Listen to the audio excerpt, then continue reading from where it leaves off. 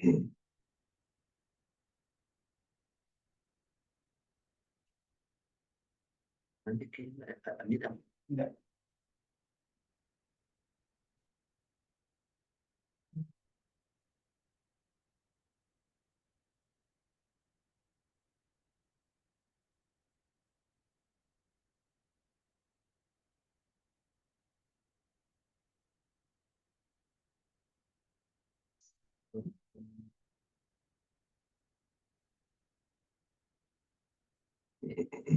All right. Morena, everyone, just doing a audio check. Can everybody hear us? Well, all right, on the Zoom. Yeah, I can hear. All good. Okay, we'll start in about 2 minutes. Just for giving folks more time to get in the Zoom, and yeah.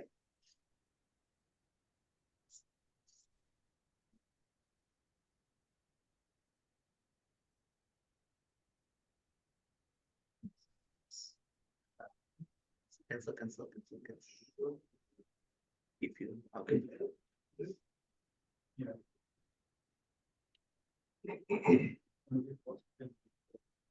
I got it. Okay.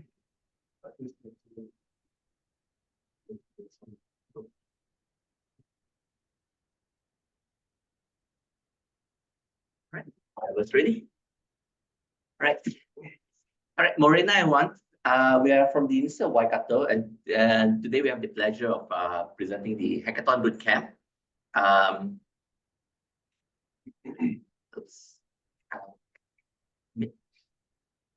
All right. So I'm Nick Lim. I'm a postdoctoral researcher at the University of Waikato, and my focus is on explainable AI. In my free times, I dabble in photography, and I like to tinker with electronics and bit of working with my hands. My name is Guilherme. I am a postdoc. Should be audio. Should fine. Maybe. Okay, so it's that person. Thank you. Yeah. I'm restarting. Hello, my name is Guilherme. I'm a postdoc at the university. I work mostly with data streams, and since the beginning of this position, I've started working with time series. My interest is more on like forecasting and anomaly detection, and on my free time, as Nick started the trend, I am just a personal slave of my daughter. Okay, so hello everyone, my name is Ananya Trivedi, and in general, my research focuses on control of robotic and prosthetic devices through muscle-machine interfaces. But currently, I am also working on explainable AI, like Nick. And in my free time, I like to learn to cook food from different cuisines. All right. Thanks, everyone. Today we're going to have quite a long agenda for today. I'll start off with an introduction and basically introduce how we can use how do we use notebooks and including some primers on Google Colab and a bit of Python, and then Guilherme will take in the second session. Yeah, so second section is more about dealing with data. So it's loading data into memory, pre-processing this data, treating some missing values, some invalid entries, and doing some plotting as well, and also interpolation. Basically, that's. And then in third session, once you've learned how to load and manipulate data, you can what we'll discuss is use of a Python library called scikit-learn. And using that, we'll look into how we can create some classical machine learning based models for regression as well as classification. At the end, we're going to close off with the fourth session, which will talk about neural networks. We'll be using a commonly used library used for neural networks called Keras, and then we'll work out a simple example on how to do a simple image classification with a work example. And then we'll close with some question and answers. And if you have anything like to bring up, we'll be here to help answer the whatever questions you may have. All good? Kampai? All right. I'll start off with a introduction to collapse. No, well, we do not expect folks to have much knowledge about Python. Although having an understanding Python and having some coding background will help with this course. Oops, probably should have shared the slides, the link to the collab first. Can you all see this link? Yeah, I can see it. Right. So you can access the Jupyter, the notebook that we're going to share through this link. So it's case sensitive, capital R D J, lowercase f, capital J. Right, I can do that.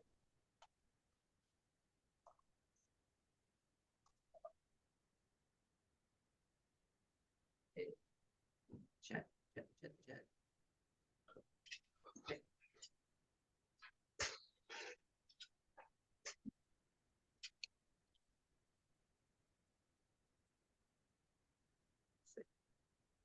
And then that should bring you to this notebook that we notebook right here. So before we start, we're gonna do something. Because I'm gonna ask everybody to basically make a copy of the notebook for themselves. So basically, if you do, yep, it starts off with a markdown tutorial, then goes on to some primers on Python. So if you go to File and then you click Save a Copy, you can basically make a copy of the notebook for yourself. And the idea behind that is that so that you can obviously follow along and to mess around or mark around the notebook so that you can see the effects right away. Don't worry about marking around with it too much. It will not affect the notebooks of the others. It's only local to your own environment.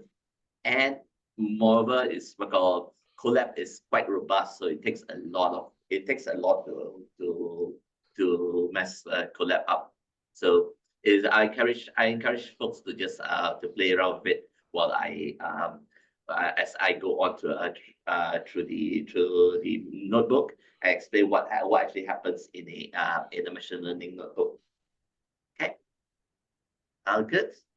The next thing I'd like everyone to do is to go to Edit and click Clear All Outputs. So basically, this clears everything, and basically starts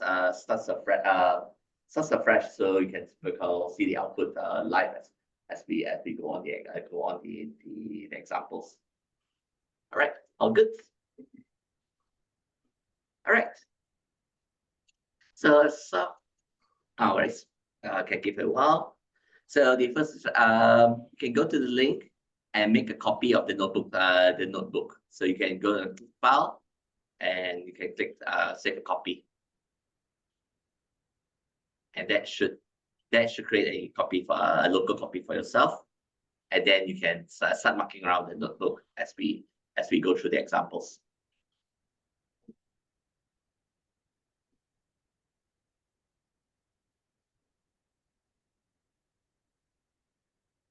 Okay, right. The first thing, some of you might note that have noted earlier that this looks very similar to a markdown documentation. So in a notebook, we use markdown to basically write comments or documentations for folks. The idea behind a notebook is a combination between a documentation and the code itself. So it's a very handy resource where you can pretty much explain what's going on highlight for folks what are the things to watch out. They should note from the results, and basically also expose the code or give make the code available so that the users or whoever that receives the notebook is able to verify for themselves that you're doing the right thing, and basically to review your code to basically understand what exactly is going on. So we can create a new markdown by clicking on the bar. There's a block called text here on the right, and when you click on text, it basically creates a new text. It basically creates a new block.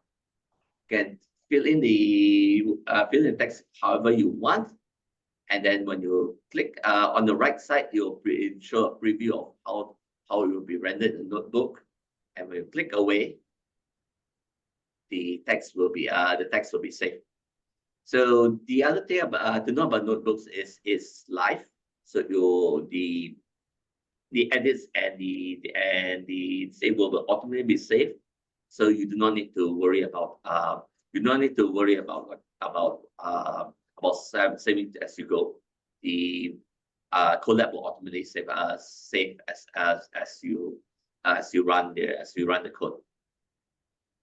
For those who are familiar with markdowns, the text block supports what called common markdown syntax. So you can bold by using by surrounding the text with 2 asterisks around the text.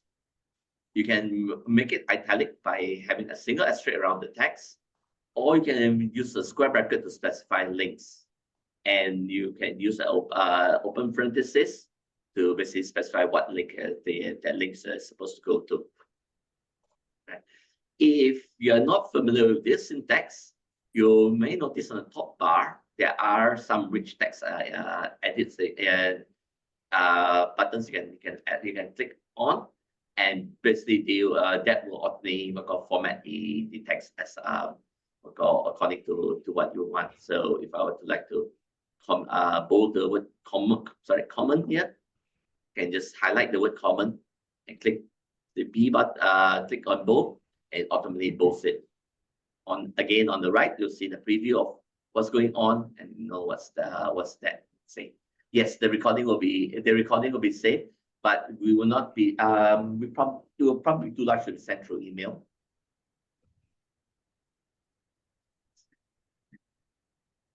Yeah. Sorry, I'll say. Yeah. Right. Yeah. The next thing you can do is you can also create lists. If a single dash basically creates an unordered list, and a number followed by a dot creates a enumerated list. So other things you can also do is you can do a triple dash to do the horizontal line. This is usually a useful thing that we like to use to denote end of sections so that people know where each section starts and ends. Another way of specifying the section is by using the header marker. The header marker is just a single what call pound sign. The useful feature of getting a bit distracted here.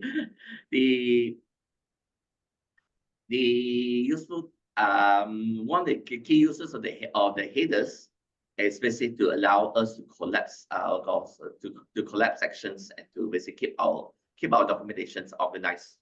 So if I were to click away, you notice that the header comes with a collapse arrow here, and this allows us to basically collapse or expand the section as needed, and this basically helps keep our code organized and keeps our codes organized.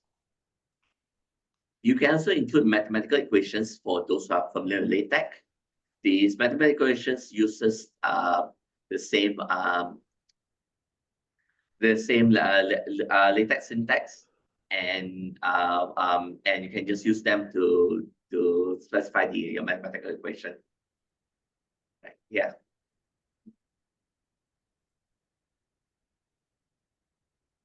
So, yeah. That. Right.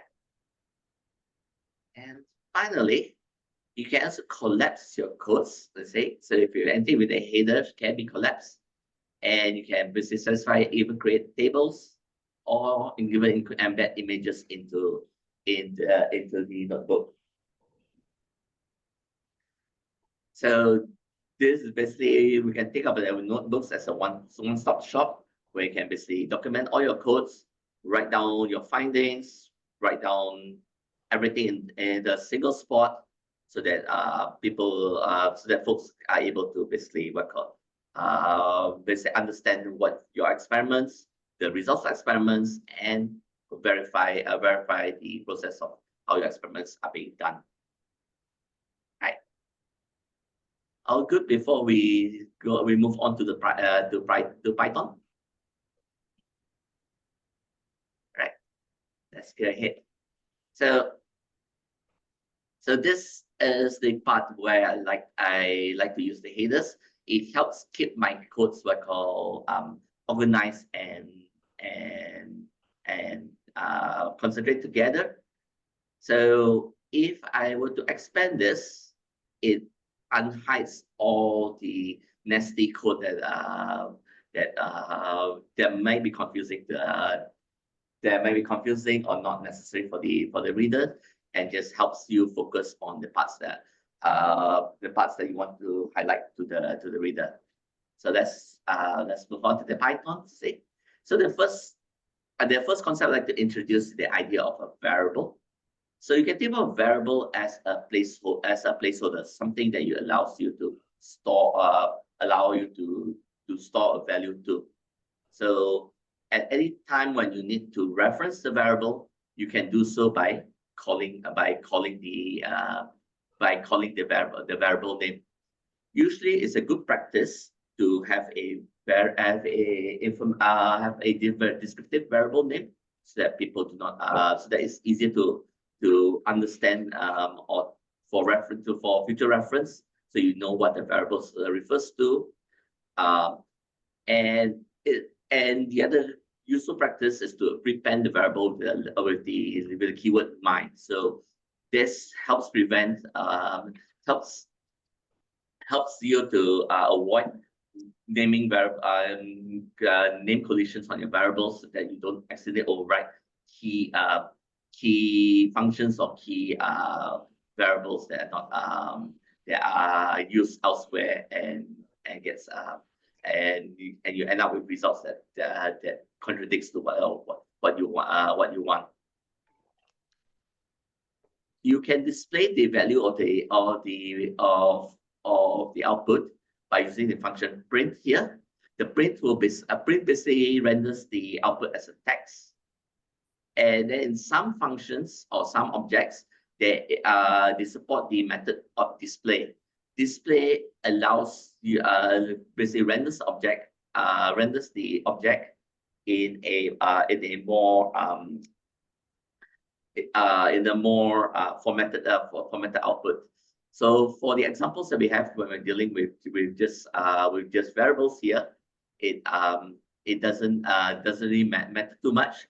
But when we go on to the pandas data frame, you can see a difference whether you print a data frame versus you display a data frame. If you were to run this, it will now print out 15. For the case of the variable, what called display and print does exactly the same thing, because the number is just a number. Another thing I'd like to note here is that if you were to call the variable by itself without any function, it will by default do a display as well. Click on this. It actually puts it as a display of 15. We can now do our own practice and try this. We can try defining our own variable, and then you can try to assign a variable a value to that variable. Okay. Good.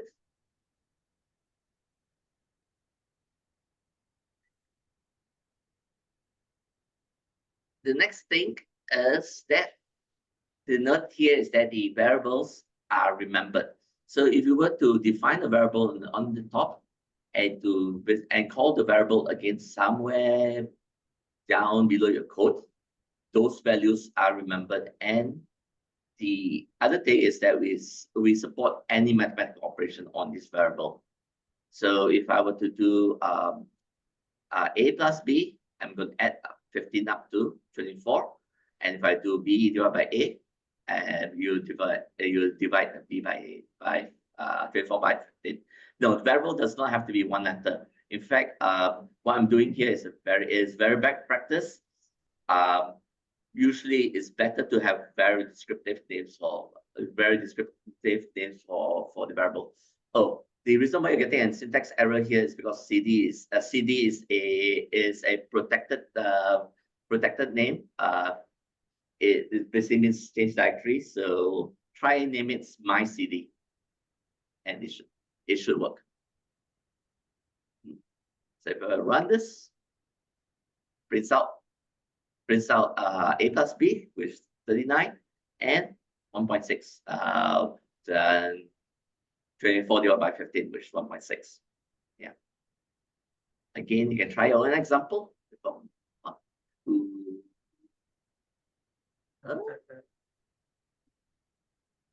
Maybe the space.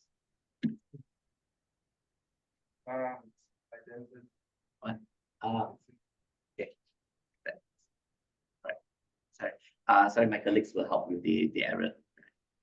All right.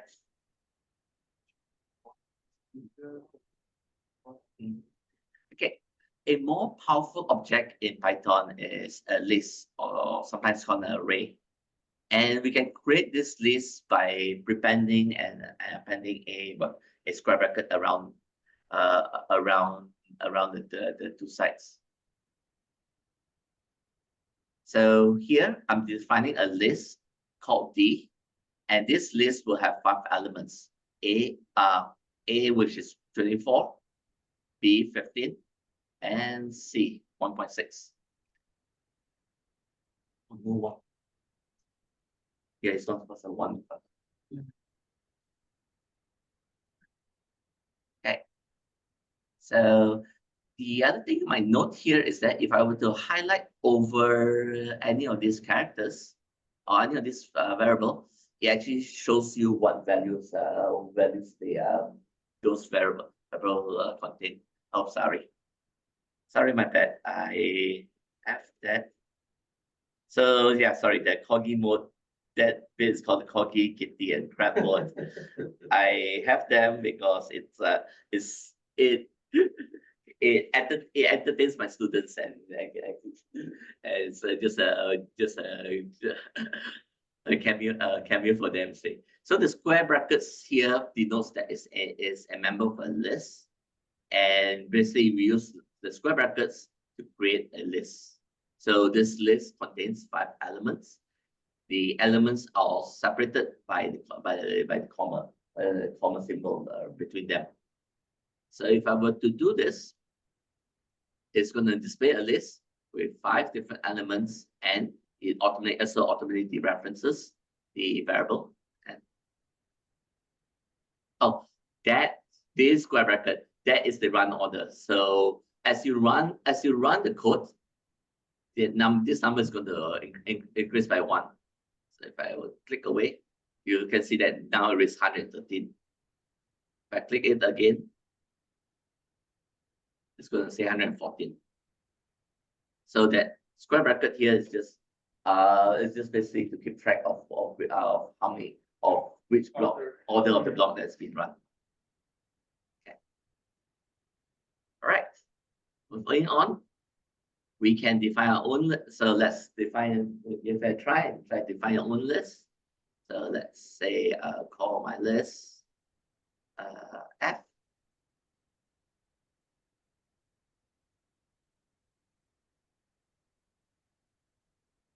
And print F. Running it. and it previously we call displays the elements of the list. So I have square brackets around them to denote the start or the end of the list, and have commas to separate the elements of the list. No, do not have the line numbers. The line numbers are just to keep track of. Just for your references. Do not include the line numbers.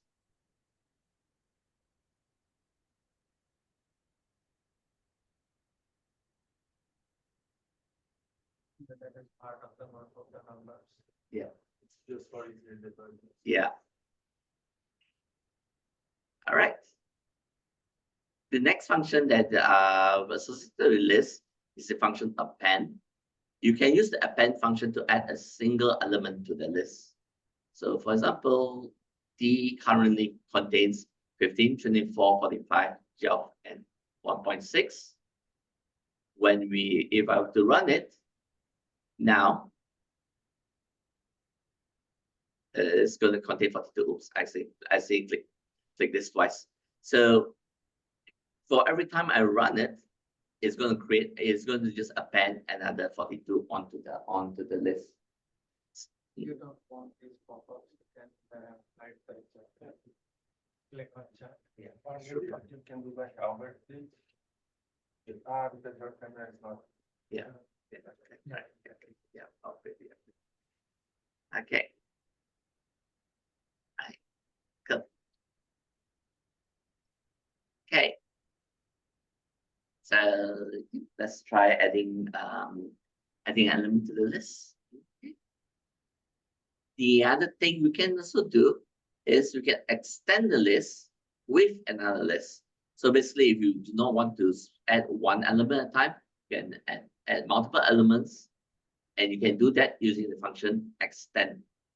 So if I were to run this, the extend f basically appends D with the elements 2, 4, and 6.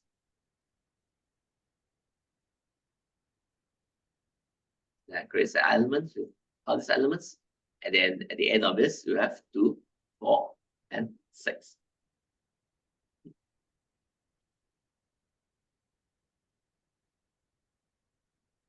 We can access the elements in the list via indexing. So for those who are familiar with who are programming, it's important to note that Python is zero indexing, meaning that the first element starts with a 0. It starts with 0. And the other thing to know about Python is that it is left inclusive, includes the first value on the it includes the first value on the left, but is right exclusive. It does not include the last value. So if I were to print this, the first command will print the first element, which is 0. You can use negative index. If you use a negative index, it basically starts off from the back. So this is doing trying to access the last shorthand to access the last index and last element in the list is to use D -1, and that gives us the last element in this this list. You can use different negative values, and it basically shows you the elements from the back. And finally, you can access a slice of a portion of the list by using the colon sign. This command here will give us the second element. 1 refers to the second element all the way up to the 4th element. So because it's not right, it's right exclusive. It doesn't. It goes to the 4th element, but not the 5th element, even though this code kind of implies that that it's supposed to include the 5th element. So yeah, this Python does in Python indexing because it's left exclusive and right exclusive. Okay. let's try out the example. Let's see what d minus 3 here. So d minus 3, in theory, should return us the third element from the back. So in this case, should return us the value of 2.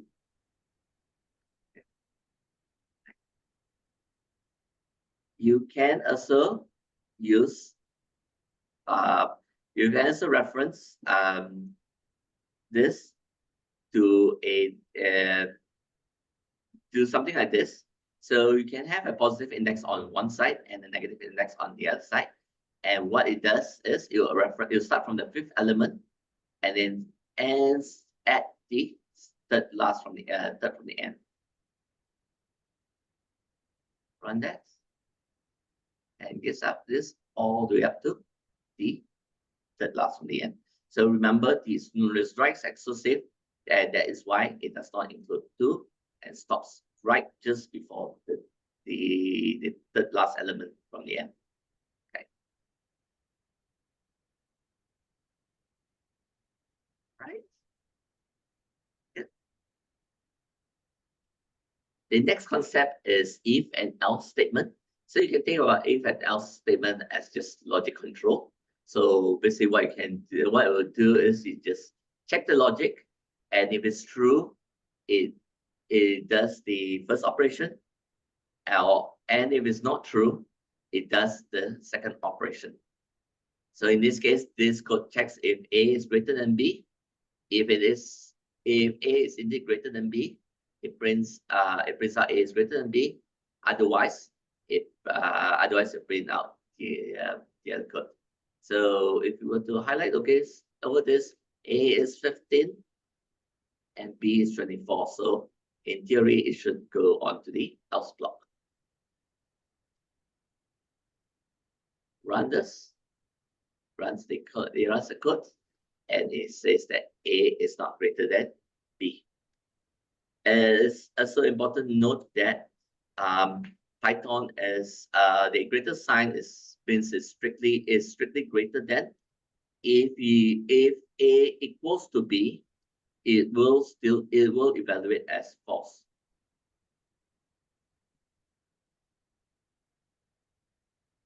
Right. Next thing we have to do is we can also write loops. In order to do a loop, we use the for statement in front of it, and then we use the in statement in between to say that what are the elements, what are the list or what are the elements that we use to iterate across. There is a inbuilt Python function called range that basically gives us all elements from 0 up to 10, not inclusive of 10.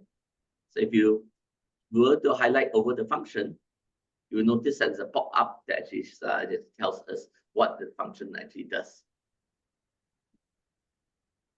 So if I were to run this, it is going to repeat the code 10 times, and it's going to go all the way up to 9, not inclusive of 10. You don't have to use the range command. You can also use the same list command, the same list that we previously defined in the earlier block. So for I and D, basically goes through all the elements in the list and then runs the command on it. So here we just multiply the values of D by each value of D by 5.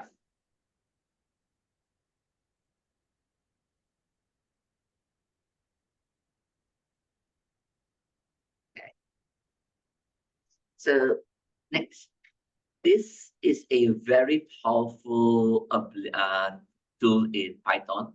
This bit of code is kind of exclusive to Python. It's not common in many programming languages, but it is a very helpful and very easy way to define a list. So what this does here is it basically goes through all the elements in all the items in D, and then basically squares them, and then returns a new list called E. So the way I'll tell my students on how we usually read this type of code is by reading the code backwards. So for x in D, we square the values. The double asterisk here basically means squaring it, and then we store it as the list of, let's call E. So if I have to run it, it gives me this list. As I mentioned, this code is exactly equivalent to if we were to do this manually through the for loop.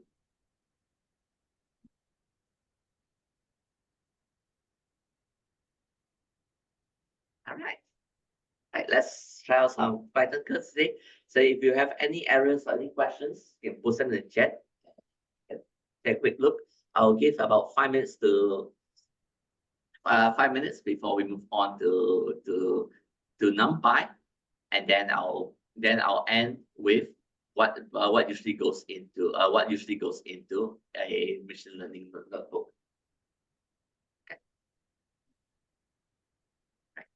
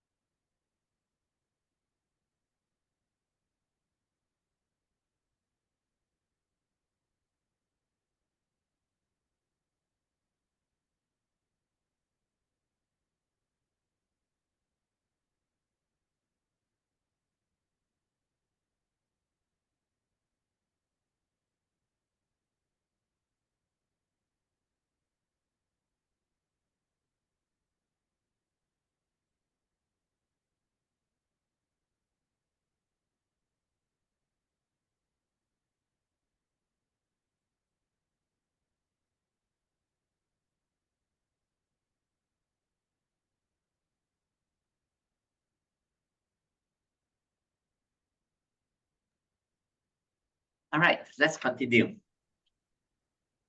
So one of the useful library, most commonly used library for Python is NumPy. And NumPy is helpful.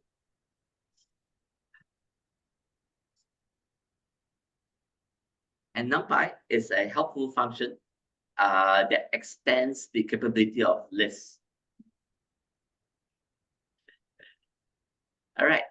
So in order to convert a list to a NumPy array, we can just simply specify the command NumPy array np.array and fill it with the list. Before that, I should note, this is a usual convention by Python programmers.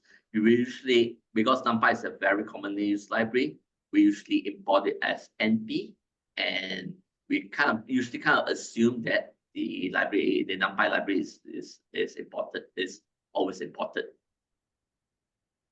But it is always good practice to have NumPy as to explicitly import the NumPy library on top of the blocks of code, because we know that eventually we're gonna have to use it eventually.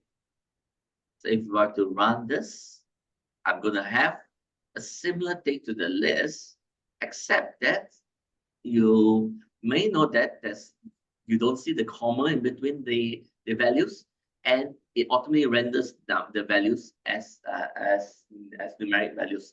The dot at the end here basically denotes that it's an integer. Now, when we extended the feature, we converted the list as a NumPy list, we now have access to multiple functions. So the first thing we can do is we can automatically sum up the values in the list or in the array using NP sum. Or we can also get the maximum value or the minimum value from list or array of an array by using NP max. I'll mention the third bit later, but it also extends the capabilities of the indexing. For example, if you want to get all elements that are bigger or that match a particular specific criteria, we can do so by putting it in the index in where we would typically index them. So if I put f open and close bracket f greater than 20, if f is a numpy array, we are able to index it and able to access the values. Pick out just the values that are greater than 20 in this list.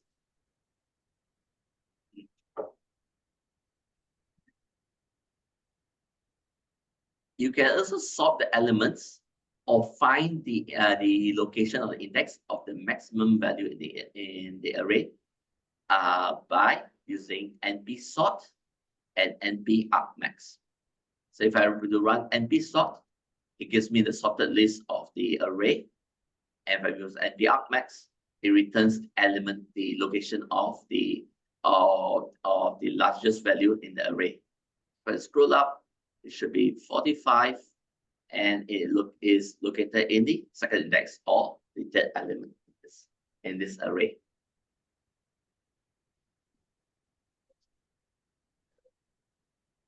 Okay, so why do we do this? So we do this to convert f to create a new variable called f that is an array, and that gives the array an numpy array is a more powerful version of the list.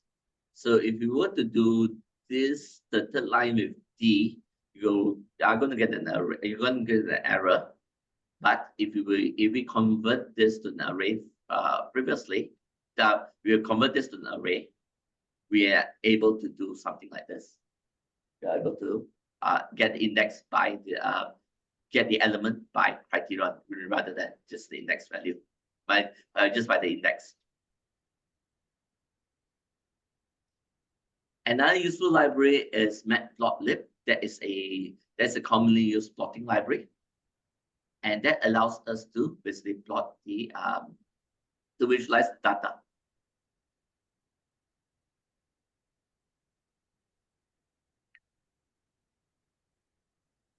Right. If I run this, and then if I were to display the plot of D, now shows you the different values of D.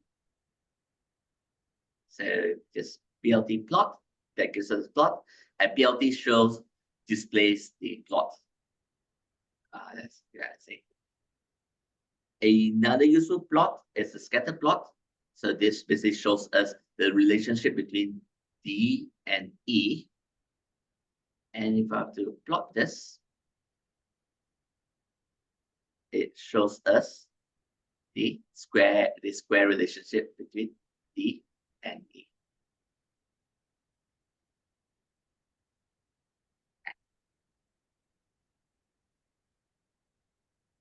All good. If you want to give any of the codes a try, you can highlight between the blocks of code and click on code here, and you can start. You can give it a try. I'll give about 2 minutes before I give a quick preview of what a machine learning notebook is, and it will be a good segue for the next few modules. It's just pre-processing, not machine learning.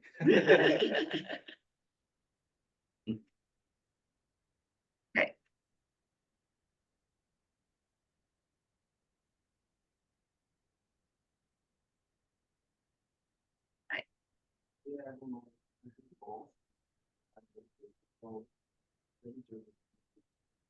Right. All right.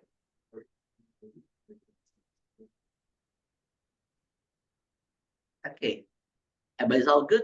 let's show what exactly happens in a machine learning notebook. So let's expand up. So these are some of the libraries that will be introduced later in the next two modules. So when you come to this section later, we'll call my colleagues Guilherme and Ananya will go into more details about what exactly these modules do. So just gonna run them, and then for now, let's go with that. Okay, sorry. The first thing we usually do is we import these modules because we know we're gonna need those functionality later. And the next thing we'll usually do is we try to get their data. So there are many ways of putting data into Colab. Here I'm downloading the data directly from my GitHub repository. But you can also click on this button here and click on upload to upload the files directly onto your Colab, and you can basically work with those files that way. Once it's downloaded, we load in those files using pandas, and we look at the information. We basically do some analysis on the file that we loaded. So we usually do some diagnostics to make sure everything's all right. And we also look at the details, the first few entries of the data to make sure everything is as expected.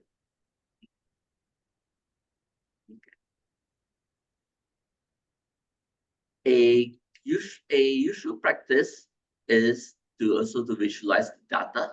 That gives us some understanding of what we are working with and how we can work about this. So this is the longitude and latitude coordinates of the observation. On the y-axis, on the colors, is the prices of those houses. There are more. The cool thing about Python is there are a lot of libraries, and there are people who written cool new capabilities on Python. This graph, this function here is partly expressed, and basically kind of overlays our data onto a map of the location, and it also provides some interactivity for us to look into more into the data.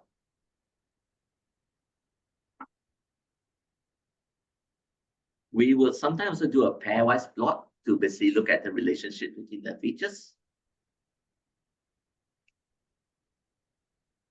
This unfortunately will take a while, so let's give it a while.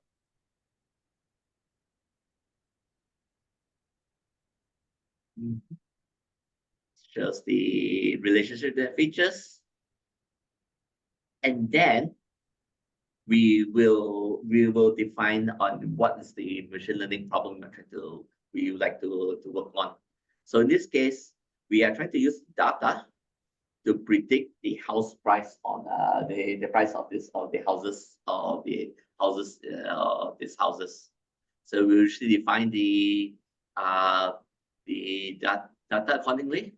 Later we'll go in more details about what's going on here, and then we define some machine learning algorithms. Right, a simple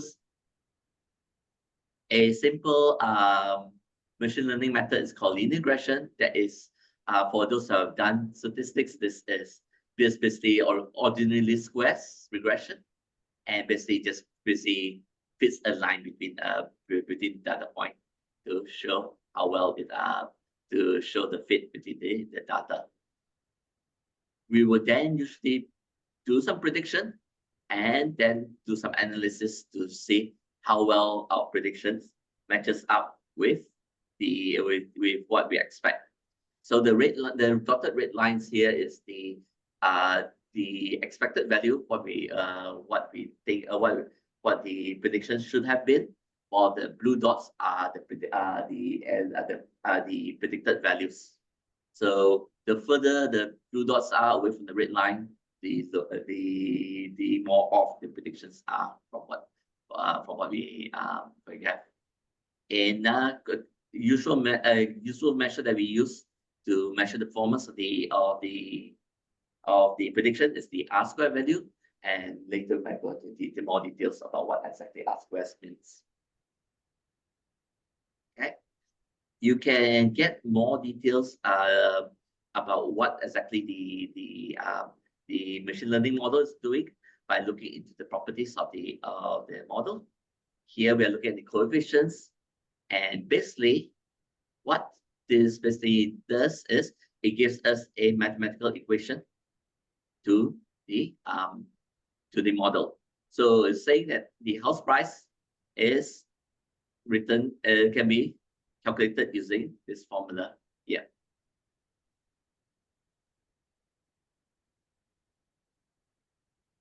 Right. Many of usually we will try to programmatically try to run everything together, so we don't have to write our own experiments. So sometimes we will just get our code to just do all the experiments in one go, and then just iterate through all of them in order to get all the results in order to choose the best model from the list. So this is just students me showing off to my students. It's just a way to just basically run all the experiments in one go and get all the results simultaneously.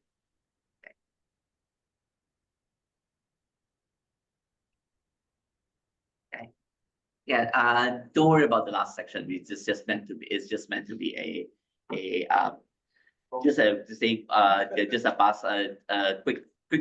quick run through of what a notebook usually looks like. We'll go into details on what's going on in module 2 and 3. So you'll have plenty of time to work through that basic walk through all what the code does. Okay. Right. Okay. We're going to go through some common Python errors. Okay, no, the corgis are not running around here. Okay, and basically these are ways into some of the error messages in Python can be quite obscure and quite hard to understand.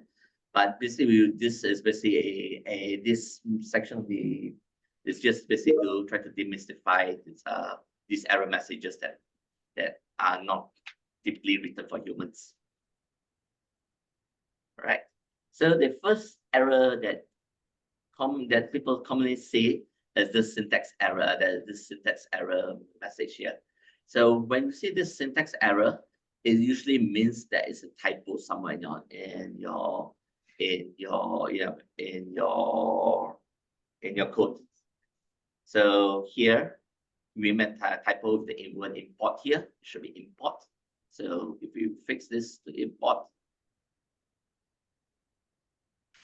it will give us the right thing. Oh, sorry. Very, very sorry. I don't think I've shared the link to that to this slide. Oh, sorry. Let me send you the link. Yeah, I just clicked the link at the bottom of the notebook and it took me there. Oh, good.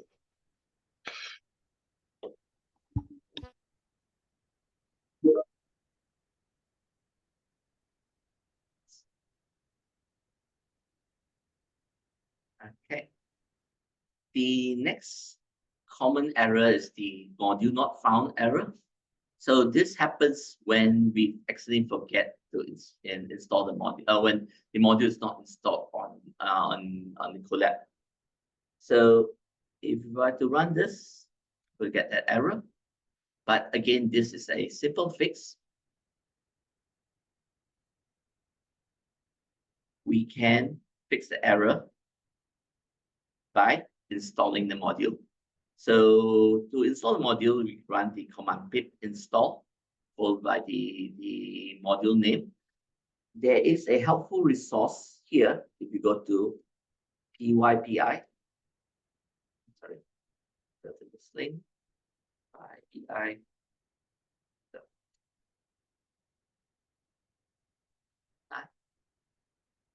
.org. And this basically shows us a package, list of all the packages that might interest us. So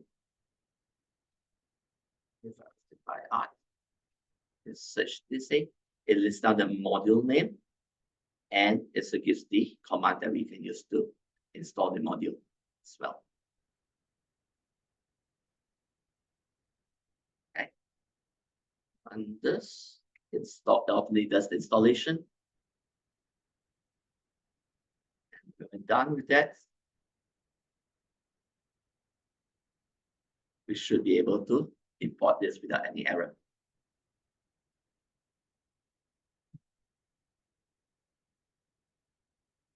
Yeah, should be done. Another common mistake that I've seen students do is to run the function without the parentheses. If you run this, you can get an error message. And the cool thing is that Colab comes with some AI features that actually try to hint to us that what might possibly the errors be. So this useful thing to look at it to watch out for the errors. Yeah.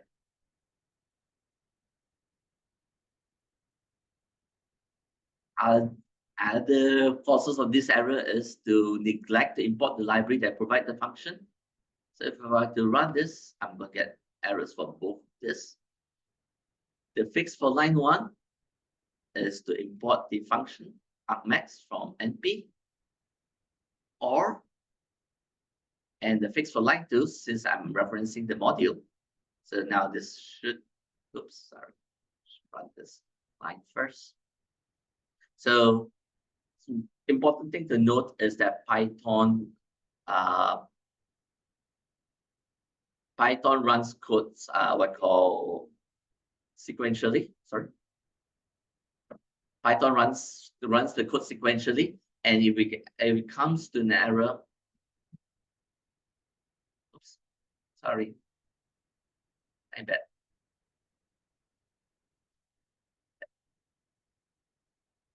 Runs the code sequentially, and if there is an error, it will just terminate halfway. It will just terminate without running. Let's say. So here, this now runs correctly, but NP argmax gives an error. And the reason why there's an error here is because I did not import the NumPy library.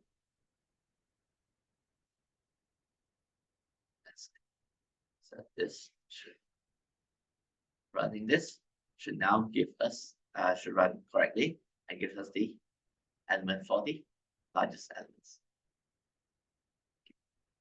The next section, we're going to look at some of the more complex errors and then learn how to resolve them. So it is important to note that Python is very sensitive on the choices of the brackets and stuff. So if your open ring brackets is a square bracket, the closing of it needs to be a square bracket as well. In the second error, we have a mixture of quotation marks. So I might have missed that in the earlier section. We use quotation marks to denote strings, to denote text. So if the opening quotation mark, the opening text is a open quote, single quote, the end quotation needs to be a single quote as well. One thing that's common error is that if you were to have put single quotes in your text, for example, if your text contains apostrophe, that would give an error. That will give an error. That will give an error because you prematurely see the single quote and thinks that the text ends at the apostrophe.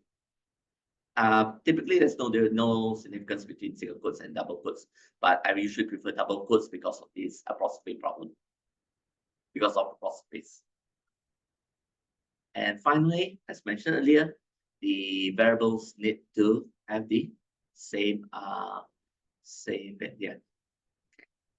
Yeah. So one thing that might be hard to catch or very hard to catch. Sorry. If someone asks what's BS, Versus but yeah, but where is it? Like a single quote. sorry. Oh yeah. It's like- Yeah, no, I already answered that. Sorry. Sorry. So one thing that is challenging in a lot of these is run on commands. For example, if you have something with an open quote, open parenthesis, and then not close the parenthesis, it will consider the command the code to the next line of the code to be part of the line 3, which is why, although line 3 is in error, it doesn't actually give an error. Doesn't give an error because it thinks that line 4 is part of line 4 is part of the code. So sometimes it's useful to look up one line or look up a few lines and look down a few lines below to basically check out where the error might be. So let's resolve this by closing a parenthesis. Now it should print. And last bit of the code is the mixture of the parentheses. So as noted, a list should be a square bracket.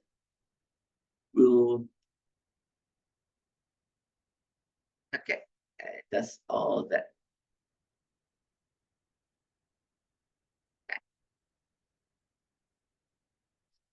Okay. The interesting thing about Python is that it does not protect key functions from being overwritten. So if I were to run this, the built-in function print will actually get overwritten, and you will see that the function no longer works. You will give an error. You give an error instead. So this is one of the reasons why I mentioned that we should. It's a good practice to prepend your variable names with the word my in front of it, is so because generally to avoid problems like this. And although we say that we're going to do as I say but not as I do, because that is something that I don't actually commonly practice. Right, you can resolve that using the function delete here, using the command delete here. But what I'll usually do is actually look through all the codes and look through any possibly offending variables that might be causing this error, this issue, and we run the code from the top to make sure that the environment is clean and does not contain this error. For now, I know that this is the only reason that why I'm having this error. I'm getting this error, so I'm able to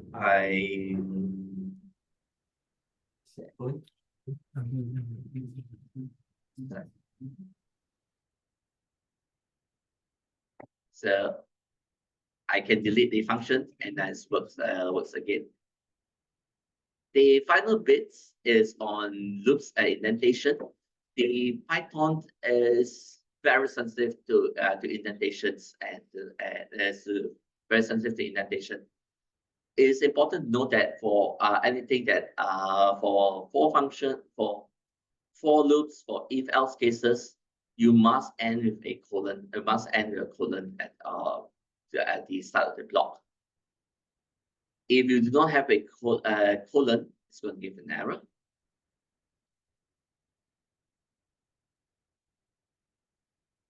and just the error say, expectancy. And if you forget to indent the part that we are trying to do a part we want to the block of codes, it's going to give an error as well. So these are the errors that we're going to expect to see. Expected indentation or expected and indented codes. Right. Fix those two segments together. Oops.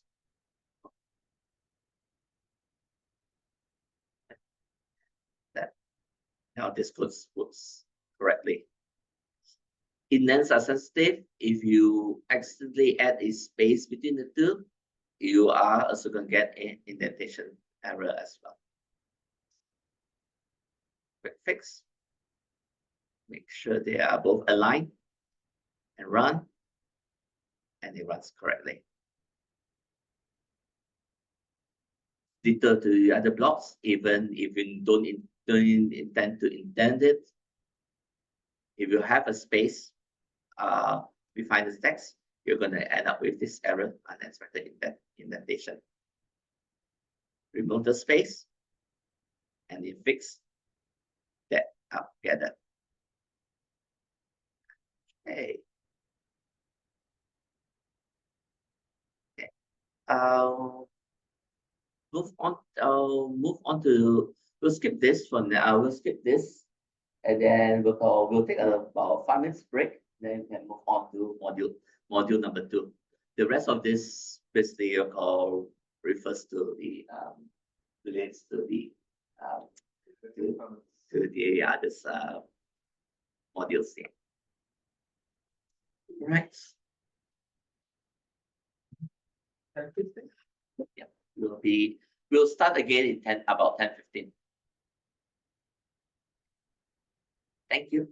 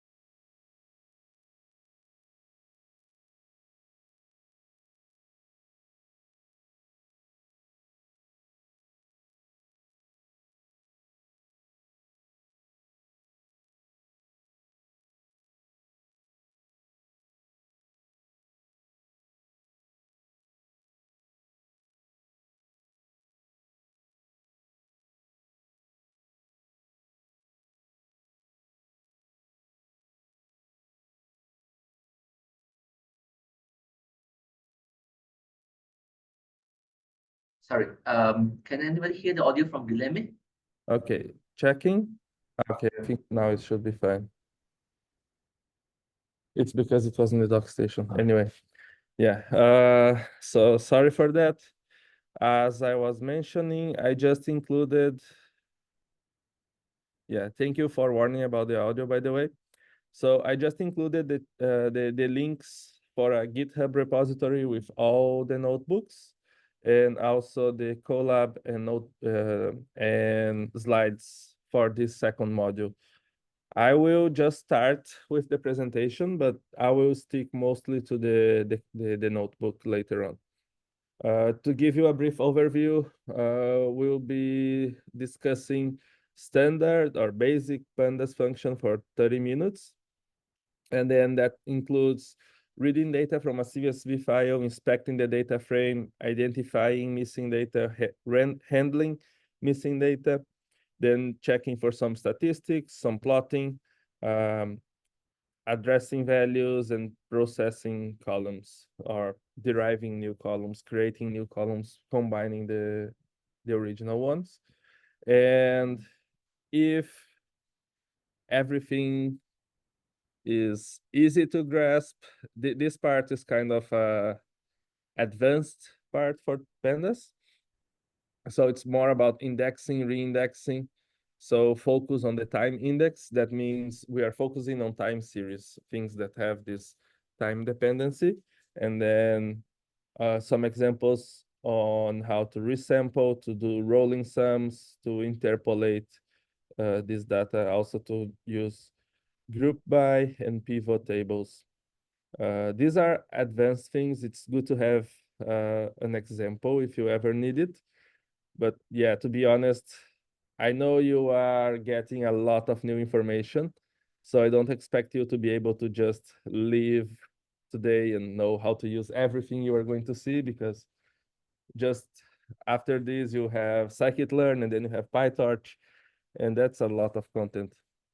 Well, anyway, yeah, these are a few useful Python libraries. You've been seeing some examples of NumPy. So good library for math and matrix operations, among other stuff. Then you have pandas, which is the focus of this module.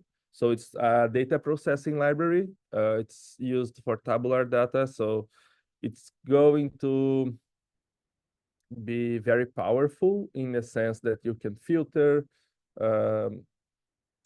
rows based on columns. You can select a specific subset of your data, and you have this very powerful representation that's a data frame. Also, there's matplotlib and seaborn, which are plotting libraries. They are good for visualization. They offer some handy functions that provide you very good information. And I think with that, we can move on to the notebook. So notebook should be the pandas tutorial, pandas TS tutorial, the name. I am going to, maybe I should increase the size, right? Okay. I think that's good enough for reading. Okay. So standard things, as you've seen in the previous tutorial, when you are going to use external modules, when you are going to use things that are not native to Python, you need to import these libraries. So in here, we are going to import all 4 libraries I just mentioned. As Nick said, when you use a lot of methods, a lot of functions from that module, it's handy to have this short identifier. So we are loading pandas as PD, NumPy as NP, matplotlib, pyplot as PLT, and seaborn as SNS. That's basically what the notebook is doing here, is that it's importing this knowledge. Now it knows how to use everything that's included in these libraries. The next thing we need is the data, right? We are going to have this data processing tutorial, so we need the data. You can either get it through Drive, or you can get with just running this cell. This cell will perform the wget command. It's a standard command from command line, and it's going to get the data from this repository that Nick created.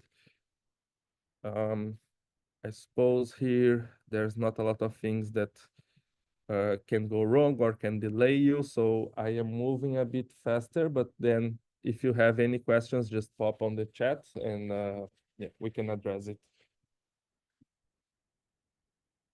So you should see the data here now, just to double check if it downloaded. Okay, we have the first, should have, oh, yes, I'm sorry. You need to go through the same process as you did last time if you want to edit and try some stuff yourself. So you just file, save a copy in Drive, or yeah, GitHub is not the easiest one. And then you can open your own copy and edit it.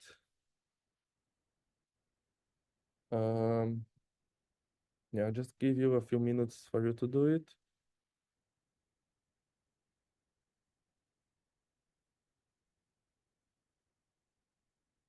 Over importing no CSV beta.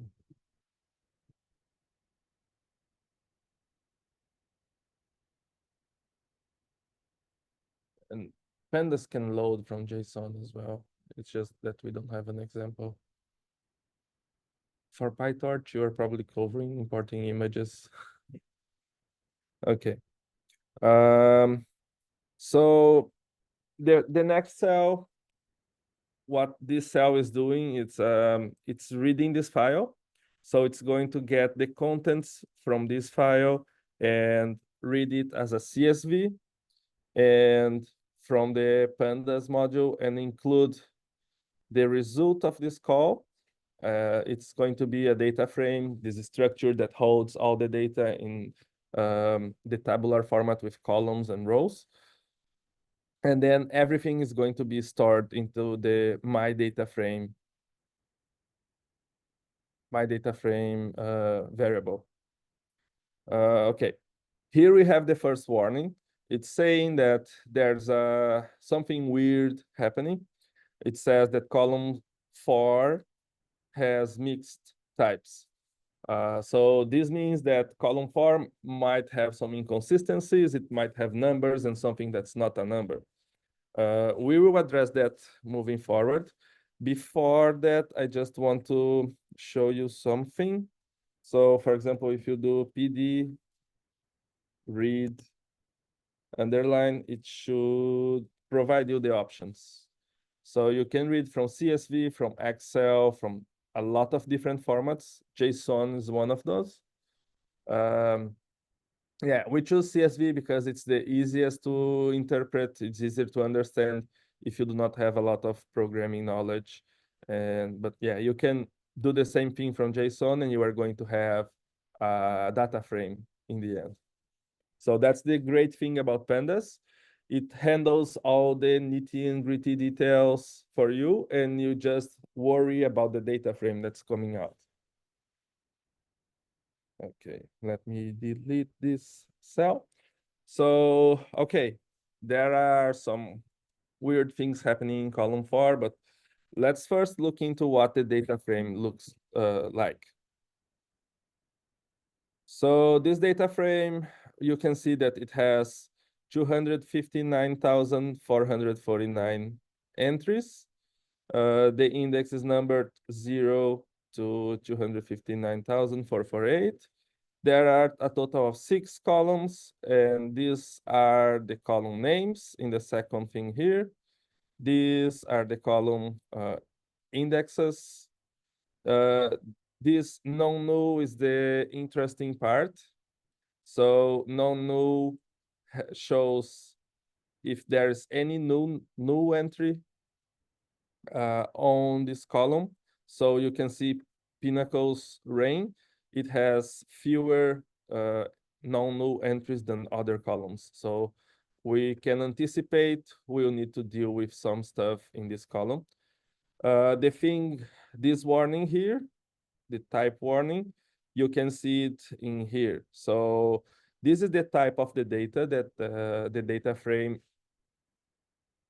identified when reading your data. So object basically means a string, which is a text representation. For the day, month, year, date, it's okay to have a text for now. For hour, minute, seconds, also it's okay to have a text for now. We'll deal with that later. But CR rain is supposed to be a reading of a rain gauge meter. So that's supposed to be a float number. It should be 0, 0.0, 0, 0.1, 0, 0.3, and so forth. So there's something going on that we have this object instead of a float 64, which basically means it's a decimal case number. So a few things to note. You can go through it with more time later if you want, but it's basically the step-by-step of what I was commenting. Yeah, the important thing here is, although it didn't show any issues with CR rain in this column, the object has missing values and it's coded as -99. So info is very helpful, but will not reveal all the problem with this data. So how do we solve all these issues that popped up? First thing, remember CR rain is the one with mixed types. So we are going to say to the data frame to get everything from this column and treat it as numeric. And if there's anything that's not numeric, it will coerce, or in other words, it will just make it not available. It will make it not a number to say that, yeah, something went wrong. That's what we did. Now we check it again. And what happened is that you can see this is smaller now. It's 9 entries less. You have less 259,440. So we removed a few of those entries that were causing errors, but on the good side, everything is a float now. So everything is a numeric value. There's no mixed types in this column. Another good thing to do when you are trying to understand new data is, one way is to check the number of null entries, the type of the entries. The other is to plot. So what we are going to do next is we are plotting a box plot. So there's a nice built-in function from pandas. So if you get a data frame and you use this plot command, it gives you the options that you can use to plot. So you can plot area chart, bar chart, horizontal bar chart, box plot, and so on. You can plot histograms, kernel density estimators, line plots, pie plots, scatter plots. So there's a lot of options. In this case, since you want to see the kind of the spread of the data, how are the quartiles and what's the characteristics, we are going to use the box plot because that's a very robust way. It shows a lot of information. Then next, this only creates the plot. What makes the plot appear in the data frame is the PLT show. So we need to use the PLT show right after we call the data frame plot box. And then we are also going to display the data frame describe method.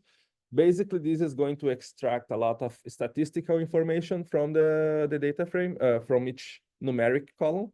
And it's going to have the the textual information for the box plot, basically. But we can run it and then see, comment more on the results of the cell. Okay, so here you have this box plot.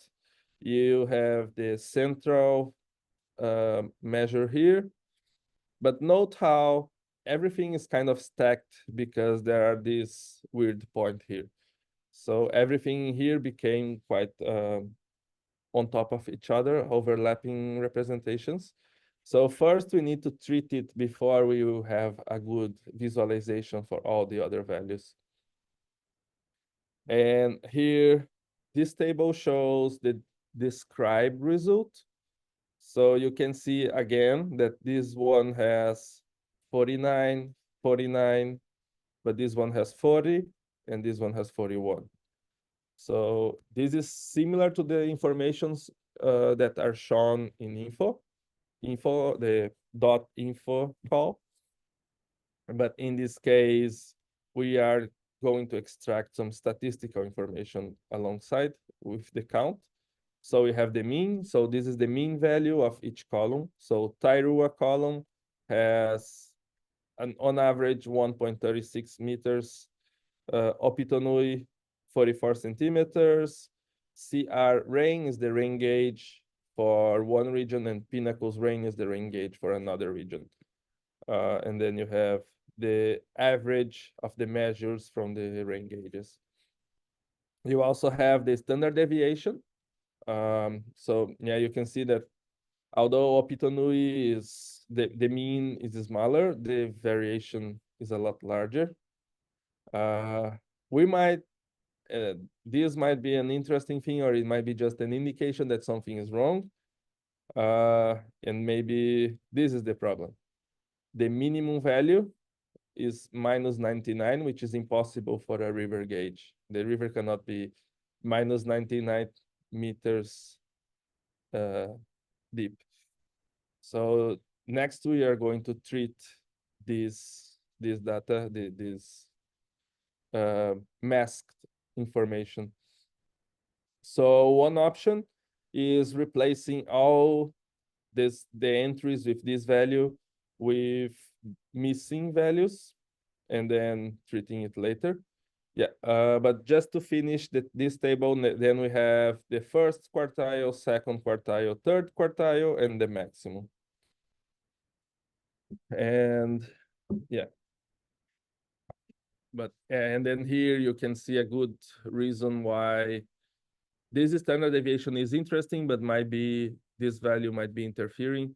The maximum for Opitonui is only 1 meter smaller, which, yeah, but it's also 1 meter smaller on the 75 and so on.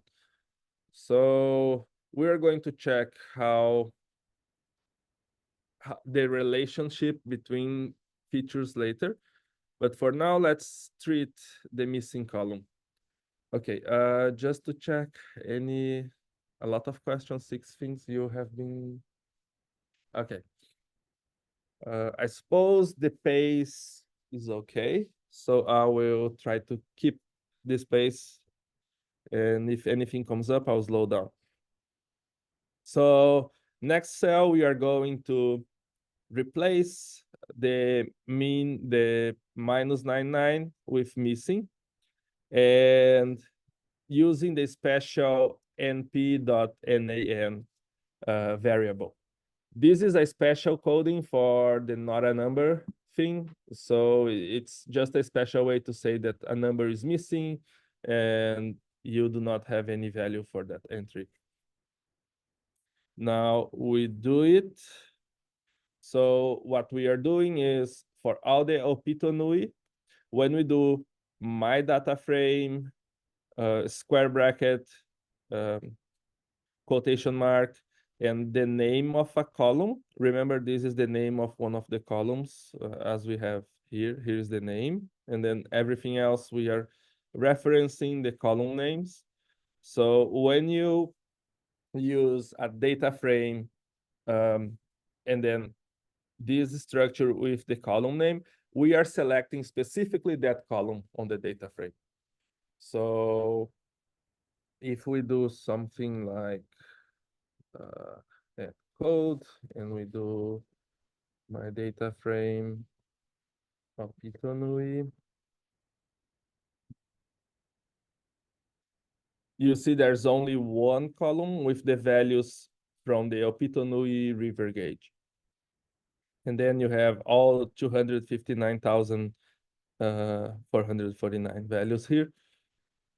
So we are selecting this column with this part, and we are going to replace, which is a simple match solution, everything in this column that has the value 99 minus 99, we are going to replace for NP and AM.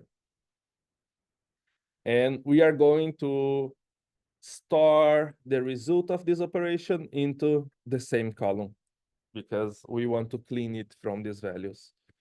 We already run it. You can see the check mark here. You can see the number there. This one we didn't run, so let's now do the same process as before, the box plot and the describe. And let's see how things look now.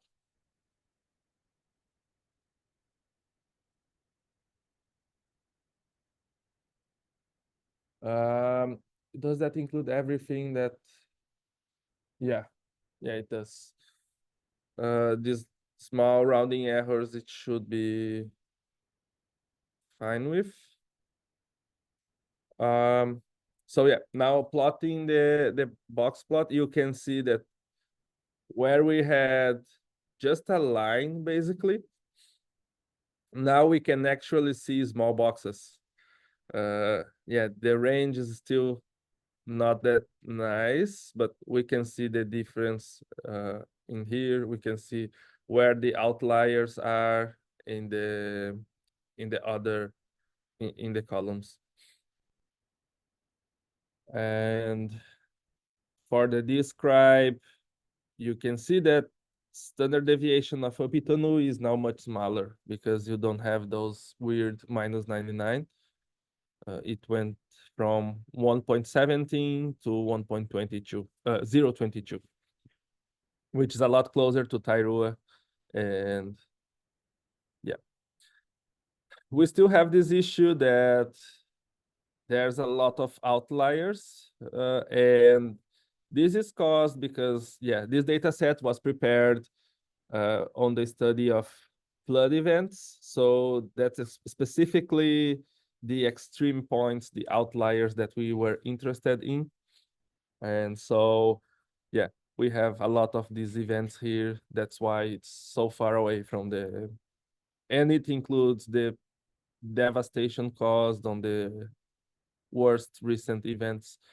So it's quite understandable that you have a lot of outliers and they are really far away from the everything else. Now we are ready to deal with the missing values. So we cleaned everything that didn't look correct. Now it's missing. So we have a lot of, in a sense, gaps in our data. Some columns have missing values, and we need to deal with that. Common methods to deal with missing values. So one of the easiest is to drop the entries with missing values, which solves the gap for,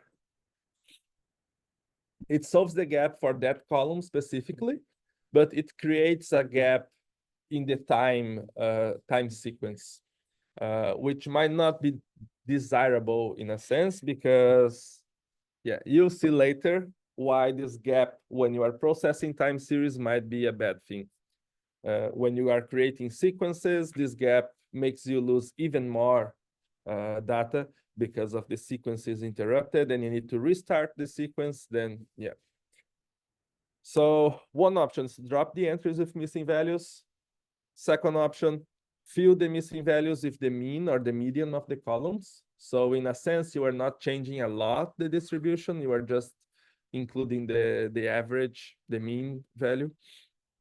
Another one is to just forward fill or backward fill the the values with the neighbor values. So if I have a missing value for another example, but if I have a missing value for the temperature in this room at 10:45, I can use the temperature at 10:40 and then just replicate to 10:45. That might be good if it's just a small gap, because time series usually have this time dependency and things tend to look similar.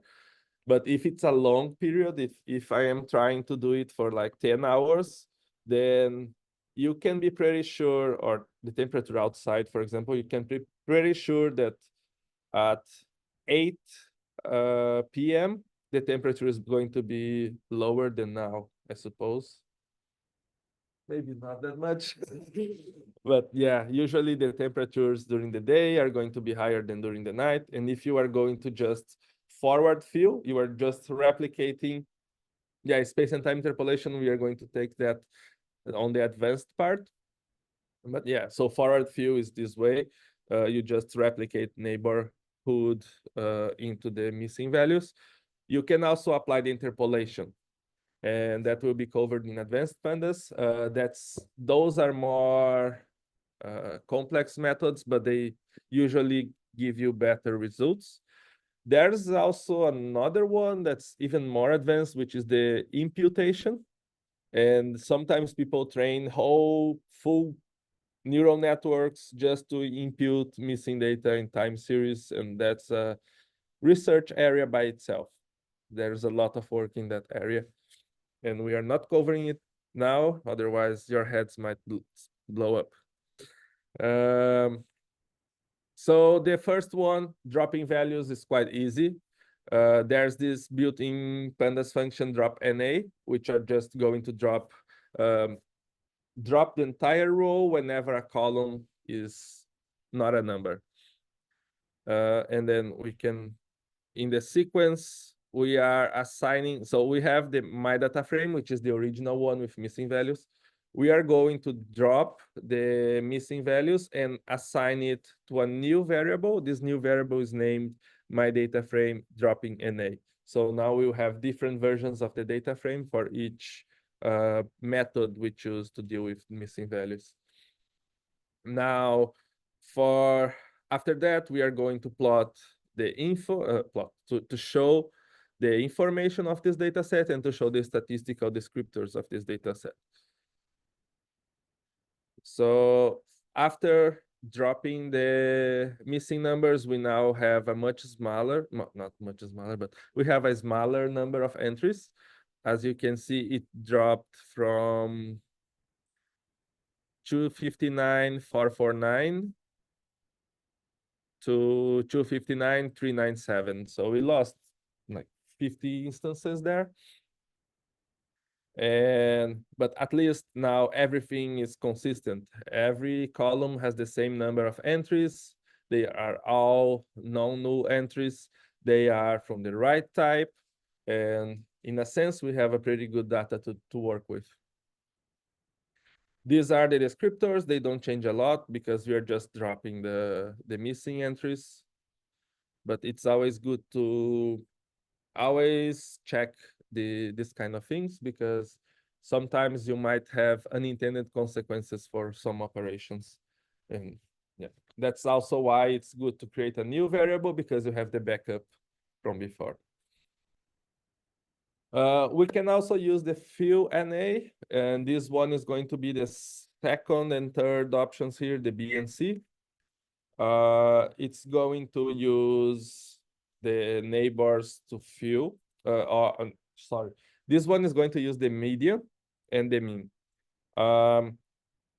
We are going to first, in previous versions of the pandas, we could just use the fill NA without anything, and it would correctly check and apply that only to numeric columns.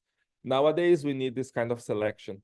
So first, we are going to have this reference for the numeric columns. So basically, we are doing a selection of all the columns that have numbers in them, which means this variable here, it has a reference for the numeric columns. And then using this selection here, remember we can use a column to select a single column. And if we have multiple columns, we are selecting all those columns.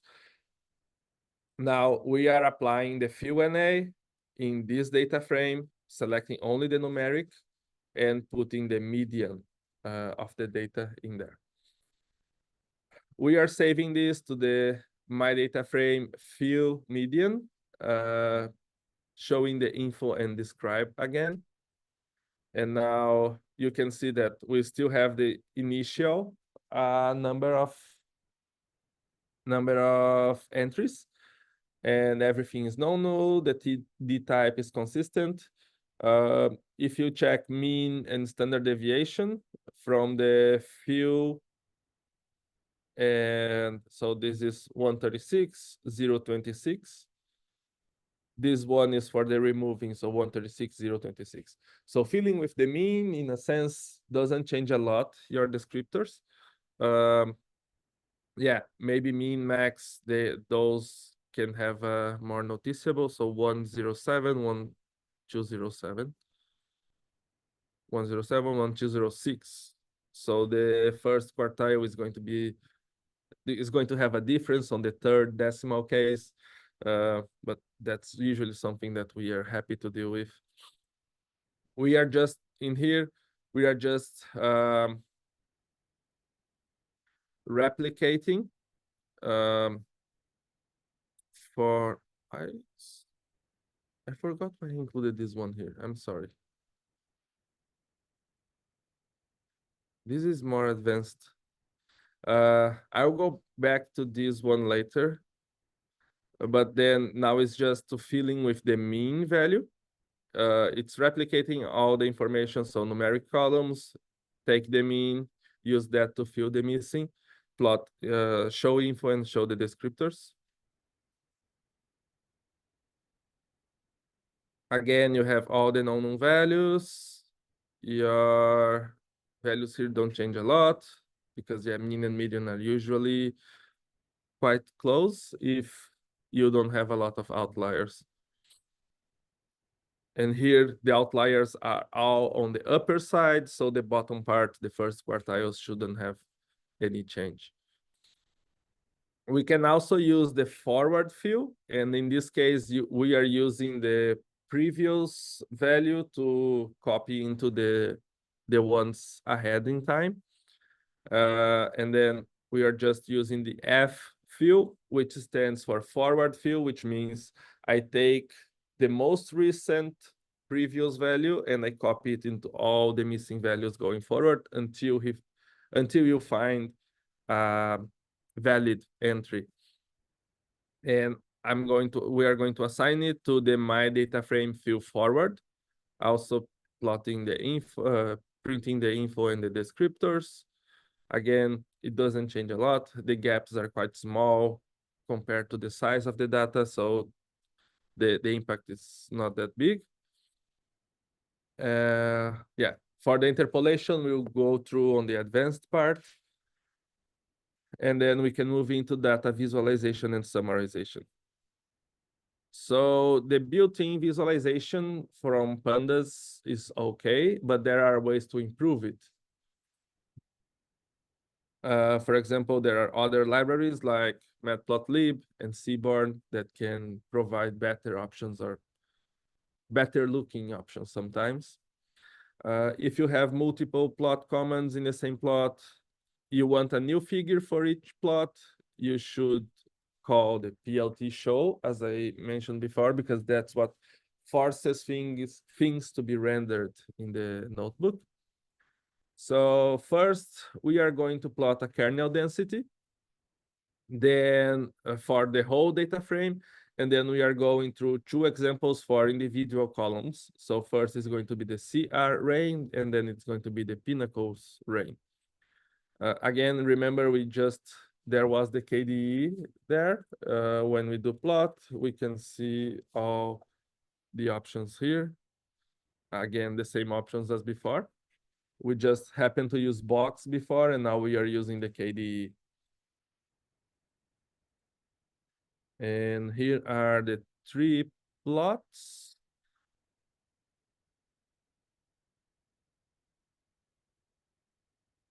Is the chat exploding? Okay.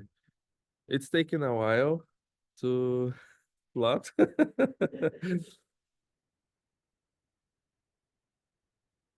Okay, there it is. Yeah, KDE is a computationally intensive thing to calculate sometimes, depending on the number of entries you got. But here it is. Should I do it? Oh, no. Yeah, so here is the first one. You can see the CR and Pinnacles are quite related. The KD, it goes up the density in the same spot. And then Optonui and Tairu are a little bit different. If you want to see in more detail, then you can use the single plot ones. And here you have only the CR ring, and here you have the Pinnacles ring. So that's one way to plot. So the KDE returns a line for you. If you prefer histograms, if you prefer this kind of discretized bins, you can use the histogram, which is the .hist, and then you can set the number of bins you are going to use. So just an example. Again, this time we do it for the full data, then we do for Tairua River, and then for Optonui River. If I can scroll it right this time, you can see the full. Yeah. So here is the thing. In this one, we used 100 bins. So we discretize each feature in 100 equally distant bins, and then we just do the frequency of each bin and plot it as a bar.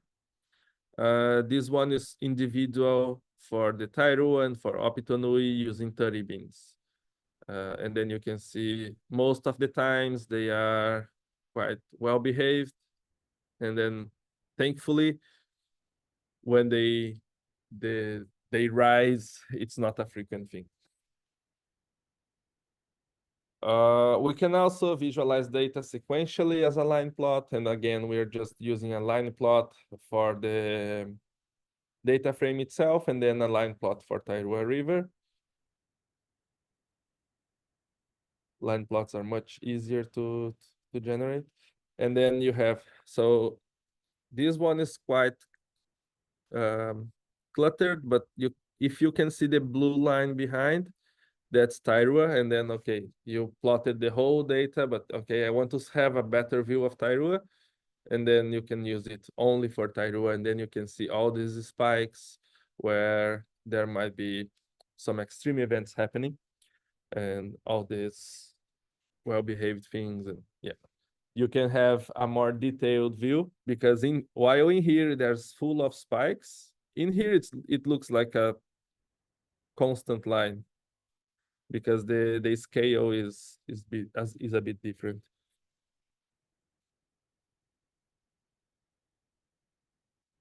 We can also visualize the relationship between 2 columns.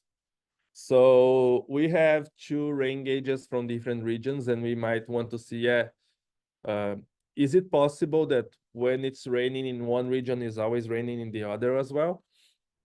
And for that, we have this scatter plot. In this plot, each axis of your plot is going to be one of your columns.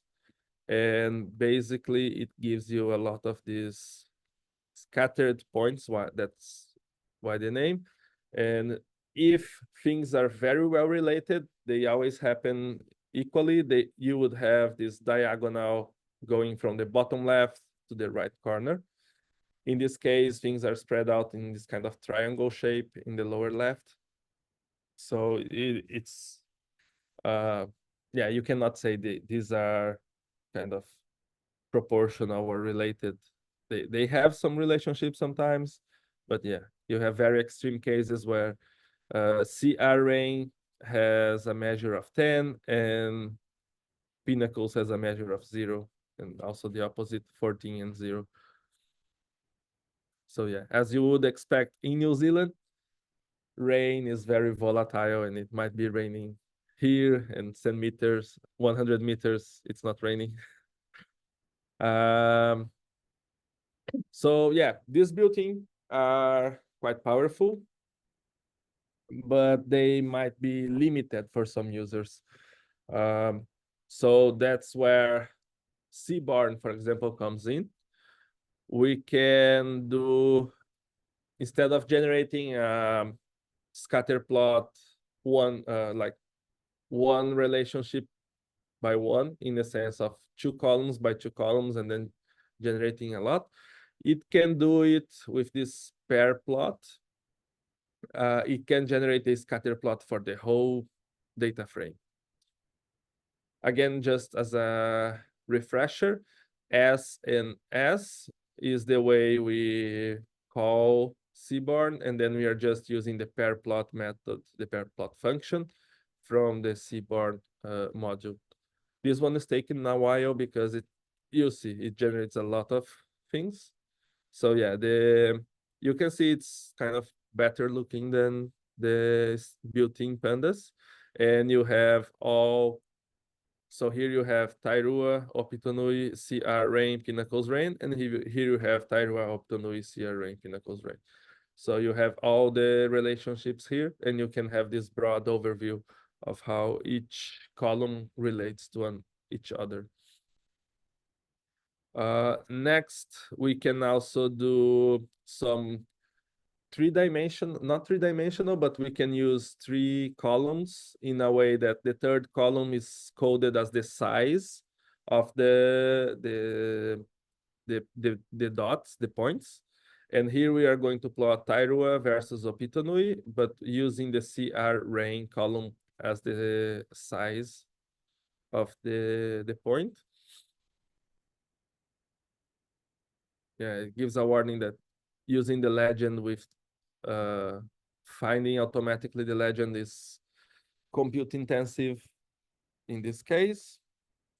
And here you can see there are some larger points, some smaller points, and this is because the CR range is larger on these exact points. But still, you are plotting the relationship between Opitonui and Tairua.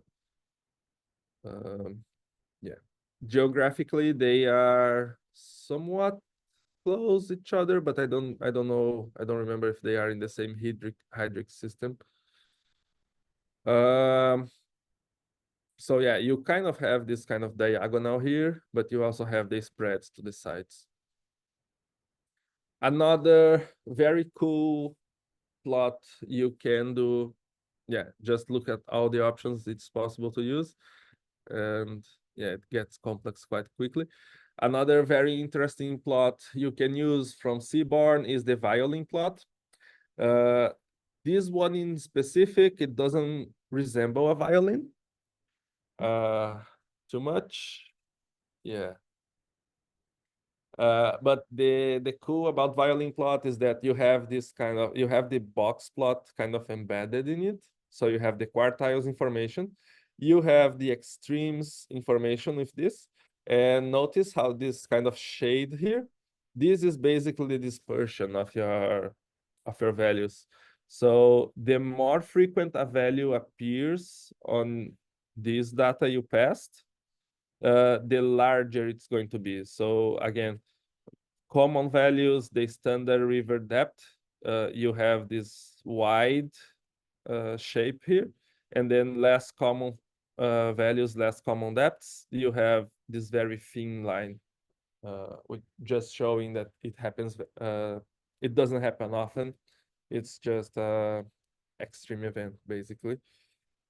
There are, yeah, I might need to speed up a little bit. I don't know when is your. Was at 11, but it's fine. Okay. You can- I think I need maybe 10 to 15. Yeah, sure. Other plotting libraries which provide more functionalities are Altair, Plotly, Bouquet. To be honest, I don't, it's once you get used to one library, you tend to stick to that.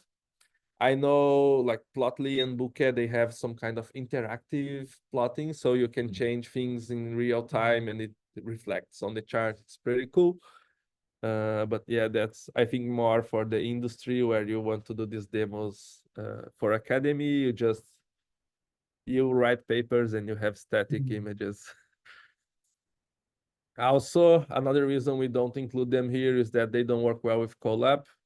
If you have your local Jupyter installation, you feel free to try it.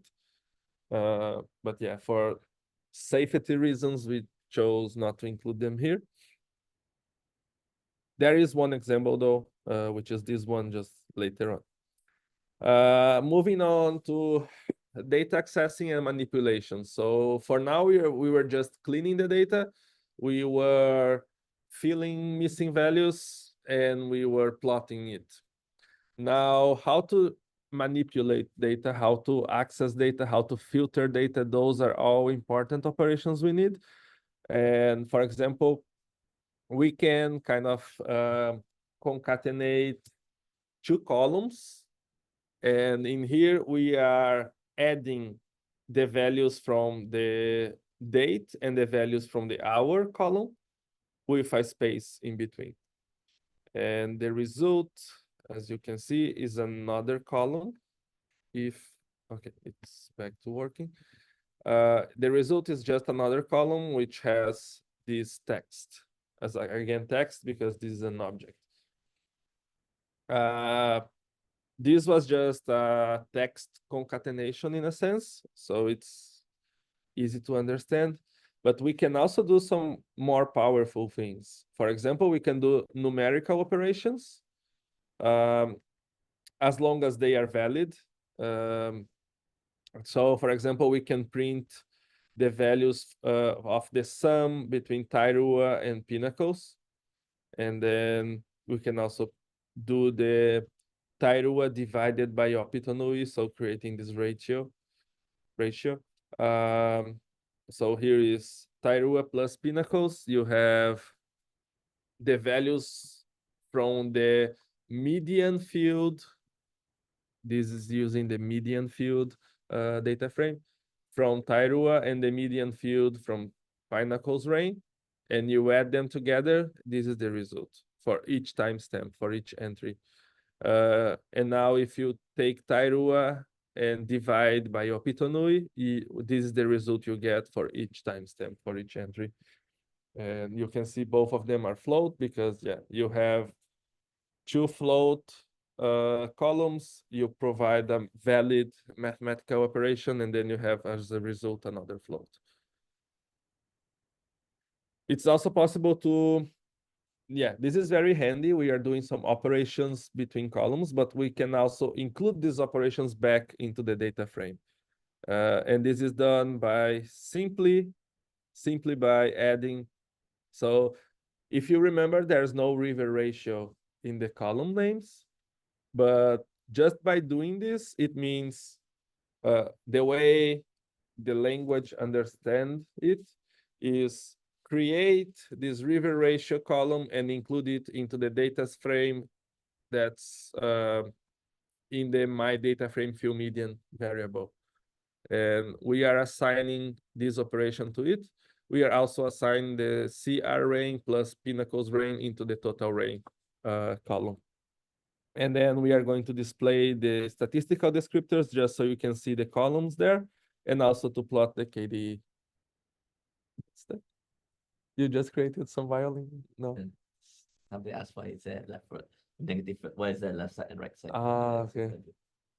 Sorry, Okay, so here is the describe call. You can see now we have a river ratio and a total range. So creating new columns is as easy as doing this. These columns, if you check the average from total range, it's more or less the sum of these two averages. It should be equal, but yeah, I don't feel like doing that by head. Here is the KD of the which again, the river ratio. So the division between Tairua and Optonui. So there's, besides obtaining these statistics through the describe, we can also do, oops, what's happening? Okay. We can also get things by column. So we can get the average for each column. So we get the data frame, and you get this method called mean. And you have to say numeric only, otherwise it tries to extract mean from text and it's going to break. You can have the variance, you can also, the describe, we've been using it. And you can also use many of these supported statistics with this ag method, which just is a short for aggregate. And then you just, you can use just the names of the methods, the statistics you want to extract. So the average for each column, the variance for each column, the summary we've been using, and the additional statistics. So the sum, mean, max, mean, median, variance, standard deviation, the curve, skew, and number of unique entries. So you can see there's not a lot of unique entries for the rain gauges. Yeah, note that it's, oops, oh boy, the two new columns are not showing in this one, but that's because we've used, where is it? We've used the numeric column selector, which means only the things we assigned to the numeric columns before. So unless we update it, it's going to keep that value all the time. What? My PC is dying. Okay, hopefully connecting.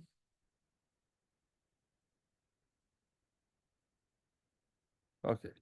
Oh yeah, RAM is quite high for the collab. Maybe because all the copies. Yeah. So just checking the info again, and then we move on to indexing or selecting specific parts of the data frame. In this case, we are using the first entry of the Tairua column. And for this, we just use the lock kind of keyword. If we are doing just with numeric, then we use the ilock, which is like integer location. And then we are getting the first value of the second column.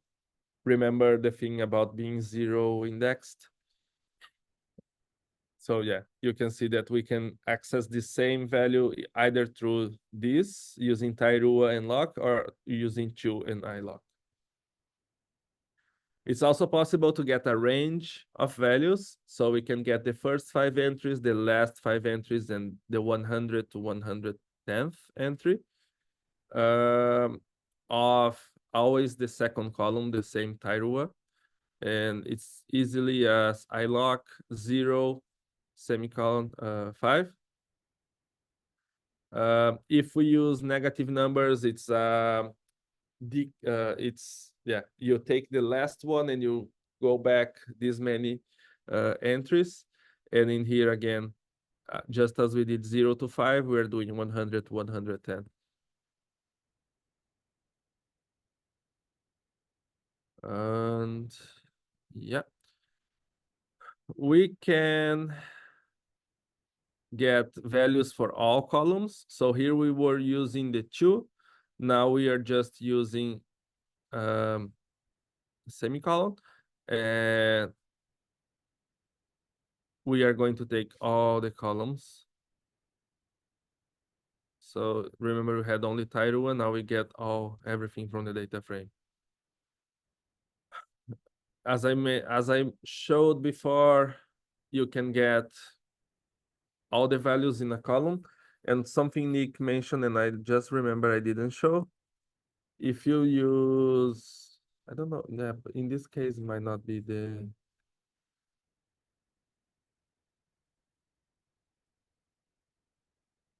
Yeah, in this case, since it's only one, it's not going to be. Let's do it like this.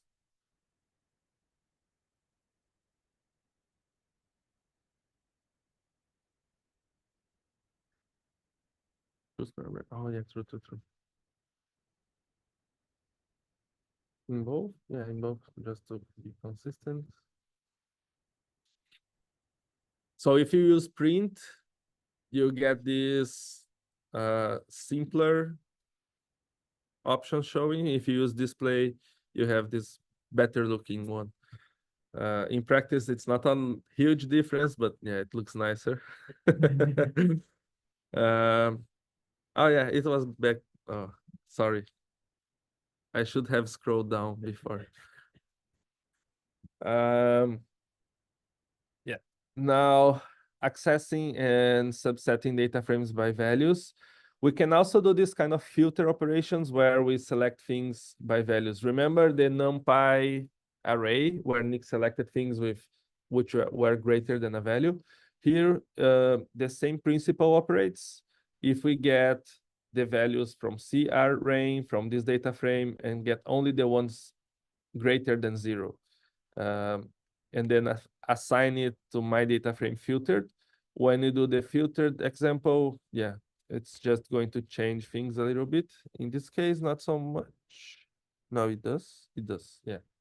So you have a much smaller count here, which means this rain gauge, there's a lot of dry days. It's 15 minutes? Yeah, 50 minutes. Yeah, so there's a lot of dry 15 minutes in there. And then if you select only where there's a different reading in here, you can see the statistics of how this and the distribution of how it works, how it behaves. So now the advanced, just a small break. Should we go to the advanced or should we start scikit-learn? Okay. No, I'm not tired. It's just I worry about them. It's a lot of information. Or do you wanna do it at the end if we have some after Mm, part of? Yeah, maybe that works. yeah, Okay, if I'm fine with that. Then Yeah. So we'll take about 10 minutes break. We'll come back to the advanced pandas methods. At the end of the day, we still have time. Otherwise, this collab the notebook is being shared to everybody, so you can also go through that collab as well. In the meantime, we can answer some of these questions and say, but for the rest, we can take about 10 minutes break before we move on to the next section. Okay.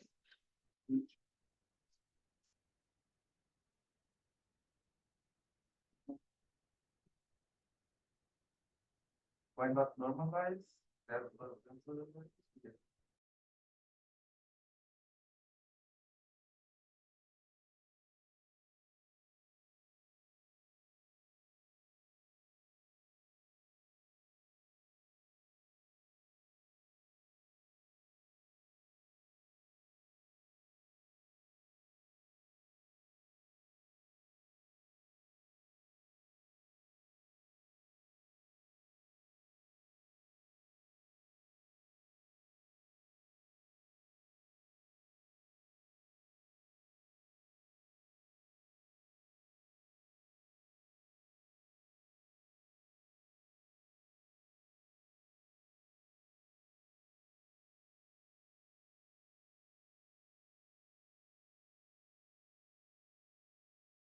I'll put my audio back.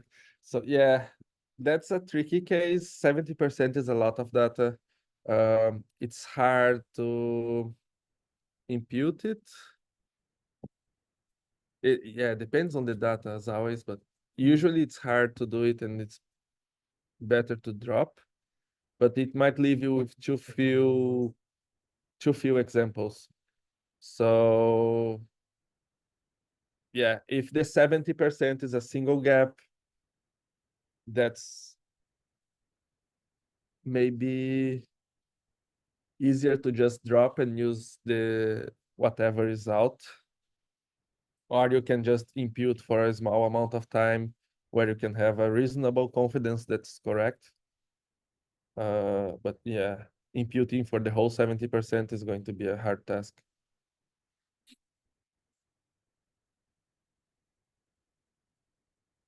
Also, if you have several columns with 70% missing values, but they are in different points, then you can do these advanced imputation techniques where you use every other available column to impute for the one that's missing.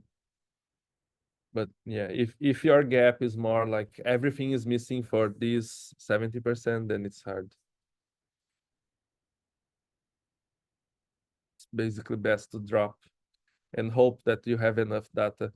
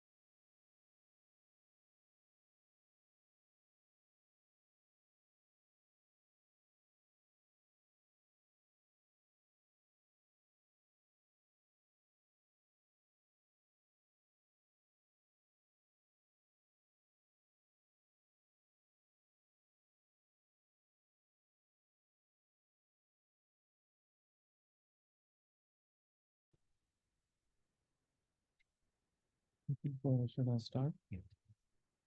Share your screen. Wait, I shared. Share.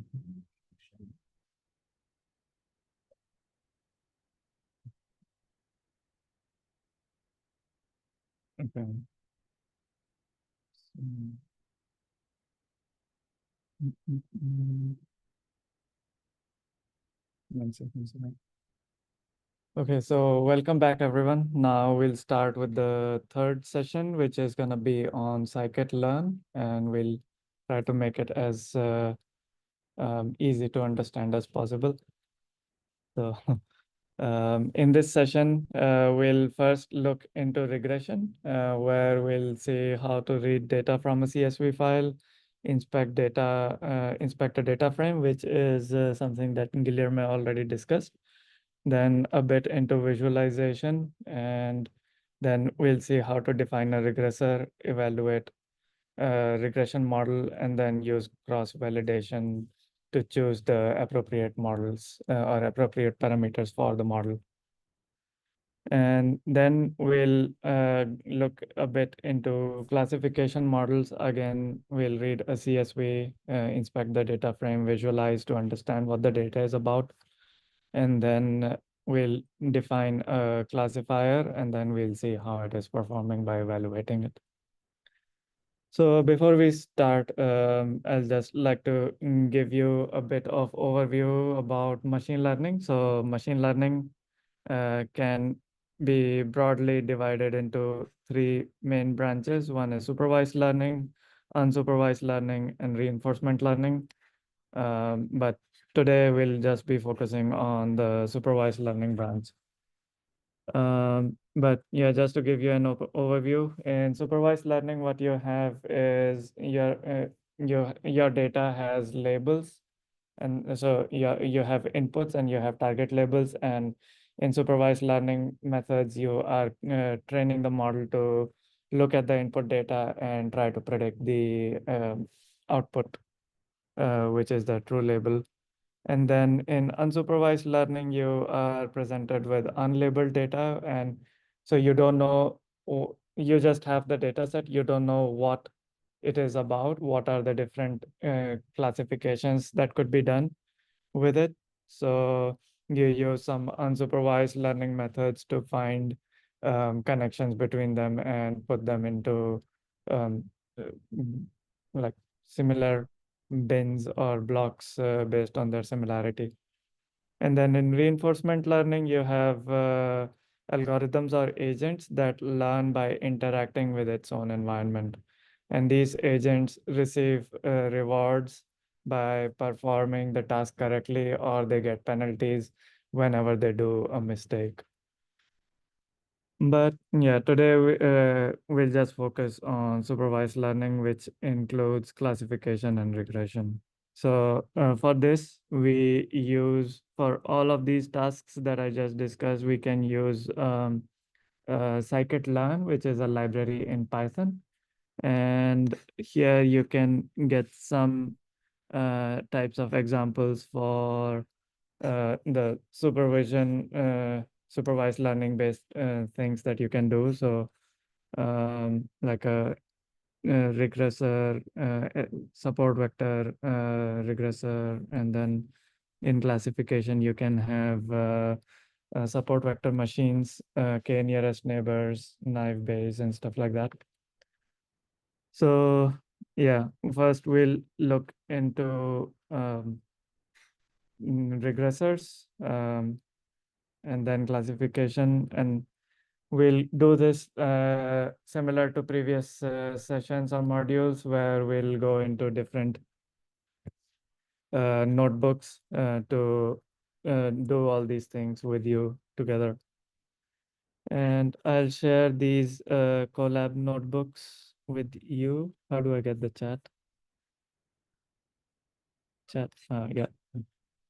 So the topic one is regression. So you can go to that one first. And then once we are done with that, we can go to topic two, which would be classification. So Yeah, like Nick already discussed with you, what you can do is first go into File, save the copy in your drive, and then you can start editing your personal copies. I'll give you a few moments to reach up to this point, and then we'll start moving ahead.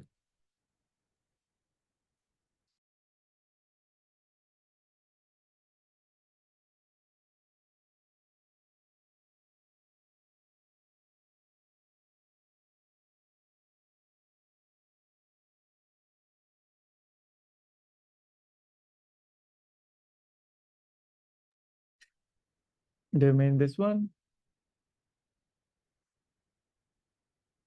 Do they want? Just like the link to. Okay. Yeah. Whoops. That's okay. We'll share and we'll Okay. send them. Yeah, we'll be sharing the slides with you shortly. Yeah. Okay, so moving forward, the first block that you have is where you start importing all the different packages that you would need. So for reading the files, as Guilherme already discussed with you, you would need pandas. Then we'll be using sklearn for training or for developing the regression based models. And then we will use Seaborn for some visualization along with matplotlib. So Seaborn, I think Nick already mentioned, is to do some sort of fancy plotting, and matplotlib is mostly for basic plotting. And then so what you can do is you can either import the whole package or whole library as something. So you do import pandas as PD, and later on in this script you can use PD dot something to access different functions within this package.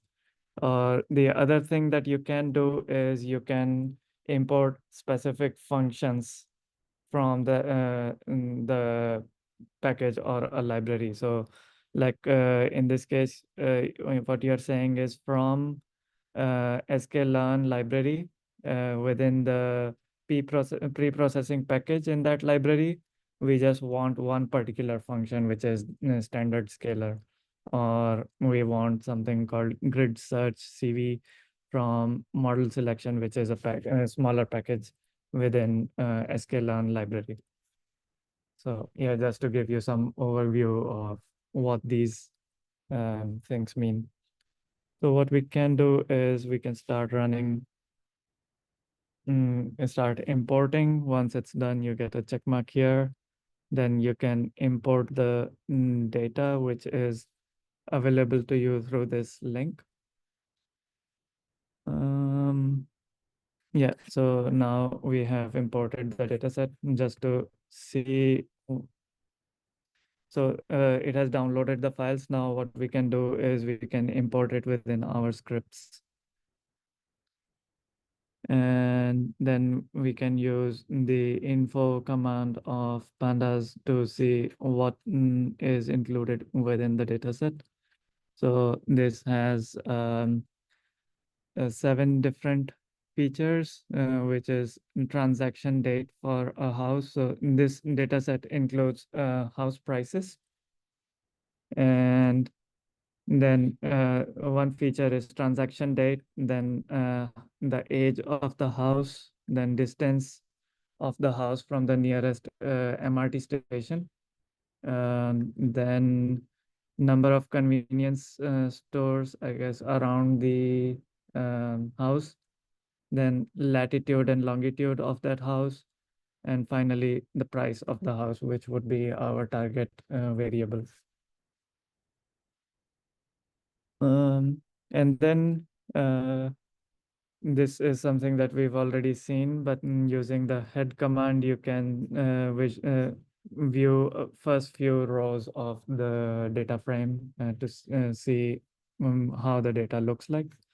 So you already got some information about that, that all the variables are or features are float type except for one, which you can see here.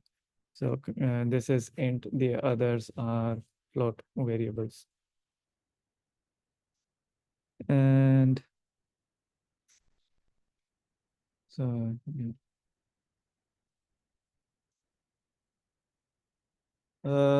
so what you can do is you can use a scatter plot to see how the houses are distributed within in like the coordinate frame of the Earth. So you can plot the latitude and longitude of the data set, and you can get a scatter plot to see how the houses are distributed across the city. And then what you can also do is within, so there's another package that you can use for plotting, which is called Plotly. And within Plotly, you have a package called Express that gives you capabilities to plot over a map of the Earth. So what we can do is, since we know latitude and longitudes of these houses, we can use that to feed it into the scatter map box function.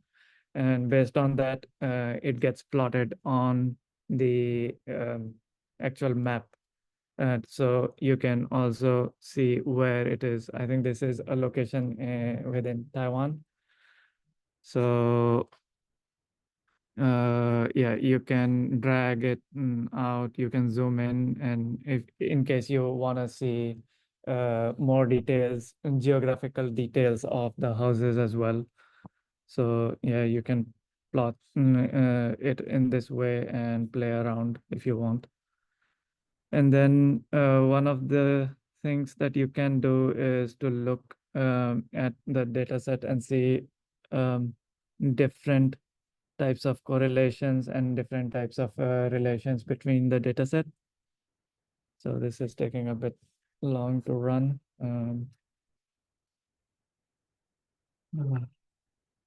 Yeah.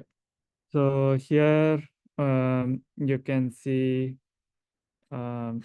different relations such as relation with the transaction date with the house price per unit area, then with the longitude, latitude, and so on. So, and then distance with so if you look at this versus this, then it says that the closer it is, the closer it is to the MRT station, the higher the price would be. And as you move further away, the price becomes lower and lower. So such visualizations of the dataset can provide you some insights about your dataset and give you some ideas on what type of pre-processing you might want to do or what type of results you might expect.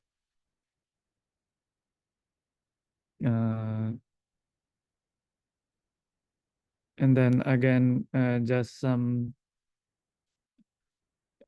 cleaning. So since we don't want, so now this is to create the training, like the training input and the labels. So since you don't want your target labels to be part of the training data, because you want to predict it, you don't want to see it in the training. So you drop that column and take every, so in our case, it's the price of the house, which is the target label. So we drop that particular column and put everything else in the train variable. Similarly for the test. And then finally we get the house price as the training target and then testing target. And then in this block, what we'll do is we'll create some different types of regressors. So first we'll start with a linear regressor, which Nick briefly already discussed with you. So you can import it from the sklearn package, sklearn library within the linear model package. And the name of the linear regressor is linear regression. And then you can create a model of that like so. And then you can use a fit command with where that to train your model. And what you do is you first put the input variables or input features and then the target variable. And this is how you can fit the regression model. And now you can visualize the performance as well. So like Nick already mentioned, linear regression fits a linear line to your input data set. So what you see here is how the houses, so it's y-test. Okay, so this is a scatter plot of the actual prices versus the predicted prices. So you can see x-axis in this case, since we write y-test comma y-pred. So x-axis becomes your test, like the actual prices, and y-axis becomes your predicted prices. And the red line shows you the ideal case. Yeah. Perfect. So if it would have been a perfect prediction, everything should have been on the red line, but yeah. And then the score or R2 score of this linear fit was 0.52. So higher the score, that would mean better the fit would be. So ideally you would aim for 100% or 1.0. And then to understand or look at the linear model, how it is working is you can get the coefficients. Since it's a linear model, it's of the form of y equal to mx plus c. So you can get the coefficients by doing model dot coef underscore. So this gives you the coefficients, and then you can get the intercept by doing model dot intercept underscore.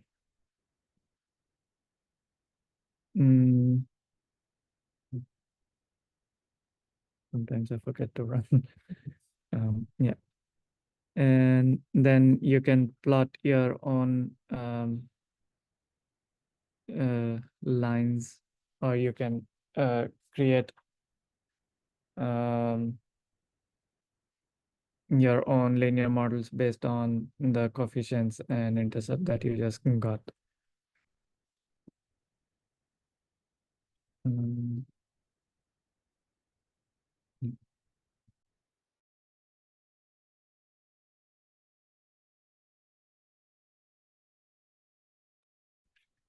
So the next model that we'll do is stochastic gradient descent model. So again, since we have already imported it earlier, what you can do is you can just create the model, and then do you know what the parameter dictionary is about? So those are the parameters that you want to iterate through. So basically, you want to try out 9 different settings of alpha 0.03 all the way up to 0.3 and L1 ratio of 0 all the way up to 1. So rather than having to set up the experiments yourself 9 times, you can basically get a sklearn to do all 9 experiments. So you can do grid search. Okay. So I don't know if you were able to hear that, but parameter dictionary defines different types of hyperparameters related to SGD regressor.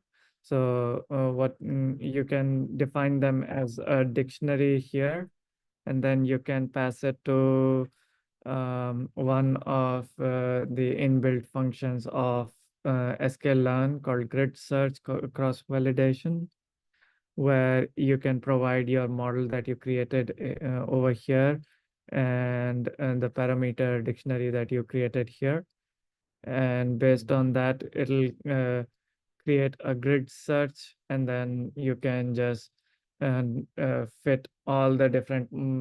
So you can create 9 different models based on the parameters that you provide here, so that you don't have to individually create them. So this can create it for you and just give you the results for each of these models that are being created. So it's evaluating it based on the time it took, the mean score, standard deviation. Yeah, so you can look at all the values, and based on that, whichever performs the best, you can choose that. It also gives you the rank for each of those. So based on this, you can select the one with the best rank. And yeah, so what you can do is through that you can get what are the optimal hyperparameters in your case, so that the performance of your model is the best. So since we were able to see the best one is this, so 0.1 and 0.5. Wait, why do we have one here? So I guess probably tiny differences because of randomization. So in this particular run, the one with 0.1 and 0.5 outperformed the other one. So we can just change it to this. And then we can create that particular model and see how it performs. So this one is performing a bit better than the linear regressor that we were using before this. And then you can visualize the coefficients of the model that you trained. So what based on this, what you can get is kind of an idea of how these variables are correlated with the price. So like we already saw, the further the houses away from the MRT station, the lower the price would be. So this means that there is a negative correlation, which we can see from here as well. So this is how you can kind of make sure if your model is doing something that is expected. If we would have seen a really strong positive correlation, that means we either have some issues in the thing that we visualized or over here. So this is kind of like a sanity check that you can do. So next, what we'll do is develop a decision tree regressor. So do you want to give some ideas on what a decision tree is, since you are the expert? Yeah, that's a heavy claim to be made. Okay, so this mic, right? Yeah. So for a decision tree, so yeah, basically you are trying to create a structure that follows a decision path in a way, and then arrives at the result.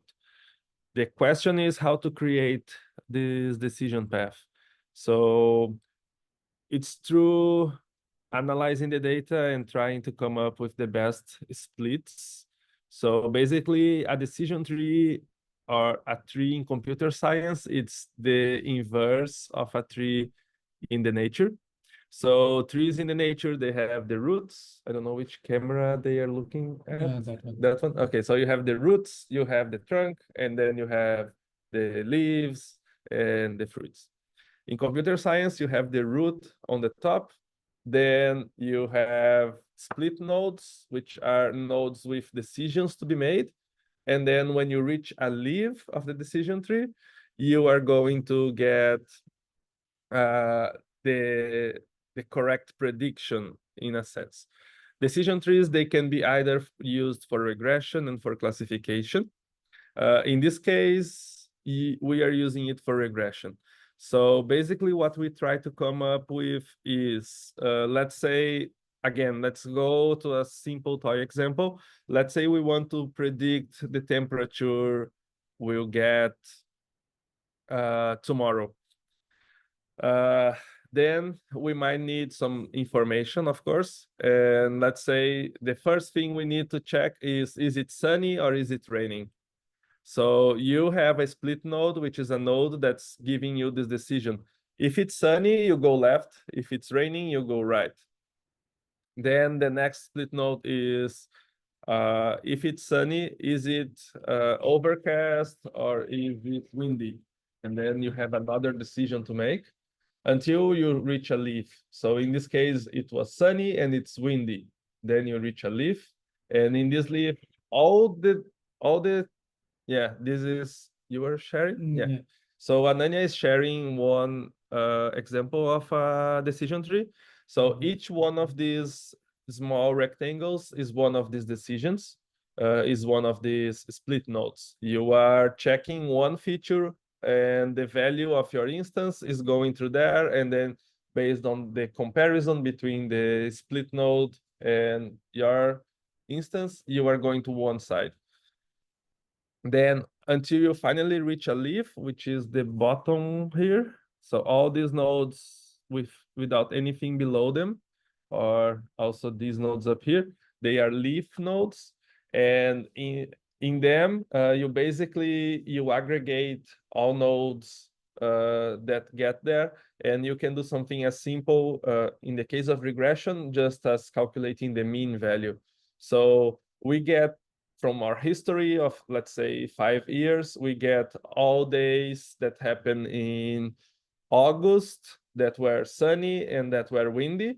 And we get the average temperature, mean and max, for example, or the average for the whole day for all those days. And that's our prediction. That's how we predict how warm or how cold it's going to be tomorrow. Yeah, for classification, there's a different algorithm at the leaf, but the tree building is still the same. You are going to get the characteristics of the data. You are going to calculate some kind of information gain, or yeah, it's similar intuition, but for classification, you calculate some kind of information gain.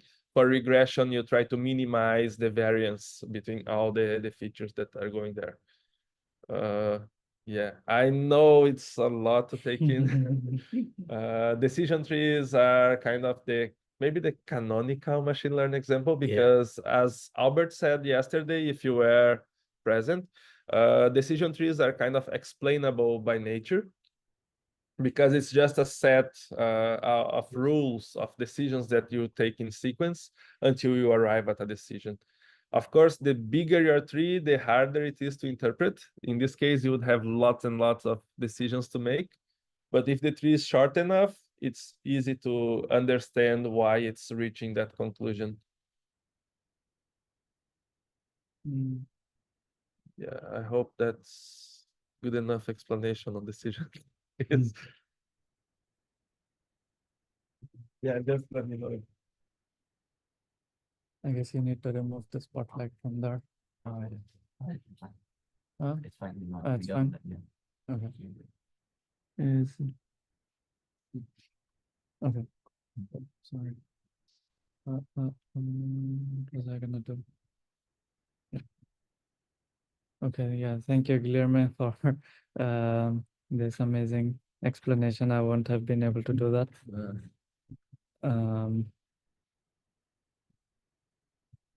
So Text. No, I think there's no text in the notes. Mm, Okay. Sorry, just.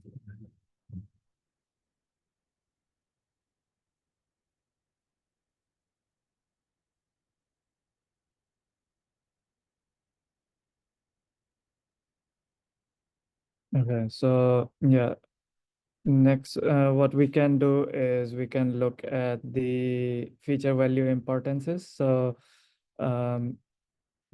decision trees and usually have an inherent property through which they can calculate the feature importances. So what they do is they uh, look at the predictions by removing and adding variables and see how much the prediction changes. And based on that, they compute how important the particular variable is. So in this case, what we can see is the distance from the MRT station is quite important, while latitude and longitude are roughly of equal importance. And the number of convenience stores nearby has least amount of importance to attribute to the price of the house.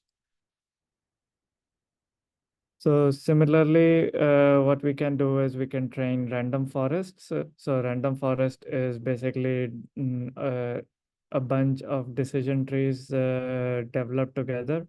And in the end, your final prediction is, so what you do is, let's say you're developing 100 a forest with 100 trees. So you would develop decision tree similar to the way Guilherme explained to you. And in the end, your final output would be an average in case of average of all the last nodes, leaf nodes. Average of the averages. Yeah, average of the averages of the last node. And in case of classification, it's the mode or maximum. Yeah, for classification, there's a frequent. lot of ways. You could have just a majority vote. Yeah. You could have weighted votes as well. Oh, okay. So yeah, there are several ways to post-process the ensemble result. Okay. But in essence, it's a combination of several simpler models, but then given the higher amount of models, you have a more confident prediction. And yeah, I don't know if that's too much to say here or not, but just to complement what Ananya said, in random forest, if we are using always the same data for building a decision tree, then the trees are always going to be the same. And then there's not a lot of gain by combining 100 of them. So in fact, what we do is we induce some randomness when we are building the trees on the random forest. We use less attributes than we have available for each individual tree. We can also do some bootstrapping. So bootstrapping is basically we are sampling from the data set with reposition, with replacement. And then you sample, you take note of that instance, you put the instance back, and then you sample again. And in that way, you can get some repeated instances, you can have some missing instances, and that creates the diversity in the data that you are using to build the different trees. And this diversity is what makes the ensemble so powerful, because you will have, let's say, several views of the same data, and they are complementary in a way. And then once you combine all the predictions made with these trees, you have a more confident prediction.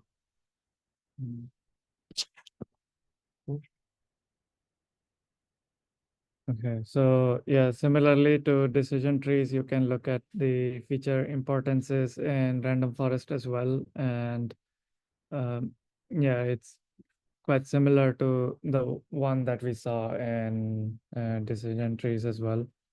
And then what we can also use is boosting regressors. They can be, I guess, used to boost some existing models as well.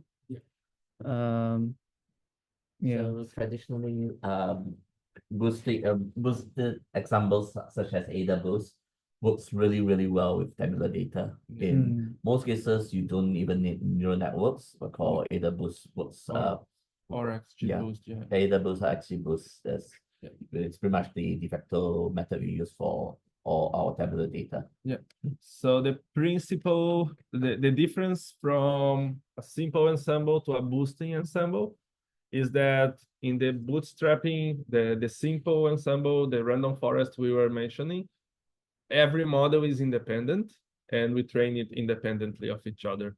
In the boosting, they are organized in a sequence where each following model, it's the weight it gets for the adjustments, it's based on the previous model result. So in this way, you can have this very powerful model that adapts to the error and learns maybe faster. That gives a better output. Leave one out. That's different, right? Oh, that's Feature engineering. Okay. you want to answer feature engineering? Yeah, I can. You answer the questions in chat. Yeah. Yeah. Yeah, look. Okay, so yeah, we'll answer your questions in the chat in the time. In the meantime, we can move forward. So again, similarly to other methods, you can look at the importances for this one as well. And yeah, which is again quite similar, but for some reason this gives, do you have any idea, Nick, why this one gives much more For this importance? feature importance, so basically the relative height of the bar is how often the feature is being used in the decision tree. Yeah, but So generally, yeah, of course, both are different trees, so okay. it will have different results. So generally from this result here, we can pretty much conclude that the distance from the MR3 station is a very good predictor for the house prices. Since it's most important in all the three different methods. Mhm. Okay. And I guess K nearest neighbors is the last one that we are discussing today. So yeah, the next one that we are going to discuss is K nearest neighbors. So what it does is it looks at the neighbors around it, and based on that, it makes a prediction. So again, you can, since it was already imported, you can create the model like so, and then you can fit it.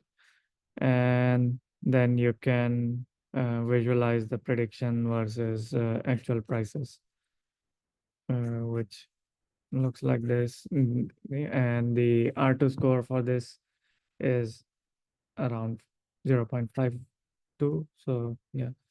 And then what other method that we are going to look at is support vector regression.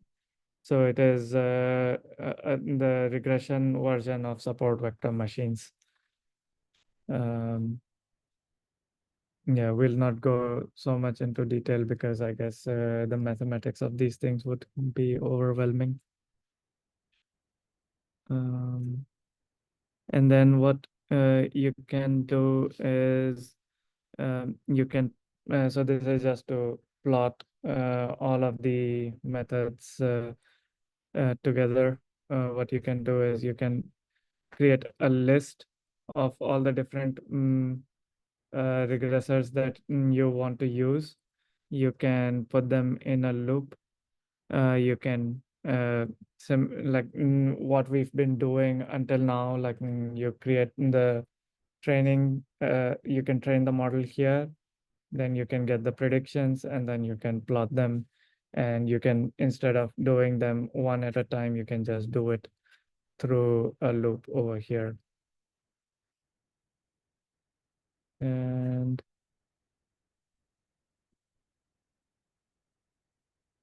Then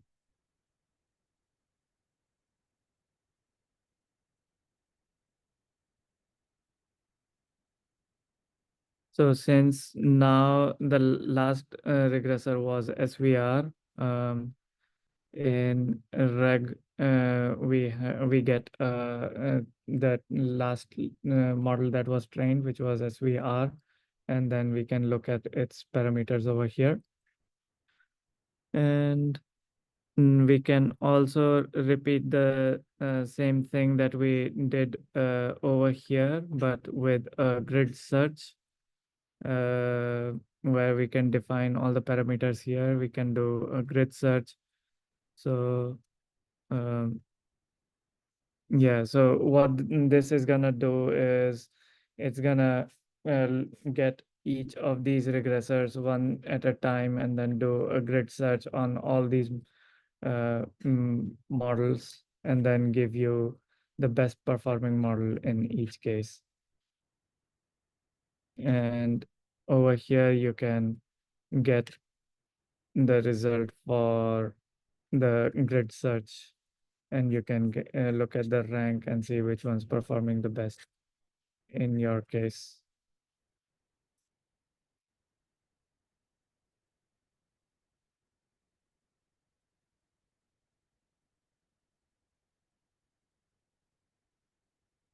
Yeah, so yeah, these commands will take some time to run. Yeah. Yeah.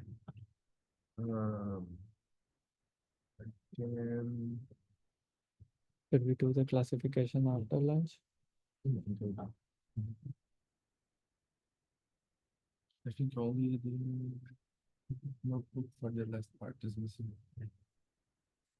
Do you want me to say in the chat?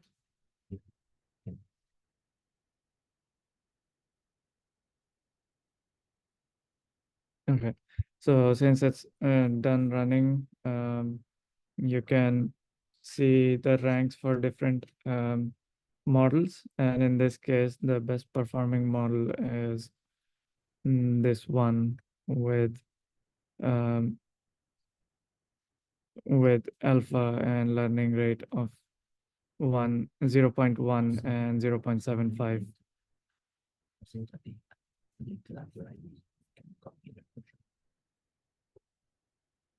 Yeah.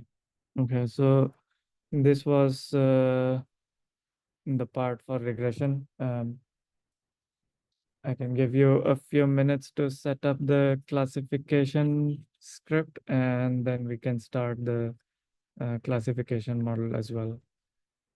Classification script next.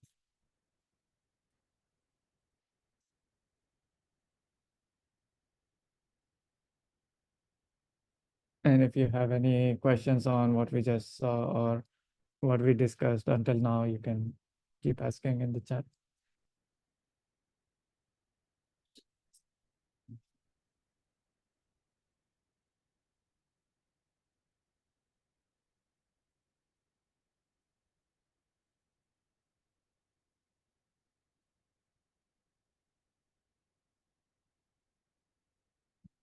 Yeah. I mean, it's hard if you go into the detail for each method. Yeah. You have 1 hour. Yeah. Yeah, that's possible. No, It's a tough job, to be honest, because they don't have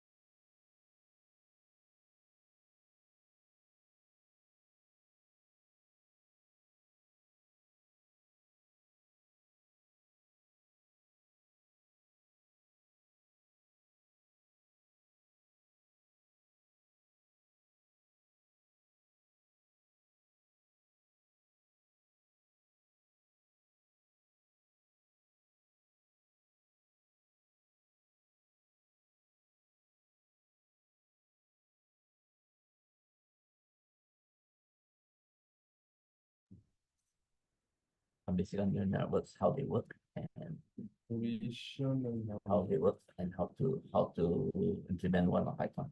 And then an open session. Yeah. Okay.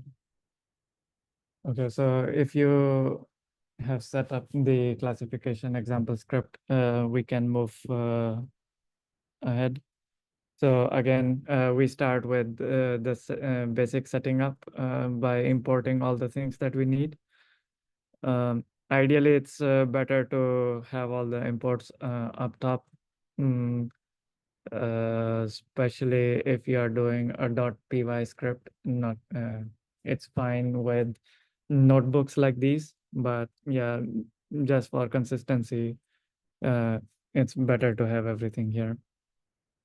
So again, we download the dataset, which is available on these links. Once it's downloaded, these were okay. Since one of the files was quite big, so we uploaded it or shared it as a zip file. So we would have to unzip that particular file. So we have that command here to unzip it. And then we define the names of the labels that we would have in a list. And now finally what we do is we are reading the CSV files that we downloaded.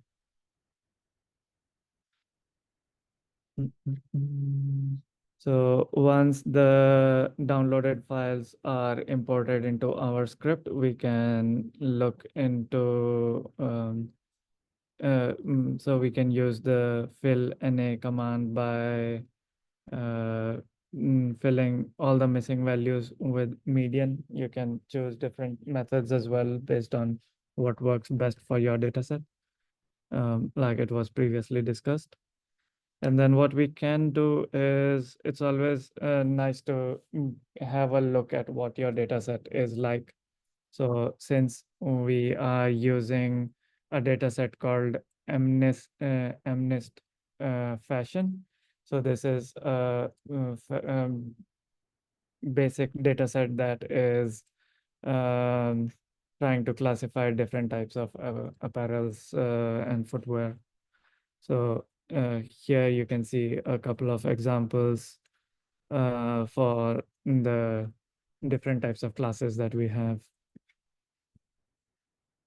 In this one, how many classes do we have? 10 classes. 10 classes, okay. So this data set consists of 10 different types of classes. So first what we'll do is we'll create a random forest classifier. So in the previous one, we saw a random forest regressor. This time we'll do a classifier, and in this case, each classifier, the whole classifier has 100 different trees that are being developed. So we create the classifier first, and then we are fitting it. So this is running right now. And once we run that, what we can do is we can evaluate how the developed classifier is performing. So for that, what we do is we get the predictions on our test data set, and then we can look at confusion matrix. So until now, like what we were doing was we were plotting it predicted price versus actual price. So this time what we do is we visualize it as a confusion matrix. So since we have different discrete examples, what we'll have is for each label, we'll see how many of them were misclassified and what they were misclassified as. So this here is the y-axis is the true label and x-axis is the predicted label. So what we can see here is 831 of the examples were classified correctly. So a t-shirt was classified as a t-shirt, but 96 of them were classified as a shirt. So which is quite understandable. T-shirt and shirt can get confused quite a bit. Similarly, we can see a shirt was being confused as a t-shirt, as well as a pullover. So pullover is like a jacket. I guess we have an example of pullover here. Yeah. So shirt is getting confused as these two things most of the time. So based on a visualization like this can give you some idea of how your model is performing and where it may be going wrong. And based on that, if you like based on these insights, you can look into improving the model by either cleaning your data set or improving the model even further. And then what you can do is you can also visualize this in a tabular form where you can do a classification report. So in this, what it gives you is the precision, recall, and F1 score. So precision is, I guess it would be easier to show from here. So precision is, let's say, this is your class 1, this is your class 2, and these are the predictions. So the green part is your true positives. This part here is false negatives. And then true negatives, and then false positives. So precision is how many corrects you got in the total number of predictions that you made. And recall is how many correct you got based based on uh, in like a summation of proof, like in a particular class. And yeah, so you can get those scores through a classification report. It can give you more insights on how your model is performing for a particular class. Because in some cases, what might happen is your model is uh, working well for most of the classes, but for one of the classes, it goes significantly wrong. So in that case, it gets you some idea of where, like, if let's say, like in this case, the overall accuracy is 87%, but then for overall precision is 87%, but for shirt it's quite bad. So based on that, you can take some measures to improve the performance. And like we discussed in case of regression, in classification as well, we can look at the feature value importance. And here what you can see is a visualization of the input matrix. And based on that, we can see that most of the importance is given to this center point. And that is potentially because most of the misclassifications were happening between a t-shirt and a shirt. And then the difference between them is shirts are buttoned down. So you would have a button going through the center of the image. So yeah, this shows that it is trying to give, or it does give a lot of importance to that part, but still it ends up making some classification errors. So similarly, you can also train a decision tree classifier.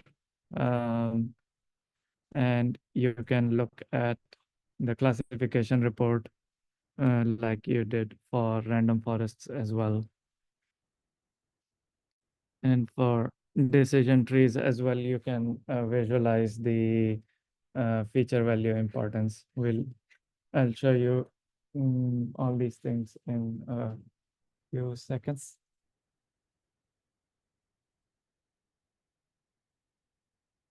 Yeah. So yeah, and to look at the performance of the decision tree, again, it's getting confused between shirt and t-shirt. Similarly, shirt is getting confused with a t-shirt and a pullover. So yeah, performance is a bit similar, but the overall performance is below random forest because, like Guilherme already discussed, random forests try to introduce some sort of randomness into the ensemble, which makes it much more stable and robust. And here you can see the actual tree as well. So you can visualize the working of the decision tree.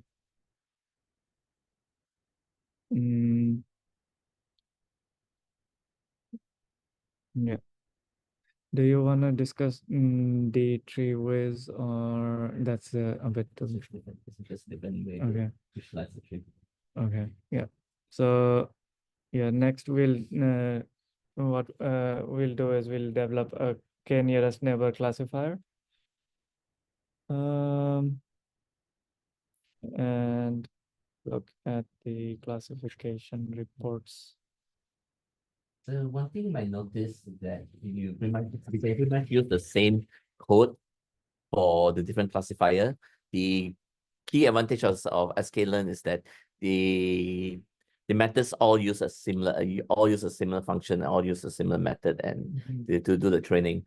So choosing a new classifier, choosing a new setting is just as simple as just picking out a new classifier from the library. Yeah. So what Nick is saying here is that most of these classifiers, they are consistent across each other. So they use same function names and same type of format. So yeah, it makes it really simple. You just change it to a random forest regressor, and then the same code would end up working for that as well.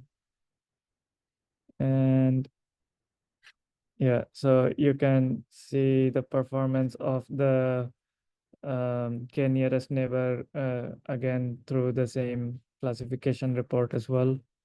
And finally, what we would like to show you is visualization of a high dimensional data. So what you can do is visualization of 256 pixels would be difficult because yeah, we can only see 3 dimensions, and on a screen it's easier to show only 2 dimensions. So what you can do is you can run an algorithm called PCA, which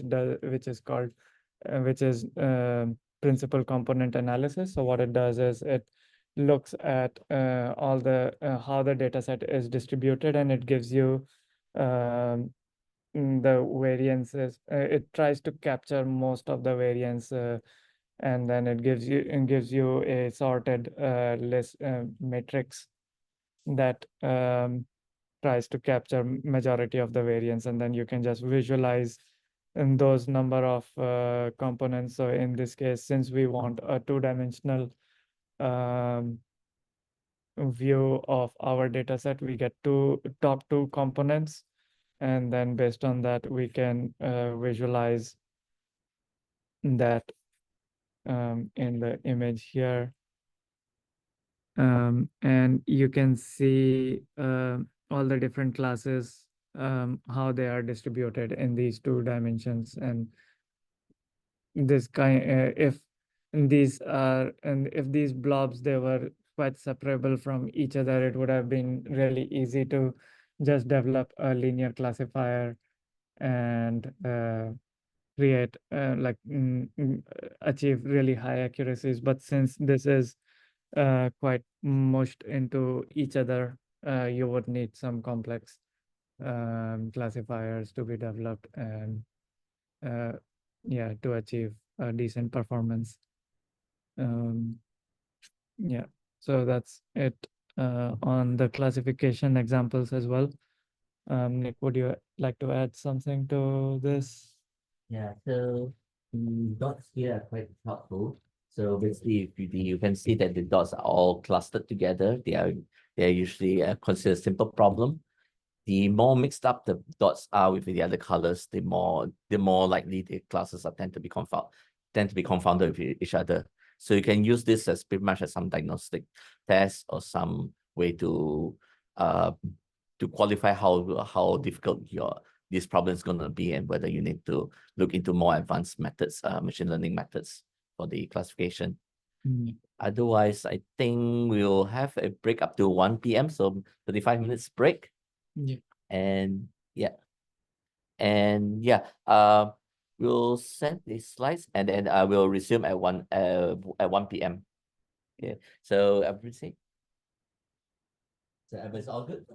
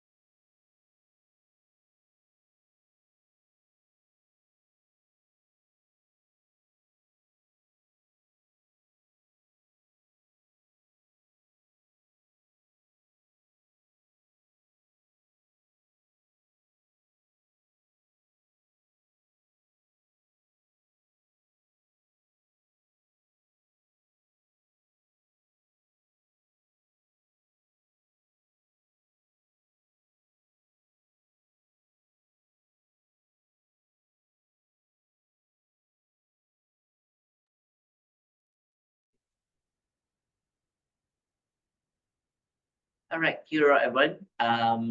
We shall resume. Just like to do an audio check. Can everybody hear me on Zoom?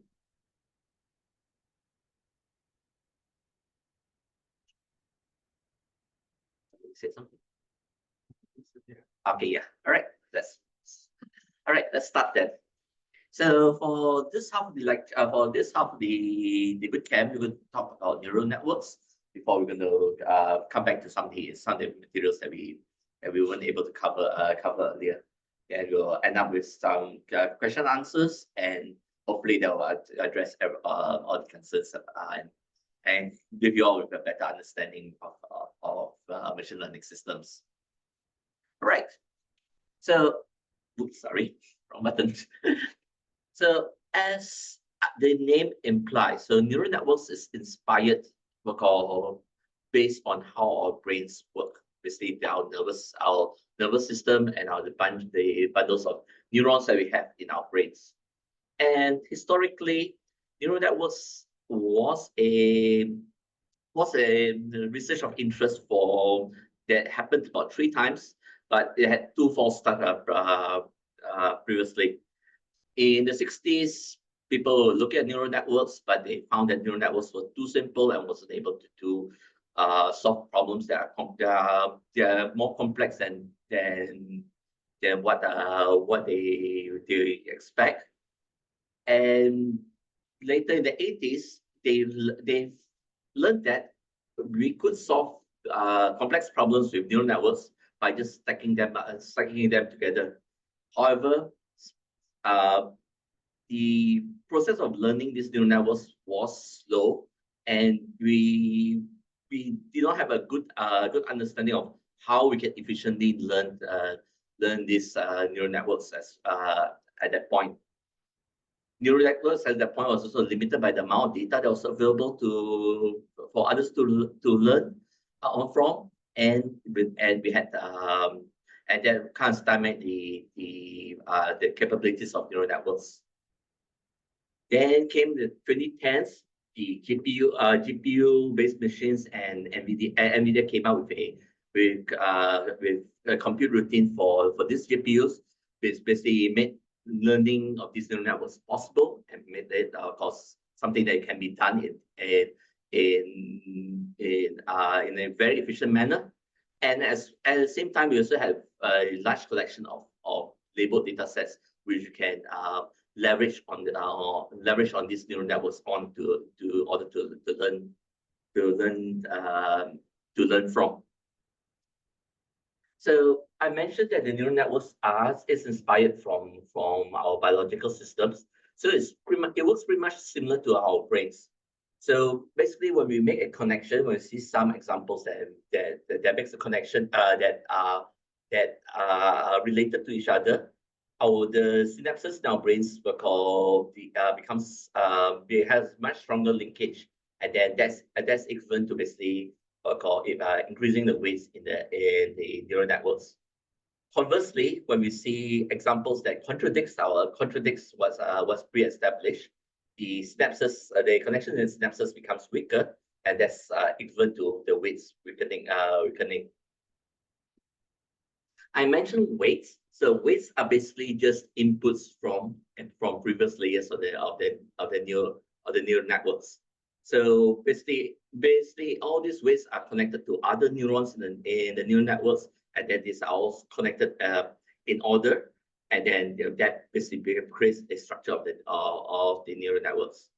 There is this little bit function here we call the activation function. You can think about this as just electrical stimulus in the brain. It's just a on or off switch, on and off switch signal there to pass on to the next level of the neurons.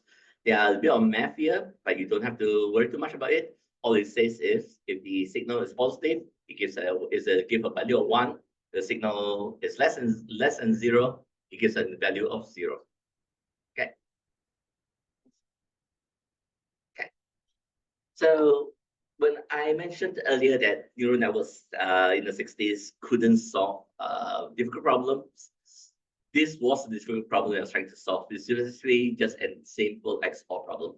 So basically, one that gives a 0 when both the signals are 0 or 1.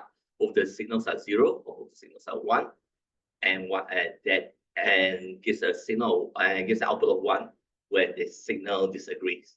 So that is a simple toy problem, but the neural networks in the 60s weren't able to solve it. How they managed to solve it in the 80s was simply by just stacking the neural networks. So if they stack the neural network into multiple layers, the neural networks it increase the capabilities of these neural networks to learn more of these complex functions. So we have this layer that is in between the input and output layer. Those are called the hidden layers. In this example, there's only one hidden layer, but we're called in practical neural networks, they may have more than one layer.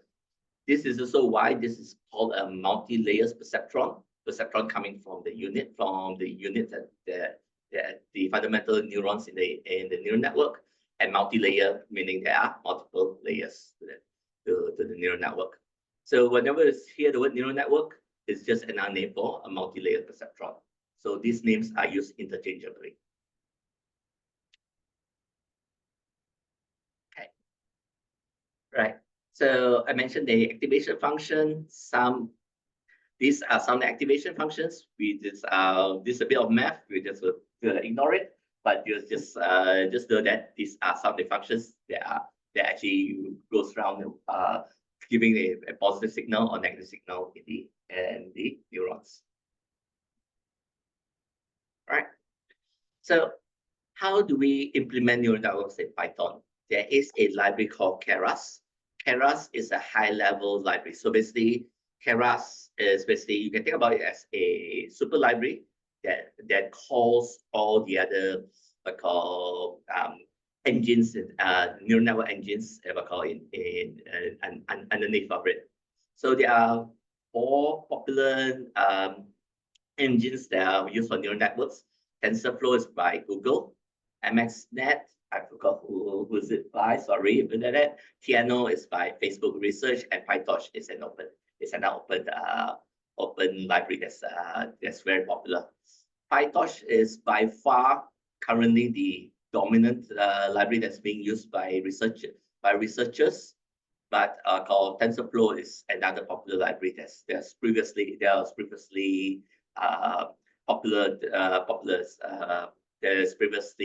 quite a popular network.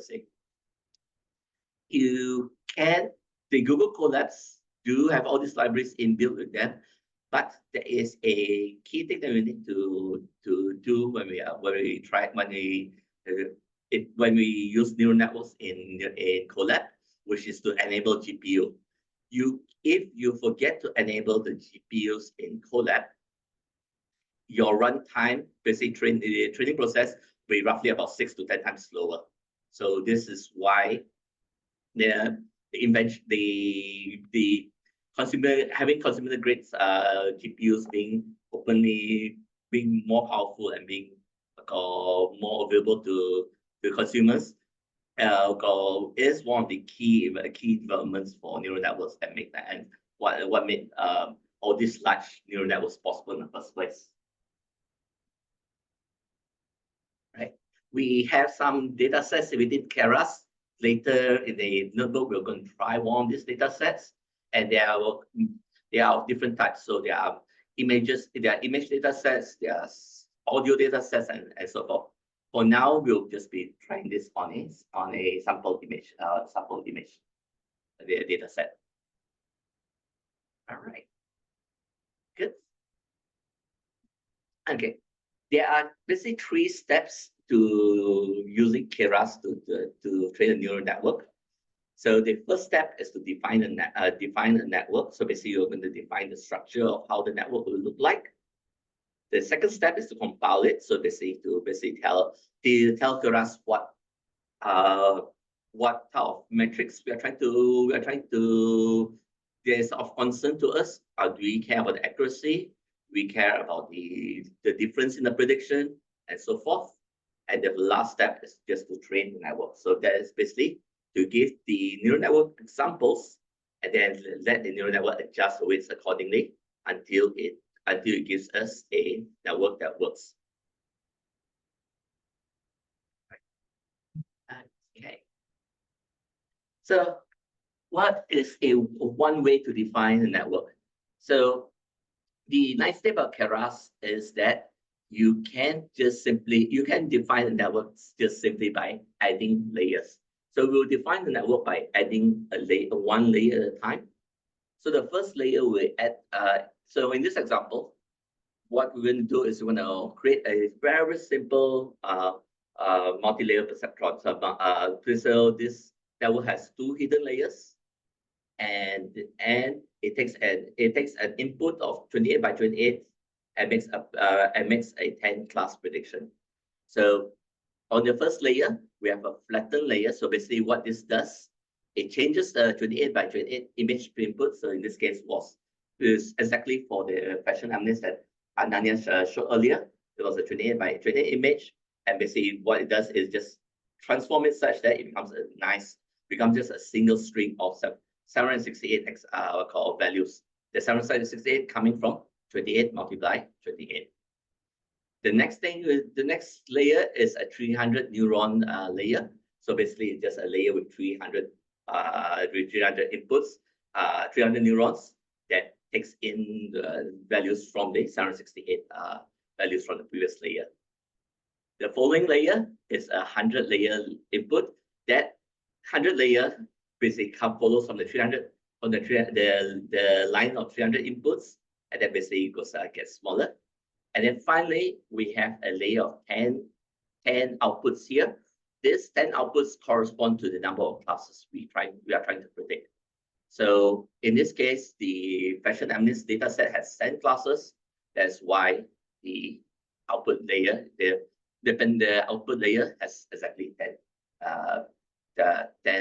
units. Yeah. Right. This is how the model will look like if you look at the summary. So you can run the command model summary, and basically what it does is it shows us the structure of the network.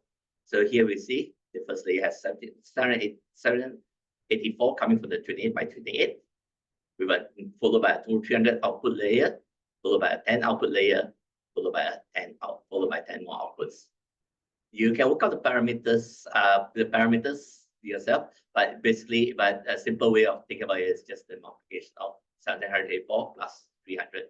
There is a bit of modification to it. You notice that it doesn't exactly equals to 784 multiplied 300 doesn't exactly equal to 235 by 500, but it's close enough that you don't really need to know about the basic 300 values from the parameters. Okay. All right. The next thing we'll do is we'll compile the model, as I mentioned earlier. The compiling basically tells us tells the system what we're trying to optimize for, what things is important for us, and how are we going to achieve that? How are we going to achieve that method? So here we say that loss is sparse categorical cross entropy. Cross entropy is just the comparison between the prediction and the actual labels. So when the classifier is confident but gets the predictions wrong, you create the sparse category cross entropy is going to give a very large penalty. However, if the classifier is really confident and the prediction is right, the error that's generated by this method is going to be small. The more confident the classifier is and is correct, the smaller the error is going to be. So it penalizes very confident incorrect predictions. It slightly penalizes what I call less confident incorrect or correct predictions, and it doesn't give any penalty if you are very confident and it is correct.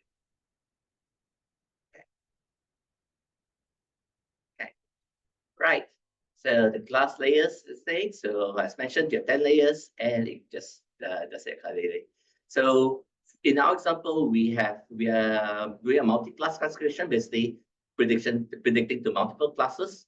However, if you only have 2 classes, basically you're looking at a binary problem, we will just use binary cross entropy instead of categorical cross entropy.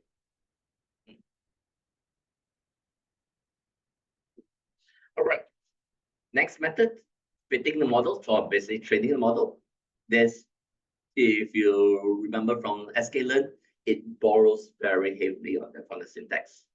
So we'll just do a model fit to the training examples. So X here is basically the features we are trying to use to predict, or we are trying to use to fit. And Y is the label we are trying to fit to.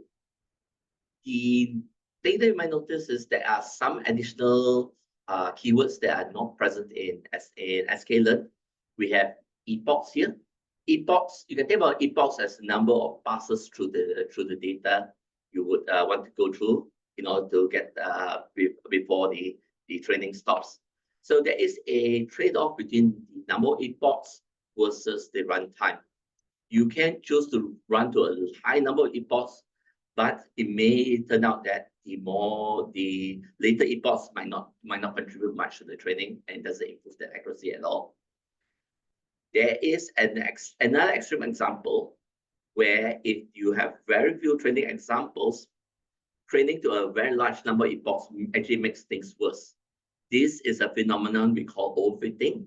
And basically what's happening here is that the neural network has memorized the training examples so well that it can only predict the training things that looks very similar to the training example, but will not work well on examples that differs from the training example.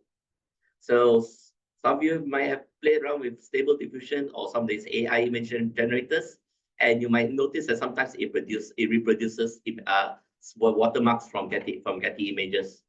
So that is an example of overfitting. The neural network has memorized Getty images so well that it tries to reproduce, it reproduces the trademarks from Getty image. Okay. Right.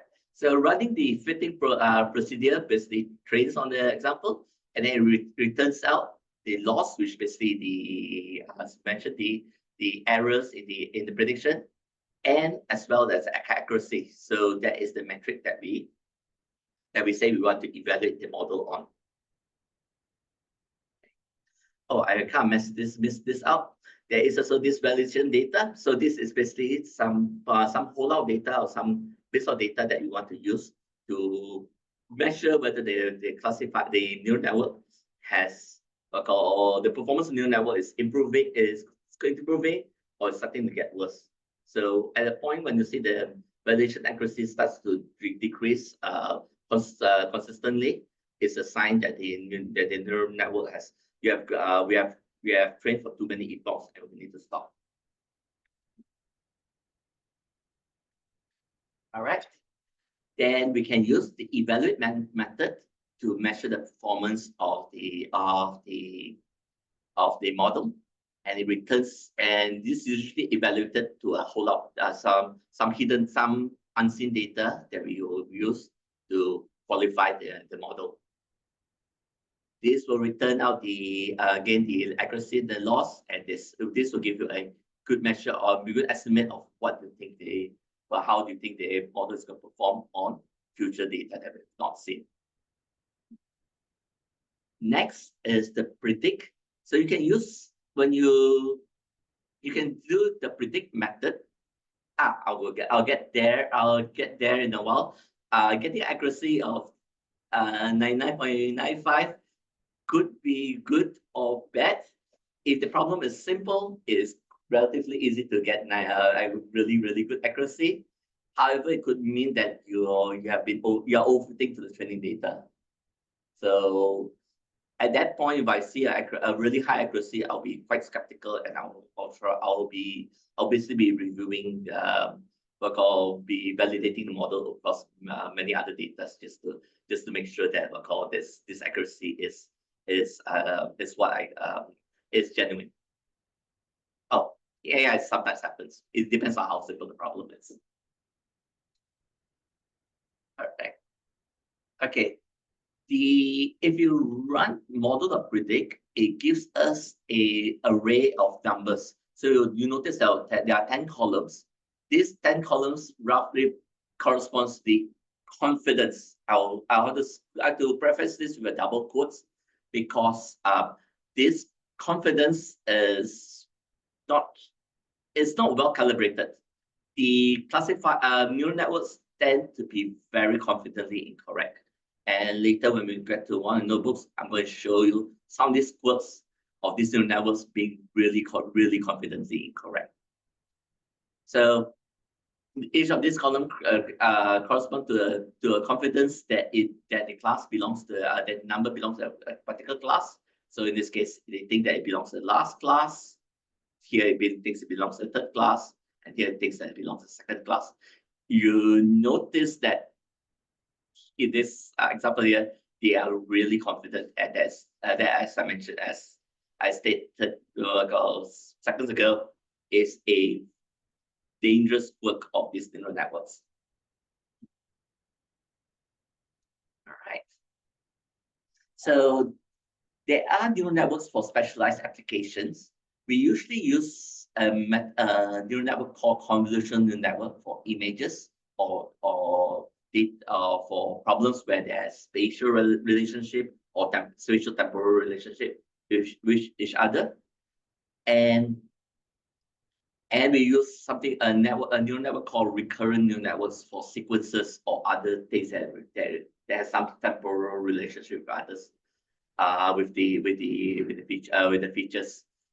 For this module, we'll only be focusing on convolutional networks. But if you follow on to the end of the slides, I have two additional supplementary sections which talks about recurrent neural networks and how you can use neural networks for regression problems.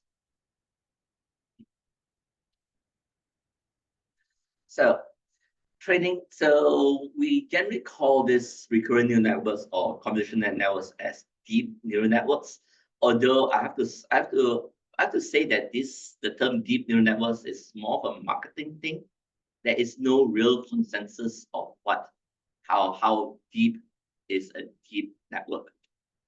Generally, we'll say that anything that's more than 9 to be deep, and training of these deep networks does introduce quite a lot of complexities. Fortunately, a lot of these problems have been solved.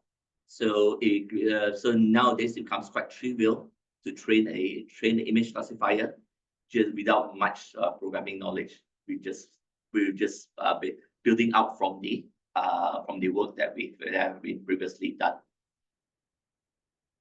Okay. All right. So how does the convolution network work? Again, this borrows a lot from our biology, in particular, how some of part of our visual cortex works. So you may notice that our eyes pretty much focuses on particular features in the image. So our eyes basically have we call it saccade motions, basically looking at our visual acuity of our eyes basically jumps around, focusing on different parts of the image to look out for these features. Similar to this, the workhorse behind the convolutional networks comes from a layer called the convolutional layer, and the convolutional layer is pretty much, you can think of it as a simple filter. What it does is it looks out for certain properties of the image. For example, you might look out for vertical edges. It might look out for horizontal edges. It might look for corners. It might look out for certain colors in the image, and that's the idea behind the convolutional unit. You can think of it as just a specialized filter in the neural network to identify features in the image. So these are some examples. One that looks up for vertical filter, and one that looks up horizontal filter. Here we engineer these filters themselves, ourselves, but the beauty about this convolutional neural network is that all these filters are automatically learned. We do not need to teach we do not need to tell the neural networks that to define this filter, to build up these filters. The neural network look at the examples and learn the filters that best discriminate these examples. Okay. Right. So there are many convolutional units in a there are many convolutional layers in a neural network. This is just two. The lower layer basically looks out for very simple features. In this case, like vertical edges and horizontal edges. The upper layers starts making up mixing those features. For example, I can have in my lower layer vertical edges and horizontal edges, and my next layer it starts looking out for mixtures of this. So for example, if I want to look out for corners, they are colored red. That will be present. That feature identifier will be present in the upper layers of the convolutional layers. Okay. Right. So in the earlier layers, there's the lowest layers. They are both simple features. In the later layers, there'll be really complex features. So you can think about the uppermost layers to basically be features that looks out specific for the shape of an eye or the shape of a person's face and so forth. Right. The next unit that's present in these convolutional layers is the max pooling. Layer. All it does is look at the maximum value in a small block. The reason why we are doing this is that in the case of image classification, we are not so much concerned about the absence of the feature. We are more concerned about the presence of the features. So all we look at is whether the feature is present, and just let's say no, the second convolutional layer is not the output layer. Convolutional neural networks tend to be really deep. In the example I'm going to show, it has close to 100 layers, 121 layers to be exact. So that's why it takes up many convolutional layers to get to really all these complex features that becomes, yeah. So the max pooling layer just look out for the max value and then looks out the presence of the same.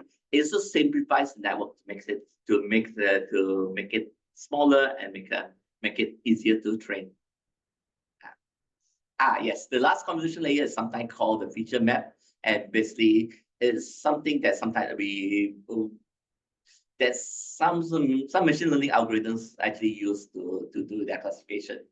For us, we don't really do too much of it, but it's something that can be used for machine learning problems.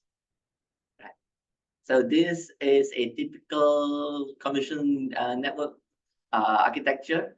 So it's basically an alternating sequence of convolutional layers, pooling layers, convolutional layers, pooling layers. This is relatively shallow. This is an example of a LaneNet 5. It's just 5 layers deep. The practical machine learning, the neural networks that are being used in production right now, as mentioned, I have like close to 100. Has close to 100 layers. Okay.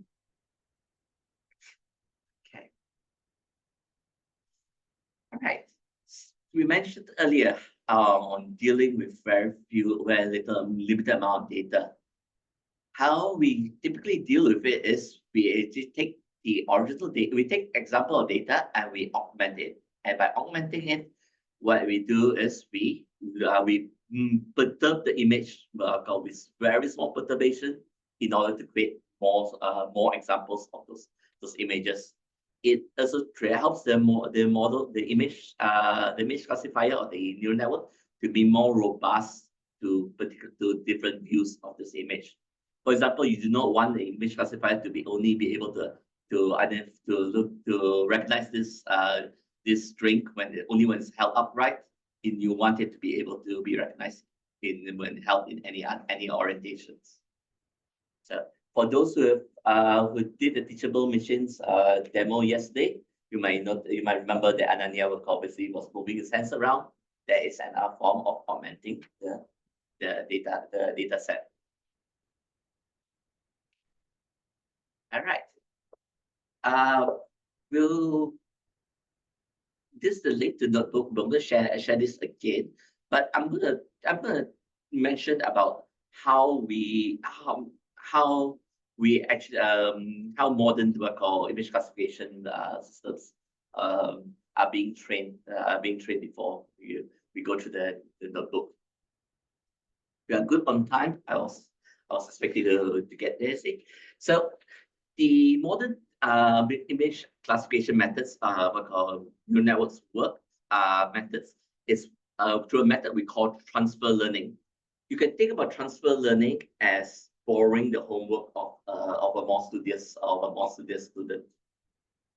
So there is a data set called the ImageNet. That data set has 13 million images and trained over 1,000 classes. Most of our neural networks that we use are based off from the training on this ImageNet. The results of looking through all these 13 million images is that these neural networks have learned the features that are most useful to identify images. So rather than having the neural network starting from scratch, we're just going to borrow their work and then tailor make the network for our purpose. So here we'll just borrow the network, literally clone the network and copy it, and then we change the output layer. So in the ImageNet classification problem, we have 1,000 classes. In the classification problem that we have or we're going to use, we may not have up to 1,000 classes. We may have a much smaller number or much larger number of classes. So this is why we adjust it to the number of classes we have, and then we just pretty much just replace the answer key, and then replace with our own set of answer key that we need to use to answer our problems. So this is one way of defining a new network based off from the previous network. We'll go through this example later. The next step is that we will fine-tune the network. We will just train our answer key. So we will just train on just the topmost layer of the network.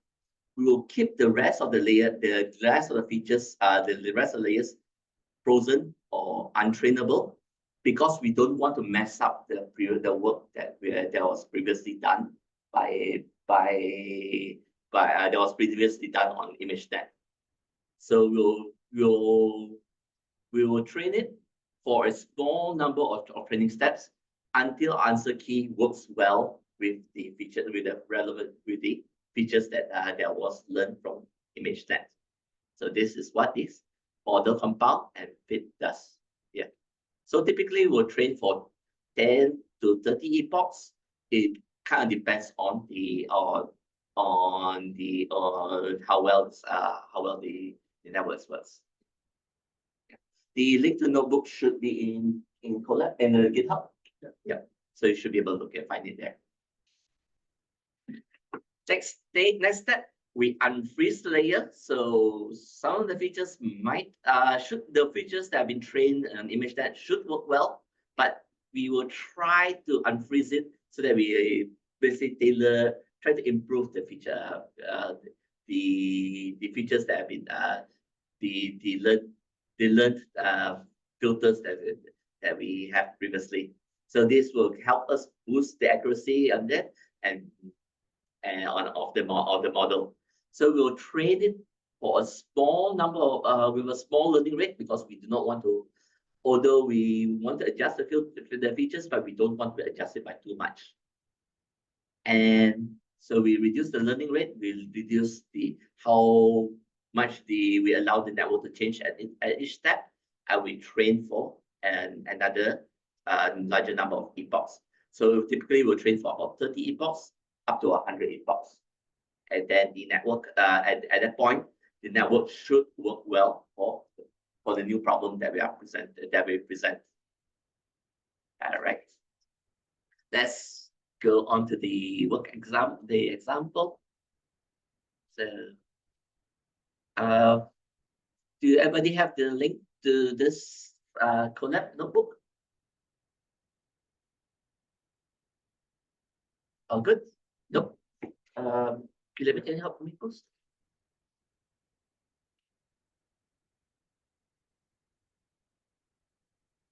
Oh, This is okay. All Right. I'll post the short link, and maybe that will work better. Ah, damn it, where's chat? Where's my chat window? Chat. I'll have the chat short link. Right, try this short link and see if it works.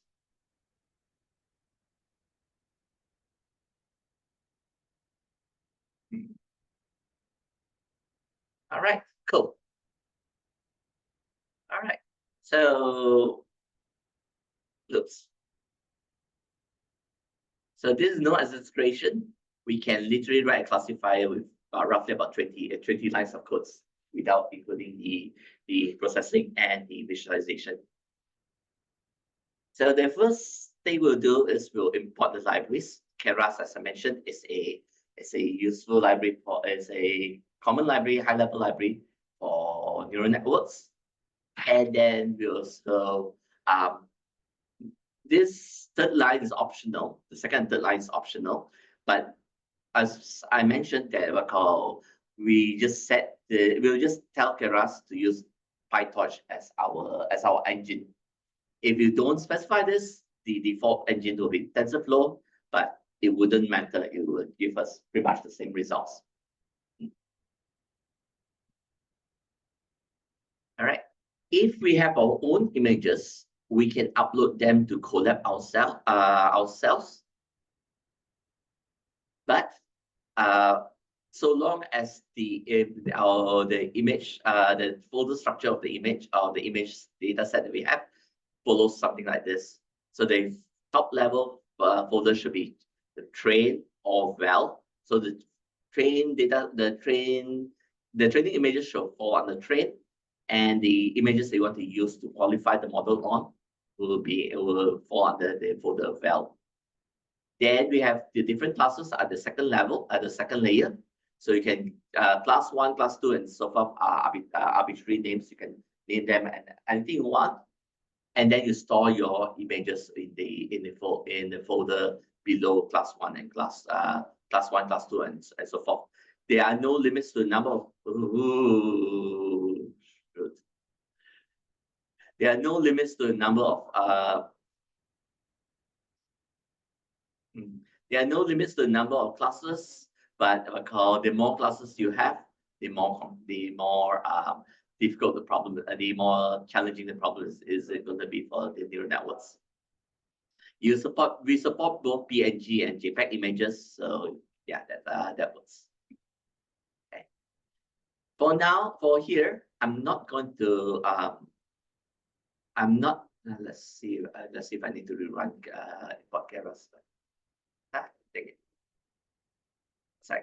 For example, I'm not going to work with my own images. Instead, I'm just going to borrow a data set from Keras and work from it from there. Okay. All right, nice, it runs. So here it loads the data and stores it under Xtrain and Xtest. So Xtest is the the images that we're going to use to qualify the model on. The Y's are the labels. So basically they are values from 0 to 100. That basically correspond to one the classes of the image. In case you're curious, these are the class labels. They range everything from apple all the way up to worms.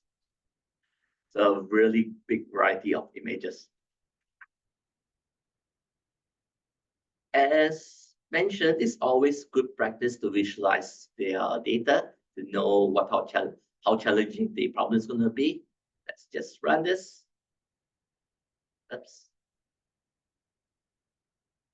Yeah, already run this. Yeah, already done this. So this will show the first 100 images, and it looks something like this.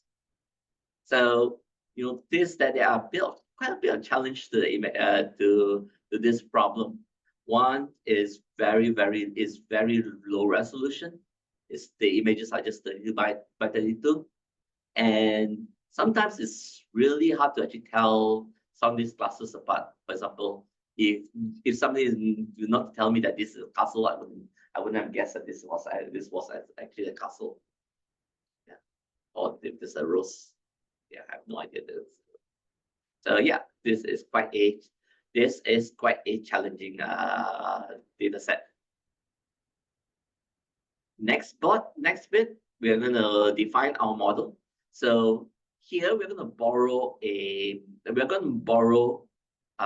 model called DenseNet that has been pre-trained by ImageNet. You're not limited to just these models. I should have a Keras application. Say it's fine. I'll search for it.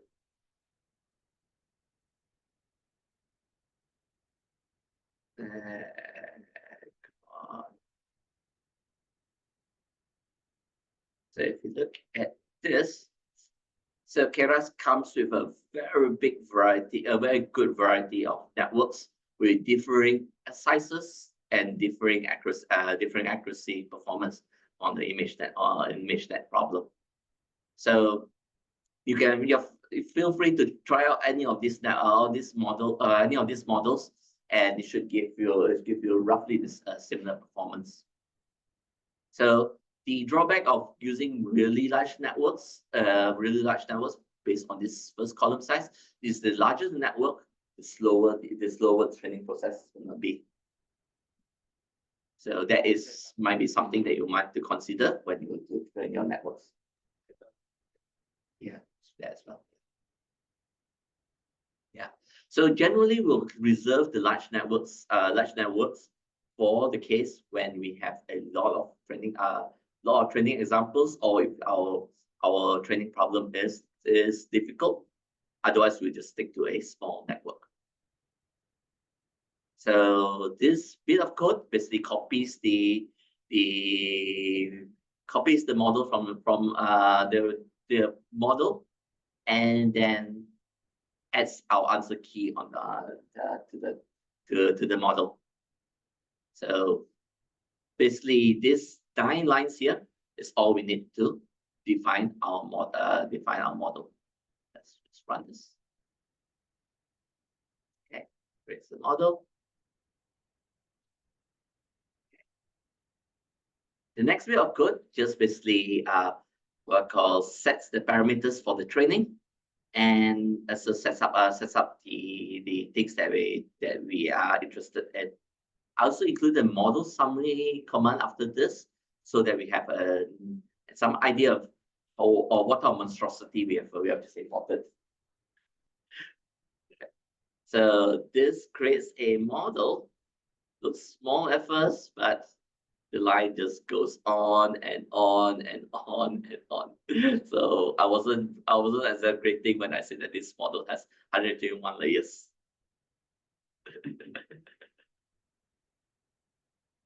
Yeah. Okay, oops, I should stop right here. So at the bottom is one bit that we usually try to pay attention to. So this tells us how many parameters we are trying to train the neural network for. And how many parameters that we allow to say. So for now, our trainable parameter is only 100,000, and that basically corresponds to only the topmost layer. And that is because we are only, as I mentioned earlier, during the pre-training stage, we are only trying to learn the answer key. We are not going to mess with the features that have been learned, that have been previously trained. Should probably split this code into 2 blocks. So the first line of code here pre-trains the network. So basically learns the answer key. And the next block of code, next 8 lines of code, did this. So this will take roughly about 2 minutes.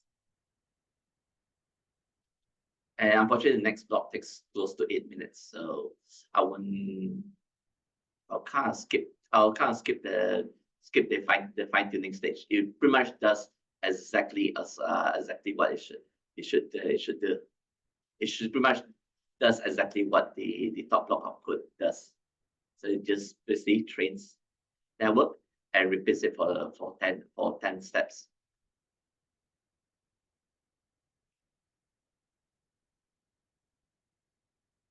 This is getting a bit slow. I'm GPU, right? I am.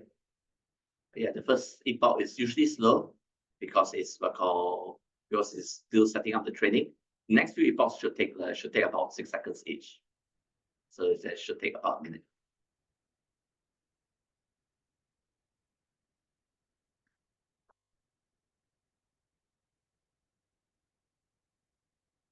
Seconds. Slower than expected.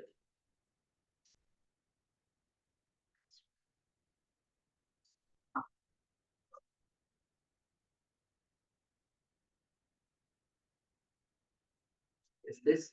I wouldn't run this block. I would just oops, sorry, I really copied that. Feel free to run this.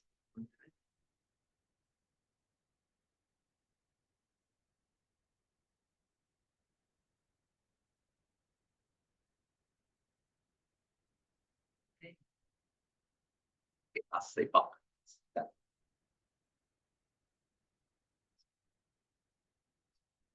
All right, I wouldn't run the next block of code because that will take about 10 minutes, but that is the fine-tuning stage, and that's where it tries to adjust the features such that it works well for the image problem that we have. A useful graph that we usually use to check is what we call the training curve. That tells us if our model, if we have trained for enough epochs, whether we need to continue training, or if we train for too many epochs. So what we expect to see is that this loss curve to drop and eventually taper off, become flat and stop improving or becoming worse. So we'll usually check both the training and validation loss, but it's the validation loss here that is our primary concern. Right now, I've set the epochs count so that such that I know it pretty much plateaus at 10 epochs. So we are quite confident that this model is well fitted. We can get the predictions by just doing model predict. Let me cheat a bit. Oops, sorry. So I'm going to load the fitted model. I'm going to load the fitted model so that we don't have to worry about this. Oh yeah, I kind of forgot to mention this in the slides. You can save the model and load the model using these 2 commands. So this is very helpful if you need to proliferate the model reuse the model, or you need to proliferate your model to others. And basically, when we say we are passing around the model, we are referring to this file. Yeah.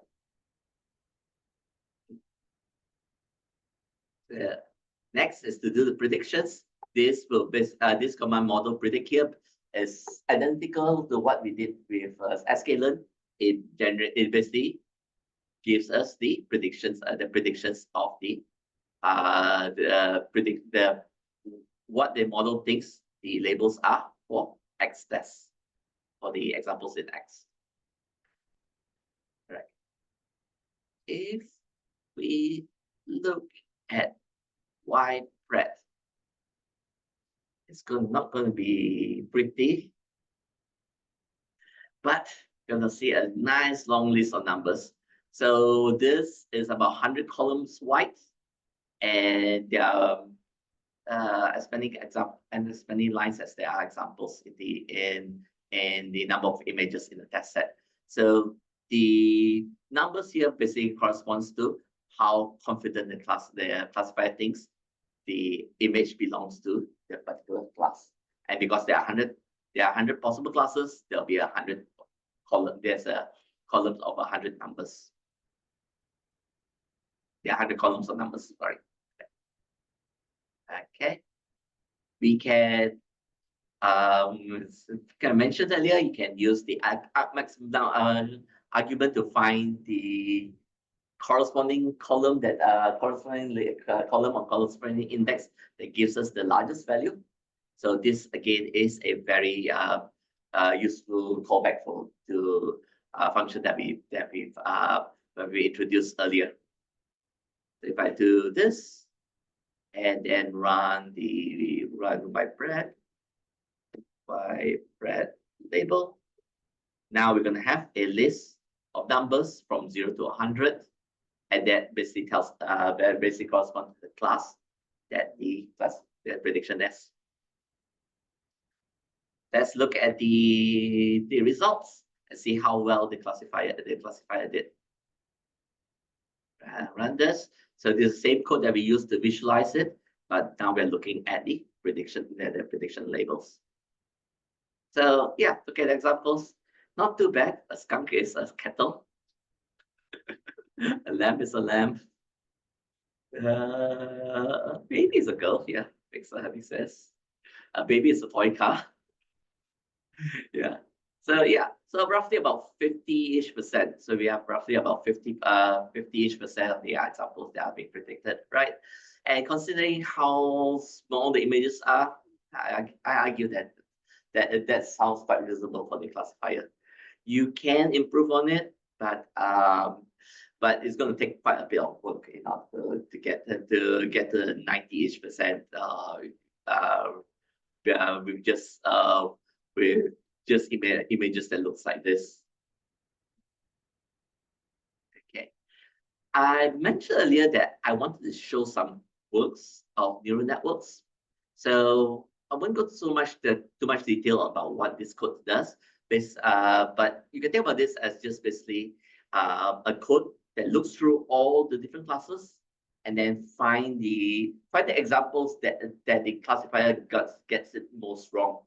So the examples that they are most confident that belongs to a different class. So if I look at this, I run this, and followed by the misprediction.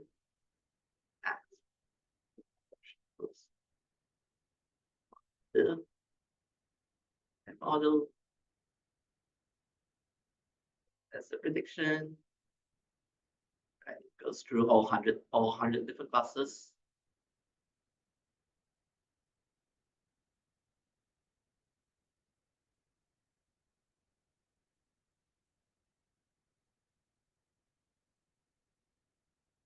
Should be done right about now. 12 seconds. Yep. You will notice, oops, I should collapse this. So let's have more space on the view. You'll notice that, yeah, the classifiers are confidently incorrect. And that is a quirk of neural networks.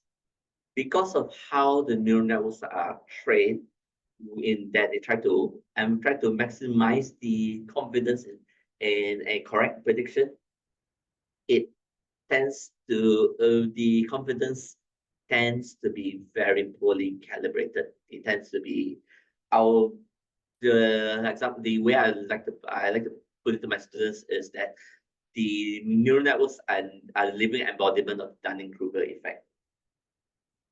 The Dunning-Kruger. So Dunning-Kruger effect is when somebody knows very little, but then thinks that they know a lot. That is basically a neural network. So this is also why neural network-based methods, including ChatGPT is a transformer, which is, you think about it as a more advanced version of this neural network. They can be very confident and correct, and they can assume things that does not exist. So that is one of the reasons behind these hallucinations that Albert brought up in this talk yesterday. So yeah. So that's one thing to be aware about when dealing with neural networks. Always take these confidence scores with a grain of salt. They do not actually mean what we think they mean. All right. Okay, exactly 1 hour. So finally, I'm on time. Honestly, anybody has any questions or any thoughts? See?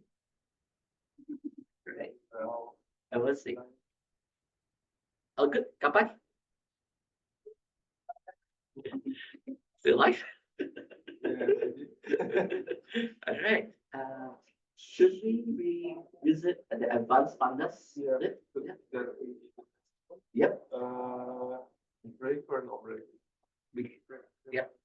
Yep. We can take a 5 minutes break, and then we can cover some of the bits like advanced pandas, and then Maybe advanced pandas takes half an hour, and then we'll have half an hour left for the Q&A or questions. Okay. yeah, maybe Cool. Right. In the meantime, if anybody have any questions, just drop them in the chat, and we'll endeavor to try to answer them as best as we can. Okay.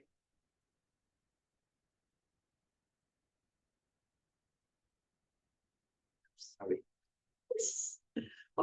I always think that my touchpad is connected to the screen.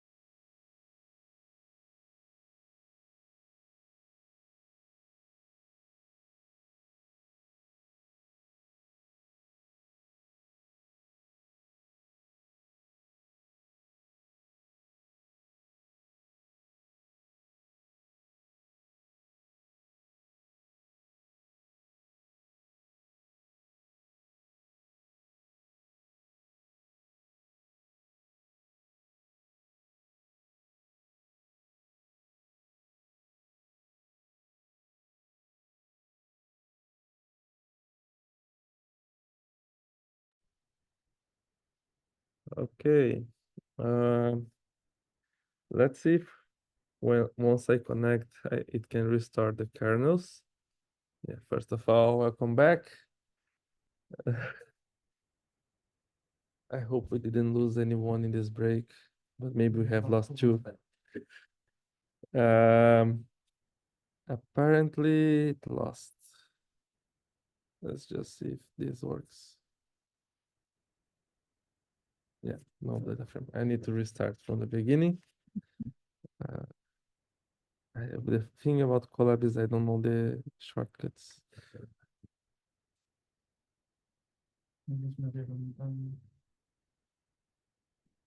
The thing is if I oh, Control F8 command. command enter should go. Yeah. Yeah, that doesn't go to the next. You go to the end and then you go to where you stop and then Control F8. Control F. Control F8. Command Command F8, sorry. Oh, that's it, okay.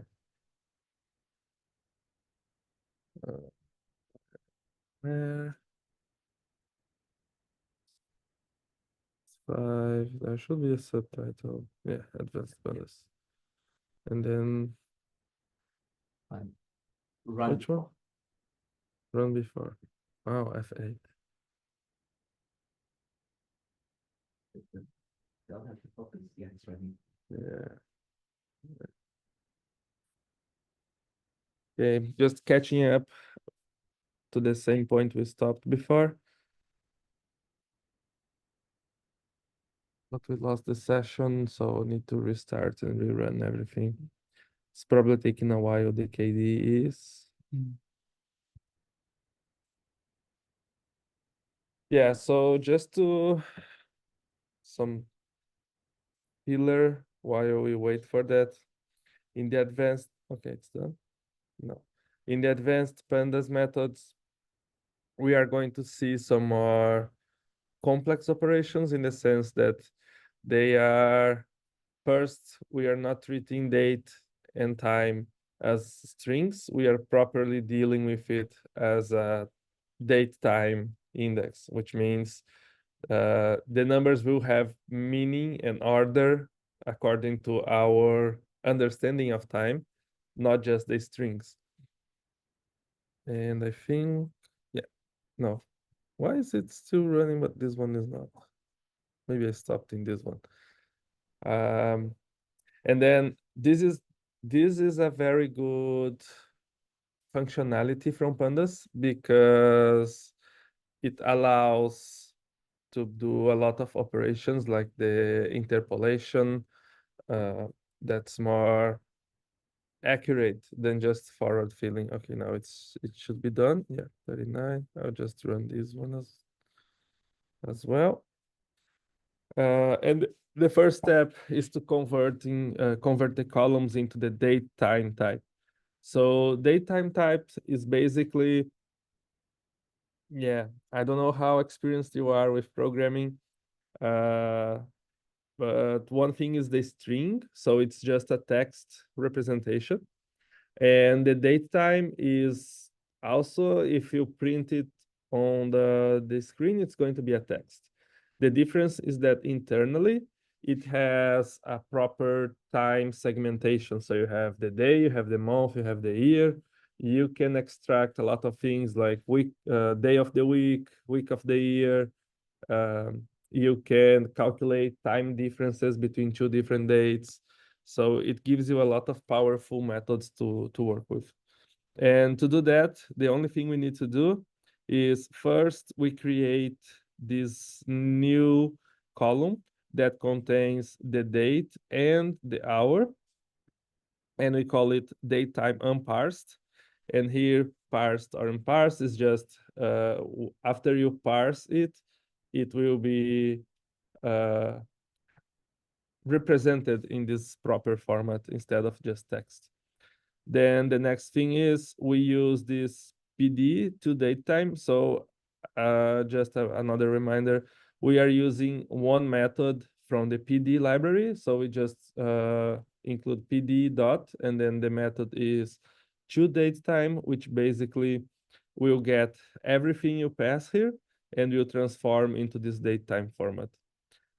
What we want to transform is this unparsed column, and this is the format we want to follow. So we give some guide on which field is which, because yeah, some places in the world they will do month, day, year. Some places do day, month, year, and then it's a good practice to have this explicitly to avoid any mistakes or errors in the case you do it wrong. So in here we have the day, month, year, and hour, minute, second. If you have hour field with that goes to the microseconds, then you also have some codes for that in the format. But here, thankfully, it's just the major ones. So now you can see we have the initial date, we have the initial hour.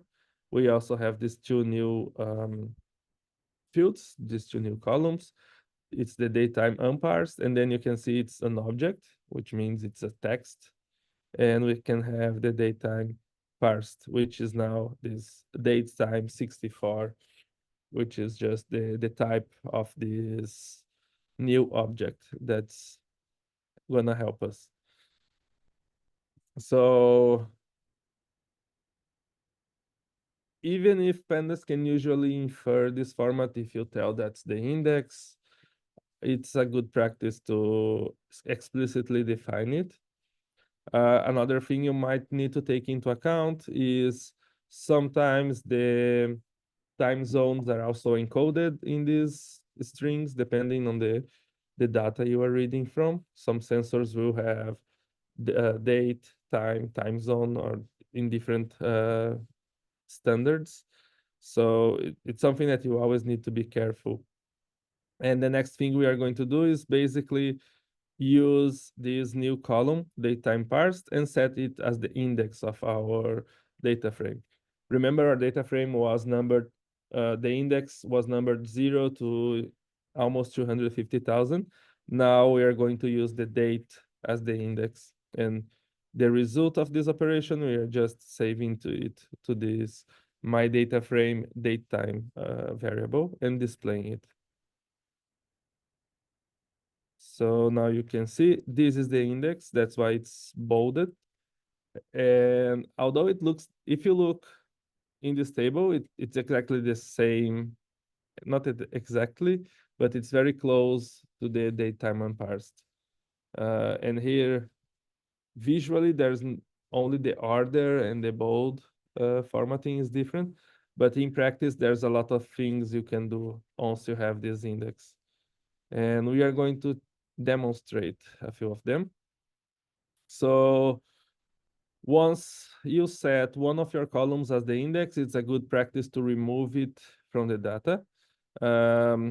So basically what we do in this line is just we are dropping the columns that correspond to the date, to the time, and the datetime unparsed, which is the combination of the two previous.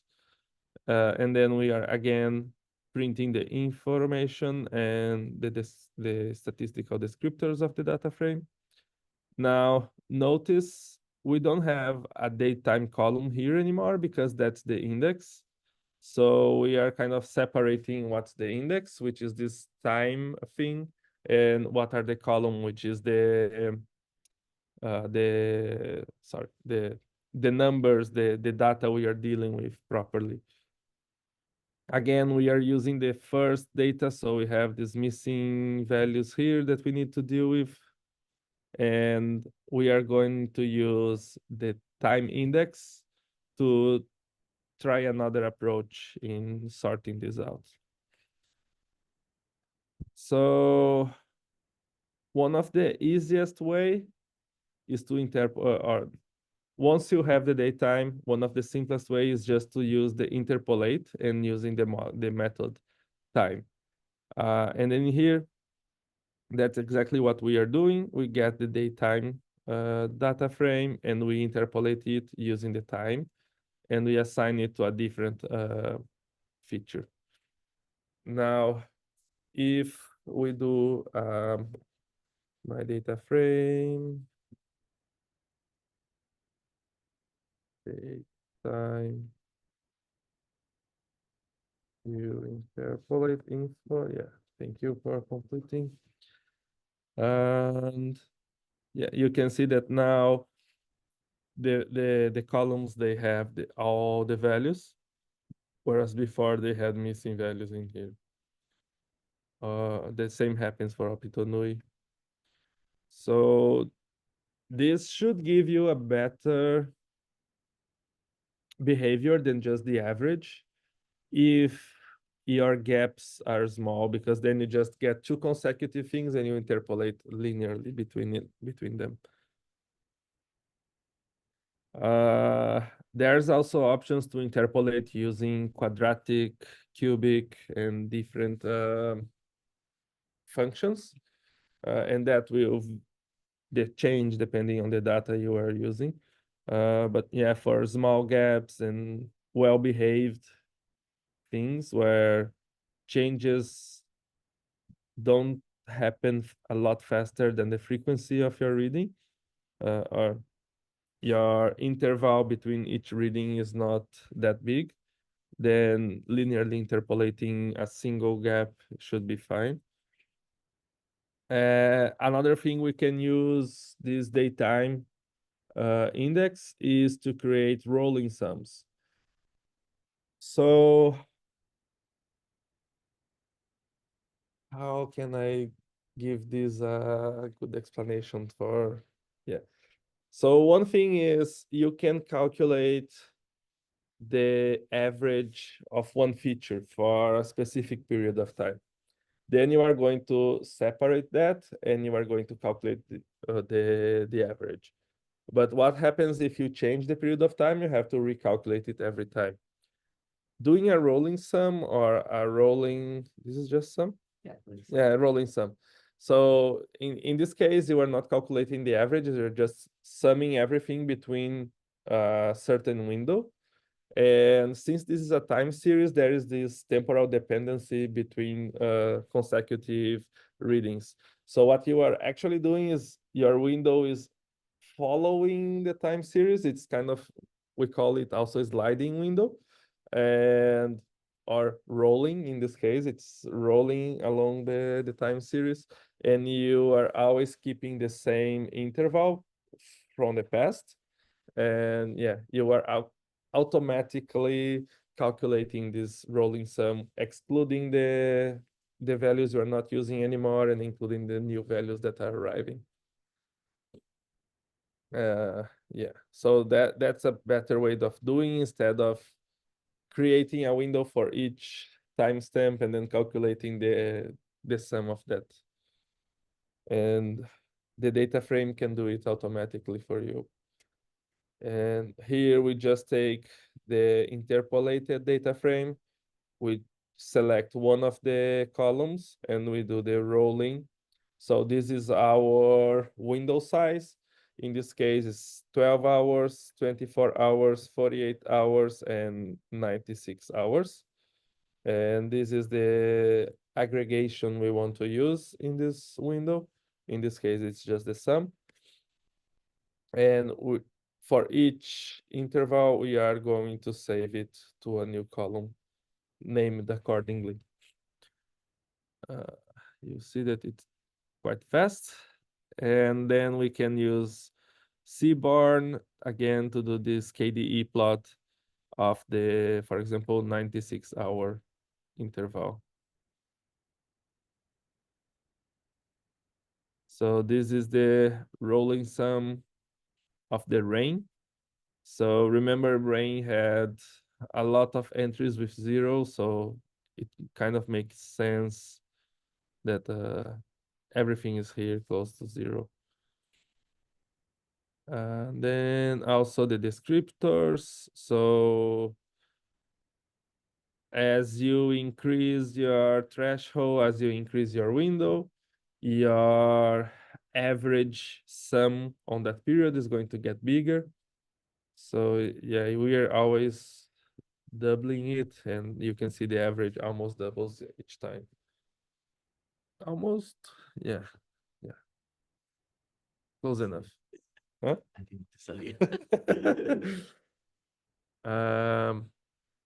Yeah, another way we can do is we can have data in one frequency, and we might want to change this frequency.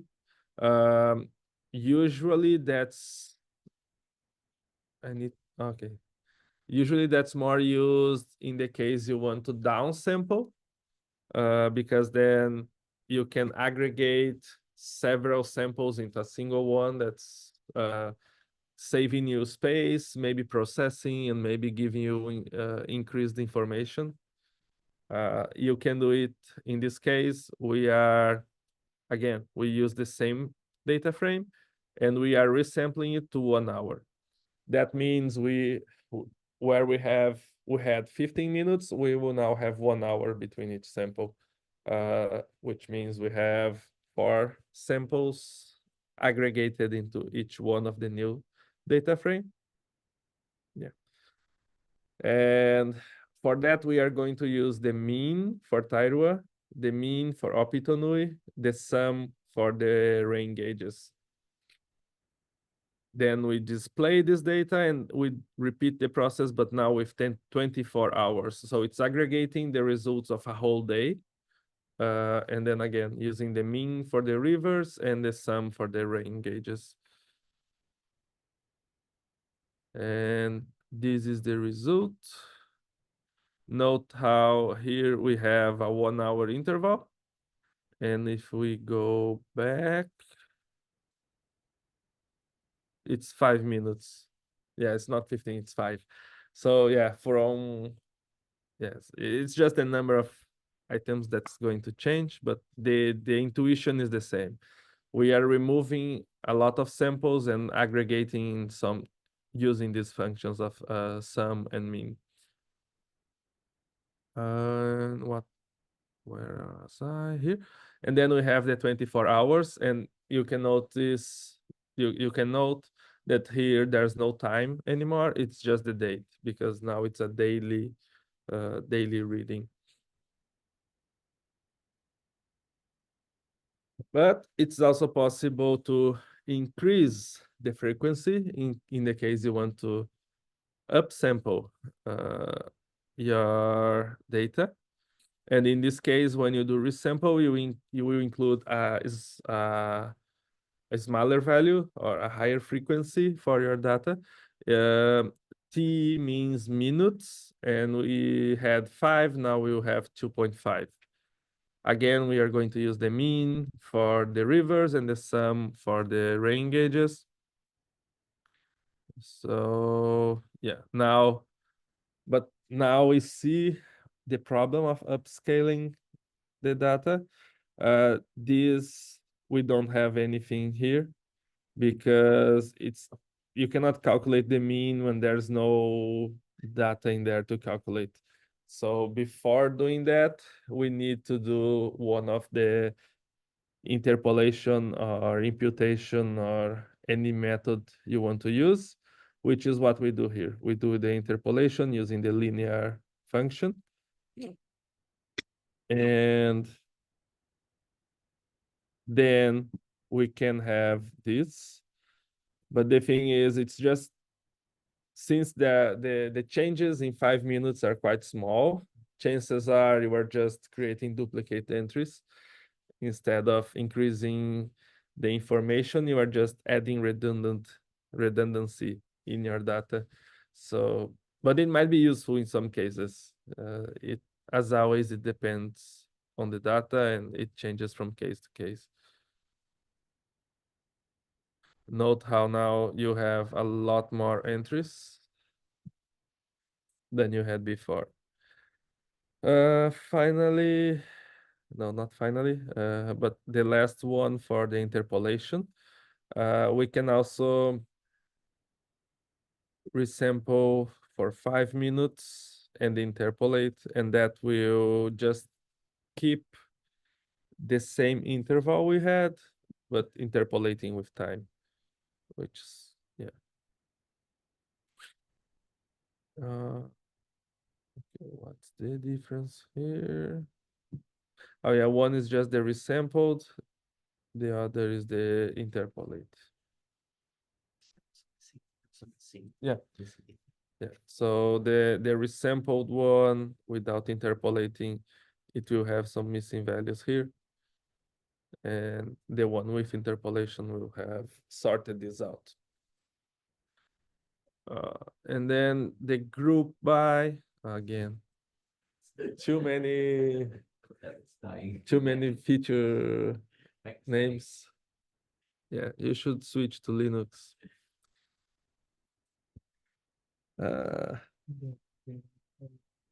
No, but hopefully if it's just refreshing it, it continues the kernel.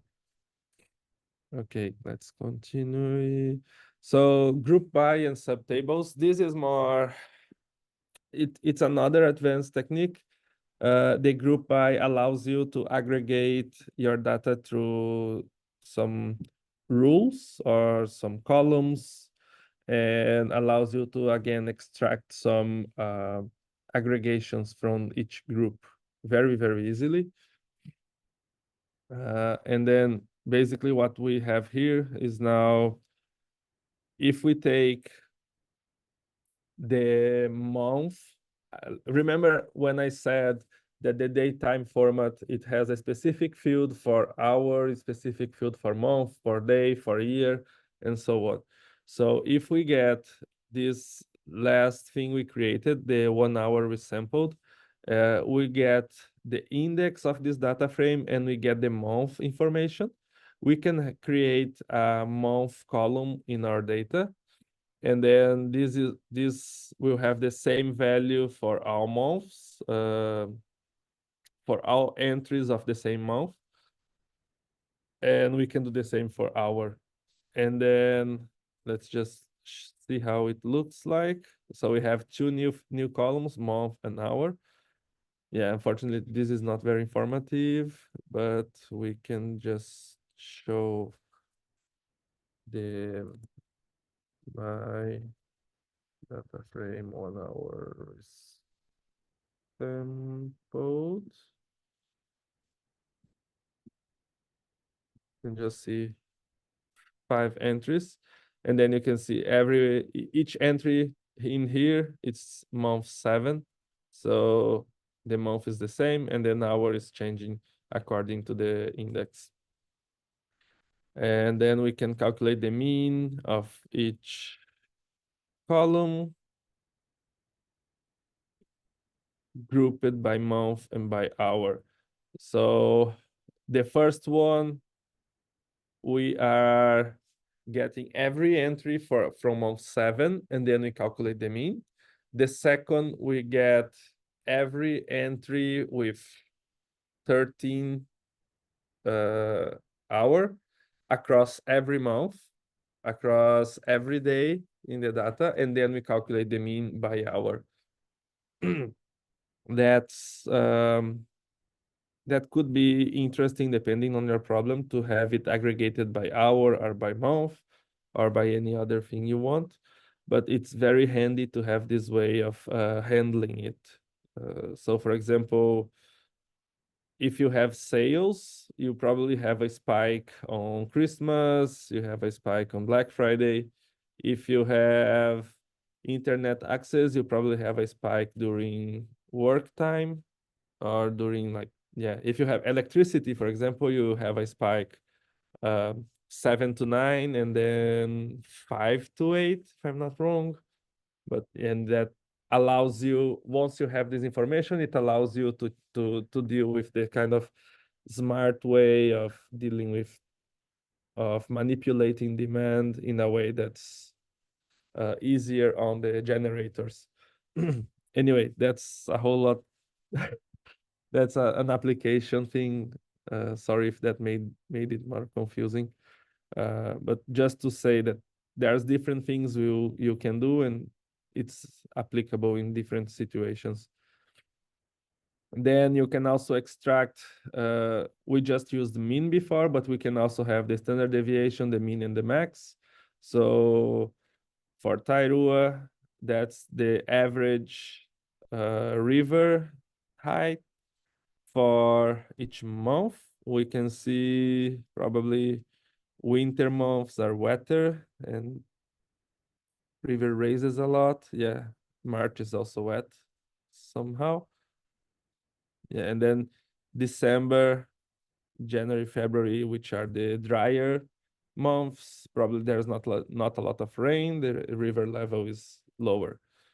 Opitonui should follow something similar because that's the pattern across basically whole New Zealand, but most prominently the North Island, I suppose.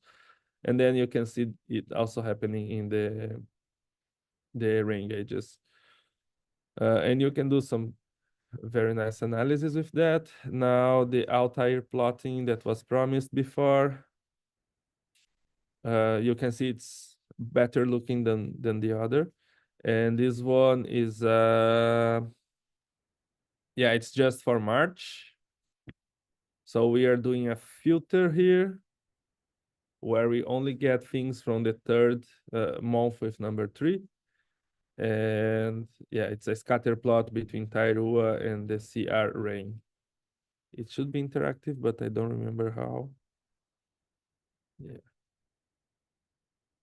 Oh yeah, you can. So this is a nice feature if you do a lot of presentations. You can zoom in, zoom out, and so on. Yeah, I'm taking too long again. We can also shift the values. That's very handy if you are doing some, if you are working with regression problems. So in regression, or maybe in time series forecasting more specifically, you might want to use the current state to predict a future state. And then it's easy to create a new column just as a shift of the current column, which is the case we are doing it here. So we get the Tairua River, we shift it 1, and then that means we'll have a new column called future Tairua, and this one will have the values of Tairua shifted 1 hour. And then we can run our regression or our time series forecasting method, and we have this kind of target value that we need to guess based on the current state. And we can also see the relationship between Tairua and future Tairua, and this one, as you would expect, it's a lot more correlated because it's basically the same series, the same data, but different shifted timestamp. Yeah, but it shows it can change quite rapidly in 1 hour. So in this point, it changed from maybe 2 meters, 2 meters, 2 meters, 20 centimeters to 3 meters, 20 centimeters in 1 hour. That's a very fast time for raising 1 hour, 1 meter. Also, you can combine the data frames, and I think that's the last one, thankfully. You should be tired of hearing me. You can combine data frames, and then if some of you are familiar with SQL, you have the join in pandas. You have also the merge option, and you have simple concatenations as well. So there's a lot of ways you can combine data frames. In this example, it's just a join. So we are using the my data frame 1 hour resampled, and we are joining it with my data frame daytime rolling sum. And then if there are replicated columns, then the ones on the right, that's the right suffix, the ones from this data frame, they are going to have this underscore new key after the name. We can see it in action here. Yeah. So Pinnacles rain from 1 hour resampled. pinnacles rain from rolling sum. All the rolling sum columns that are replicated in the resample, they have this new keyword at the end, this new suffix. Chat. Thank you. My brain's full and I feel, yeah.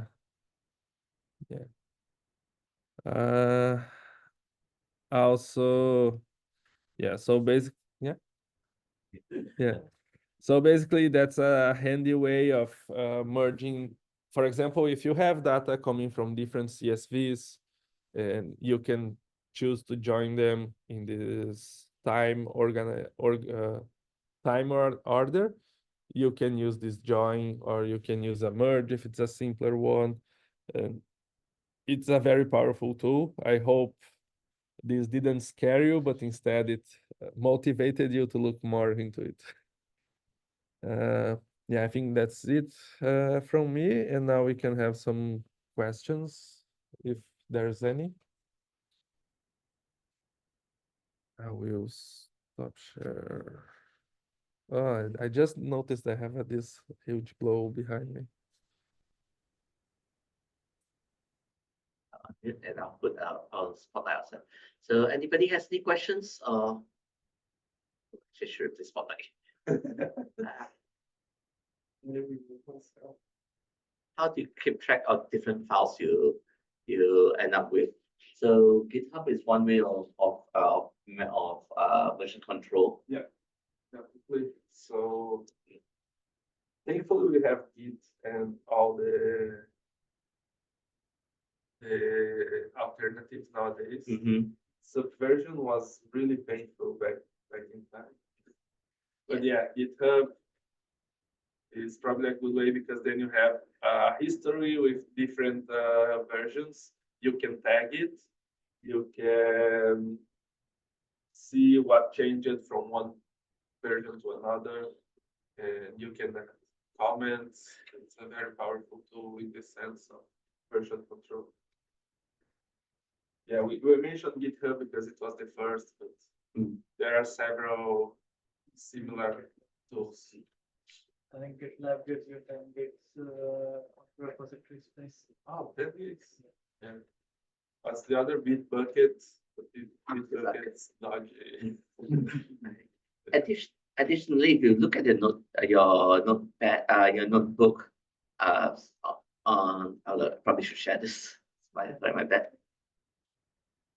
Yeah. Yeah. True.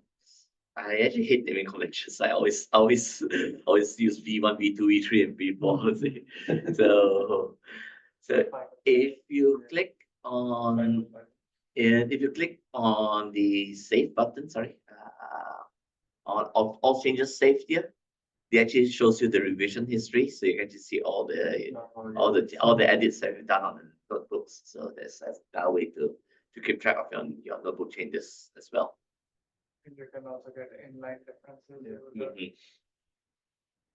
Sorry, inline difference shows the changes within the text.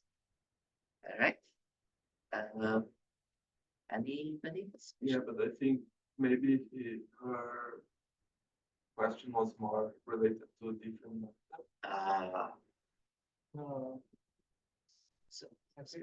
So Anna, are you referring to your data sets? Are you trying to version control your data sets, or are you trying to version control your experiments, or?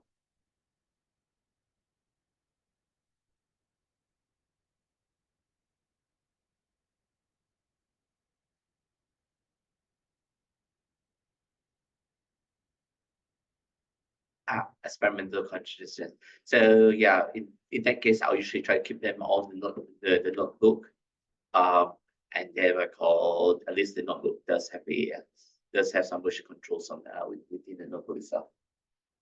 And I don't know, but I have this feeling that it's kind of personal and everyone kind of finds what works for them and keep with that. Yeah, agree. So, I agree. I have very poor discipline in terms of version control, and you can pretty much tell that from my file names. Thank you. Yeah. Anybody has any questions or any comments or anything like to But can be things that are not they're not covered in the course Yeah. itself. Yeah, it is good cap.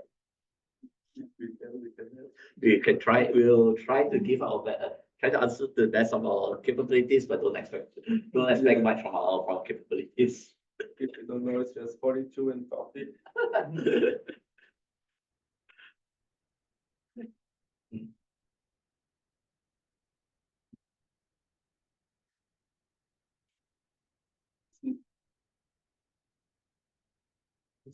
Oh, good. Capturing it has some weird Yeah. Yeah. artifacts sometimes. Thank you, Daniel. Thanks. So we'll share the recording.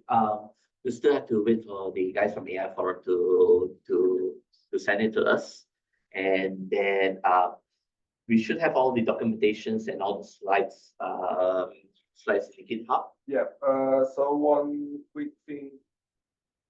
If I can share again. Just quick show you. Some people had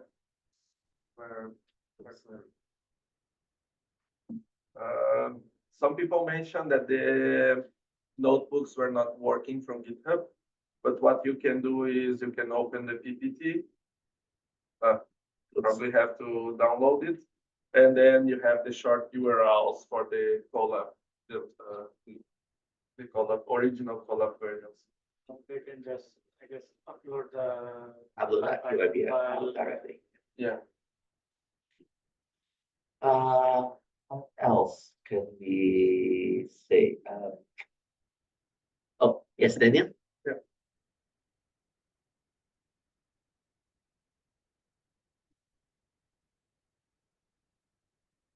Thanks, Neil. Is Daniel speaking or is he typing? Oh, Is sorry. he speaking with Let me sound? unmute. Sorry. Okay, he was typing. Looks in VS Code, but I can't really find that. You need to set up Jupyter, not like the. Yeah, so for opening these notebooks on your own computer, you would have to set up the notebooks through, I guess, Pip or Conda, whatever framework you use, and then run Jupyter. So you have Pip install Jupyter notebooks, and then you can, in your terminal, run Jupyter-notebooks, and it will open something on your browser where you can open all these notebooks. Yeah. We'll write out the specific instructions on how to sync through in the GitHub. So we can pretty much follow them and see if that works for you.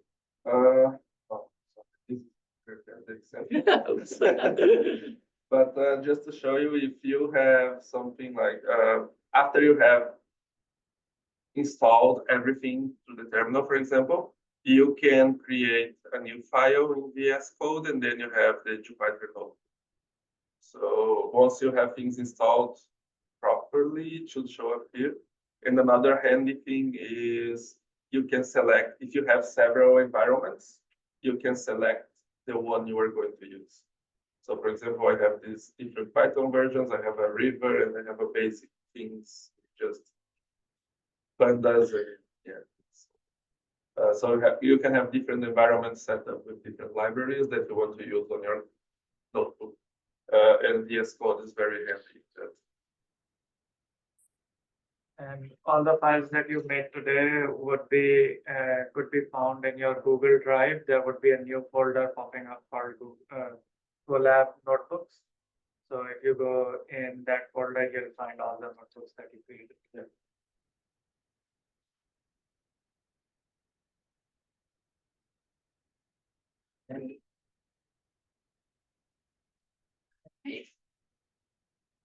Yeah.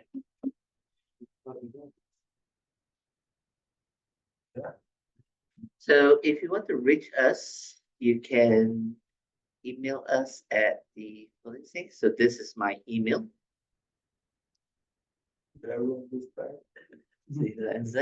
So my email is nicklim@waikato.ac.nz. so you can reach. If you have any questions, I'll try to endeavor to try answer within the day, but I wouldn't really yeah, I wouldn't be really disciplined to call especially in the month of August. That happens to be our most busy month. Yeah, but we will try. We'll make sure we answer them eventually.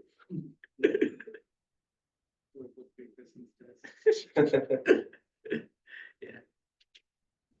So yeah. Otherwise, I think I was done. We will 1 more minute for any last minute questions. Otherwise, we can probably end it right here. And yeah, and all the best for the hackathon. And we'll hope it goes. Hope all this will be helpful for you. Yeah.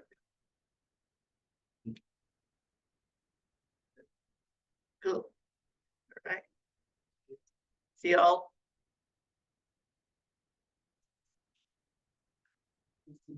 I am